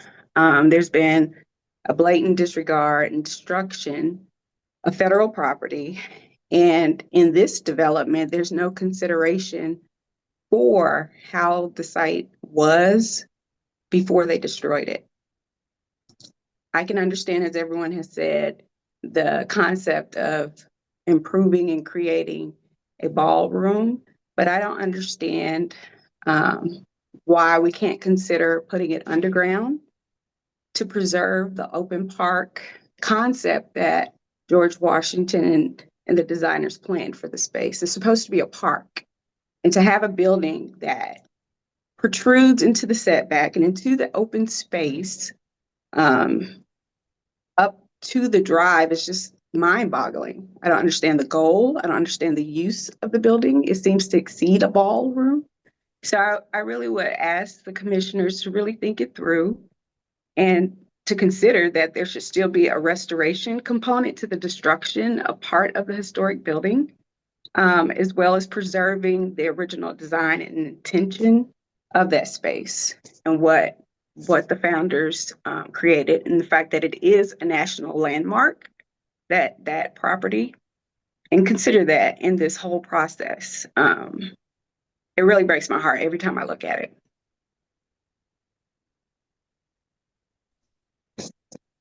Thank you, Ms. Way. Yeah. Next, we have Diane Marlin. You have 3 minutes to provide your testimony.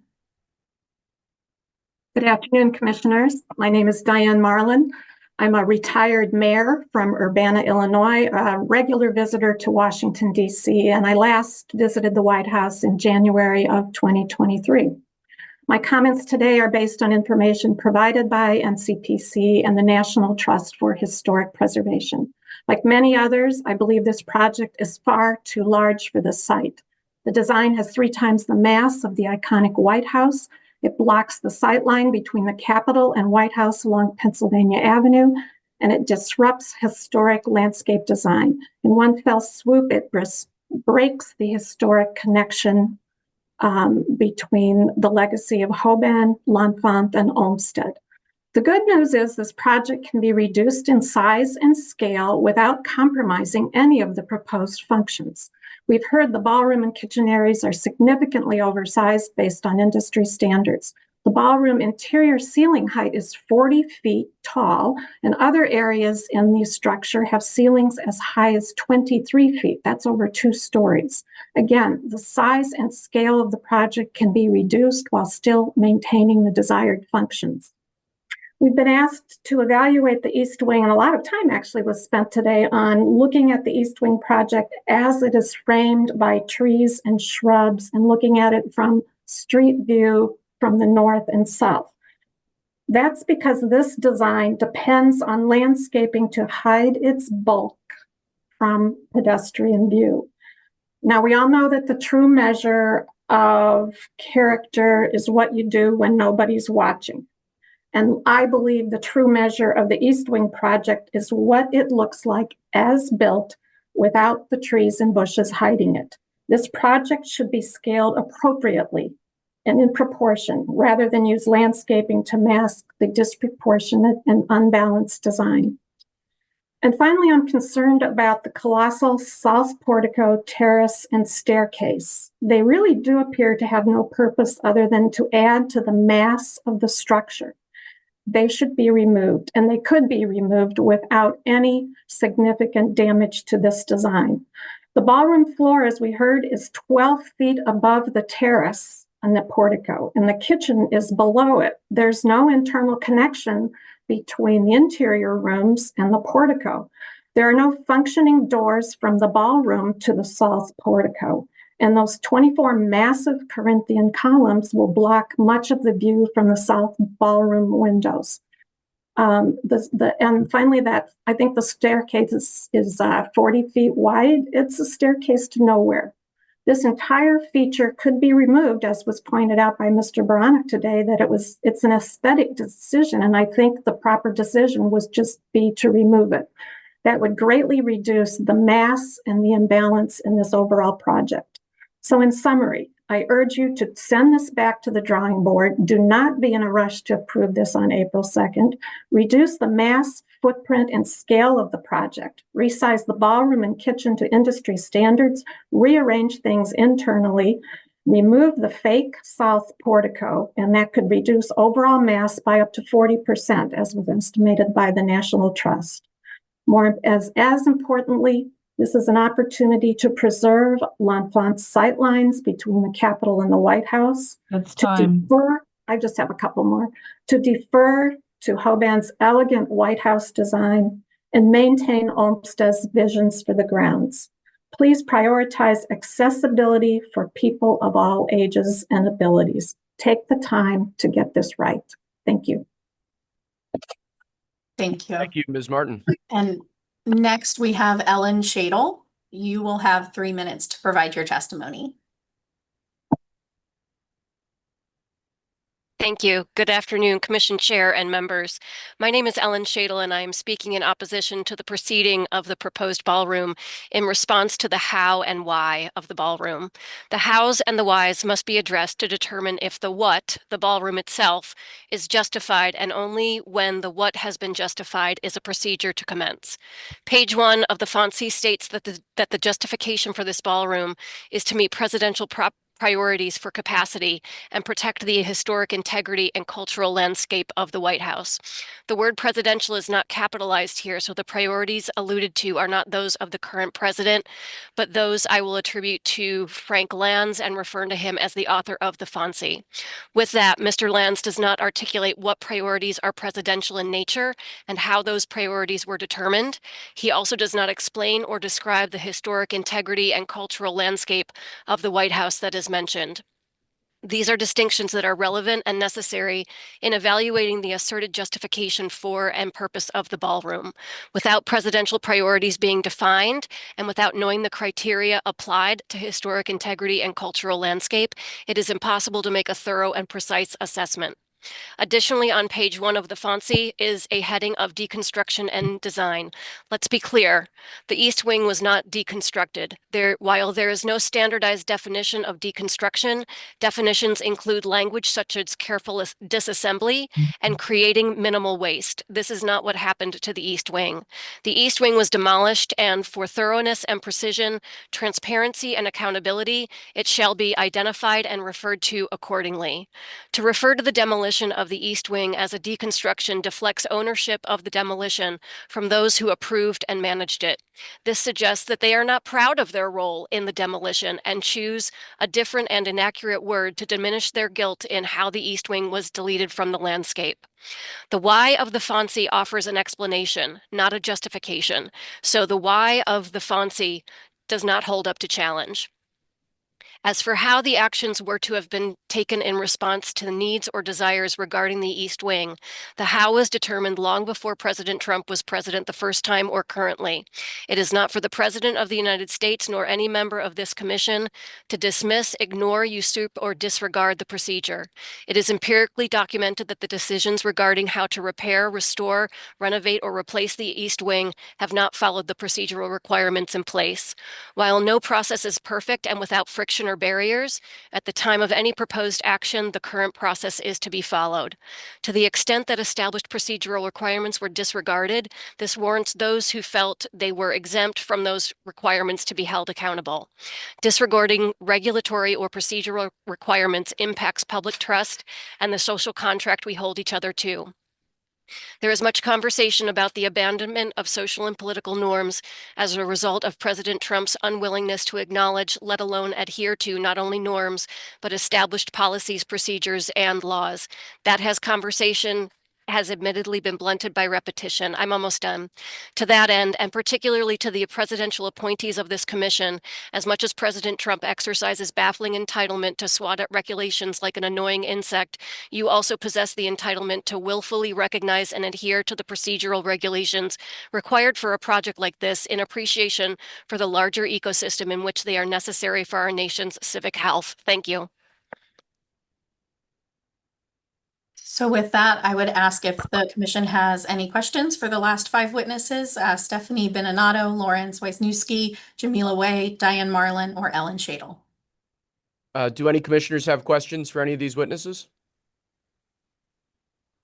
Well, then I would thank all of the witnesses. Ms. Shadle has a remarkable talent to speak extremely quickly. I found that very impressive. And I'd like to thank you guys for taking the time out of your busy schedules to testify before this commission. Madam Secretary, would this be a good time for us to take a quick recess before Yes, reconvene? it would be. Okay. Yay.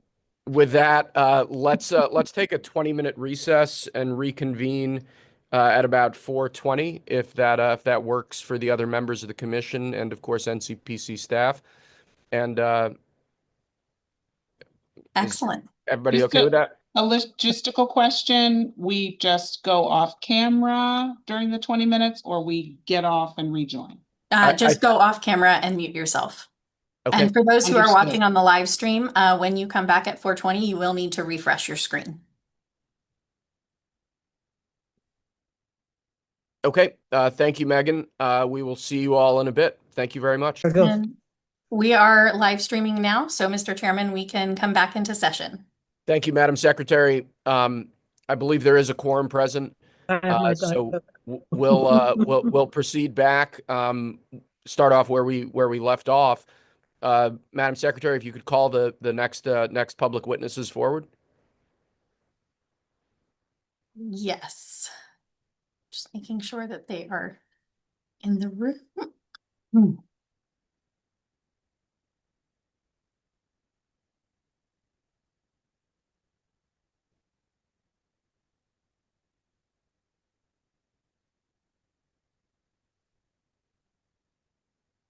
So the first witness that we'll hear from is Chris Brown. Chris, you have 3 minutes to provide your testimony. Mute.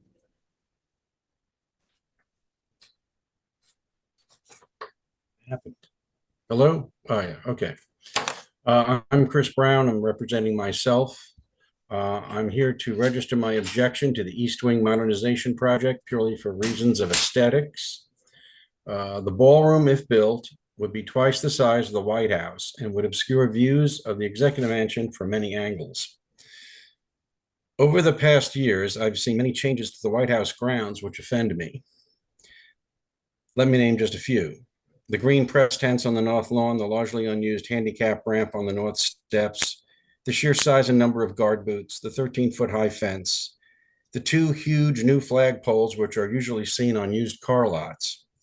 These are examples of unnecessary visual clutter that have been added under various administrations without much objection. These additions pale in size and scope to the ballroom that is being discussed today. Consider the fact that the Truman balcony is barely noticeable and went through many reviews. As someone once said, if you have a complaint, bring us a solution. Well, I have a solution. If President Trump wants his ballroom, he can have it. Like the Capitol Visitor Center, put it underground.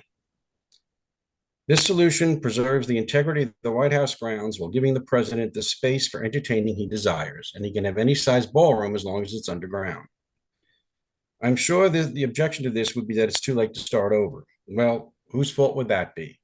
The president should have submitted the plans before construction started. Since this addition will live forever, it is well worth the effort and added expense to get it right now. I urge the commissioners to reject this plan, and I urge President Trump to bury the ballroom. I would just like to add that when it comes to decorating anything, the National Mall, the White House, Washington, D.C., always remember, less is more. And I thank the commissioners for their time. Thank you, Mr. Brown. We appreciate you being with us. Thank you. And next we have Roberto Beretta. Barreto, you are representing Worldwide Projects and you have 5 minutes to provide your testimony. Listo, chamo. Ahí estamos, mira. Hello, good afternoon, commissioners and fellow Americans. We are here, Roberto Barreto and Antonio Manzano, from Caracas, Venezuela, with all our hearts open to you. We understand that our vision may be seen beyond your objectives, but it is very important to magnify the purposes. We recognize that the new age is spiritual.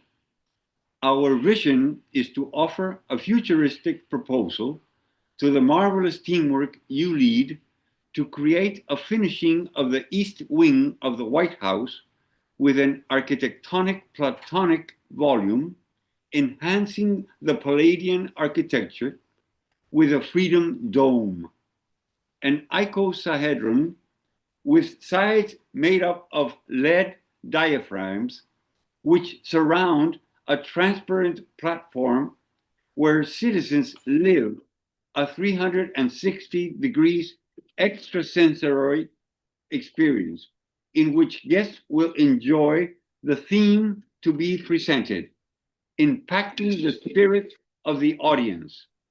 The Freedom Room will be below the platform.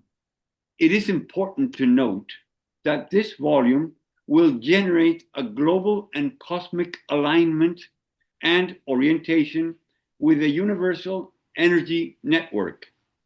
There will be a torch in the center, symbol of enlightenment, wisdom, and knowledge that will always support freedom.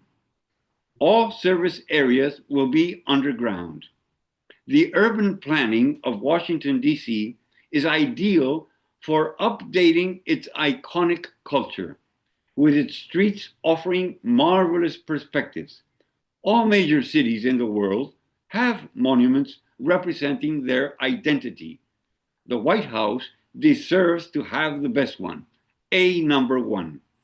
It is important to note that the energy project aims to balance the resonance of the frequency, vibrate in the right way to help us raise our consciousness and maintain healing standards and well-being. All men of goodwill will feel inspired visiting Freedom Dome to reach higher goals for humankind. Thank you all from Caracas, Venezuela, Roberto Barreto, the architect of this project, and myself, Antonio Manzano. Thank you and God bless you. Thank you very much. Good afternoon and thanks for the Liberator. Thank you. Thank you for joining us today. Mr. Chairman, that concludes all of the witnesses that we have. So if the commission has any questions for these two witnesses, Chris Brown or Roberto Barreto. Do any commissioners have any questions for these Yeah, I like that. two I like presenters? to ask. The model that was shown wasn't that clear to me. Could they show a little better what they had in mind for this dome? I'm not just curious. I think that's a question for Mr. Barreto and your colleague. Okay. Commissioner Dixon would like to know a little bit more about what you're proposing. Okay. ¿Quieres saber qué propones tú con esto? Nuestro propósito es conectar energéticamente. Our purpose is to connect energetically. Okay, I understand that part, but what I'm trying to get at, I see the dome, but where would people be placed? Where would they live? Where they eat? En la plataforma. In the platform, in the middle. Transparente. It's a transparent platform, and partially it will be underground too. So all the surfaces that you see on the ISO grid on this volume will be LED screens where you can project any theme that you want. The current technology. But the eating facility would be underground, where the people will be fed underground. The seating space would be underground. You want to see the underground? I said the seating space would be underground. No, the seating space will be in the middle of the volume. In the middle. Thank you. And underground, you can have projections as well. Thank you. Thank you, sir. Thank you very much. God bless you. Thank you. Do any other commissioners have? I'm sorry, I keep choking on something. Do any other commissioners have questions for either of these two presenters? Hearing none. Megan, do we have any other witnesses who have signed up to testify publicly at this time? We do not. None of the other witnesses have joined the meeting. Okay. Well, in that case, we'd like to thank Mr. Brown, Mr. Barreto, and your colleague. We do have a motion on the table that Commissioner Dixon made at the start of these proceedings with respect to preliminary and final approval of this project. I would propose that at this time we hold that motion over until the beginning of our next meeting on April 2nd and take it up for final consideration at that time. I don't know if we need a vote on that proposal, Megan. You're our resident parliamentarian. Yes, we will need someone to make a motion to table the original motion and a second, and then I'll take the vote by roll call. Okay. I move the table. Hearing Commissioner Dixon's motion, do we have a second? Second. Thank you, Vice Chairman Levenbach. With that, I think we should proceed to a roll call vote. Yes, The motion to table, the original motion to approve the East Wing Modernization Project was made by Commissioner Dixon and seconded by Vice Chairman Levenbach. Commissioner Cozart, Yes. Commissioner Schaefer, Yes. Commissioner Stidham, Yes. Commissioner Argo, Commissioner Argo, Yes. Vice Chairman Levenbach, Yes. Chairman Scharf, Yes. Commissioner Blair. I think you have to leave. Commissioner Ingracia, Yes. Commissioner Dixon, Yes. Commissioner Cash. It's Commissioner Oh, I'm Mendelson, sorry. yes. Commissioner Mendelson, It's okay, we play tag team. Commissioner Henderson, Yes, ma'am. Commissioner McGowan. Yes. So with that, Mr. Chairman, the motion to table Commissioner Dixon's motion regarding the East Wing Modernization Project until the April meeting passes. Awesome. Thank you, I Megan. believe that Commissioner Stidham had a question. Yes, Commissioner. Chairman, I just wanted for the public that is listening, should we speak to the discussion that we're having in the April meeting and whether or not there is public comment associated with that? It may not be clearly understood. Megan, correct me if I'm wrong. I believe that we've just essentially exhausted public testimony on this motion or on this decision item. Yes. That's correct. So that at this point, the public option for public comment and for public testimony has been closed on this item. So it will just be at the April meeting for the commission's consideration and deliberations. The way I envision this proceeding is that when we reconvene in April, we'll have a discussion amongst ourselves as commissioners. Obviously, that'll be, it's a public meeting, but we'll have a discussion ourselves on this item. Obviously, each commissioner will be given time to speak, and we can all express our views, and then we'll proceed to a final vote on the motion that's on the table, which is preliminary and final approval of the ballroom. Is that? I think I'm reading this correctly, Megan. Is that your understanding as well? Yes, that's my understanding as well.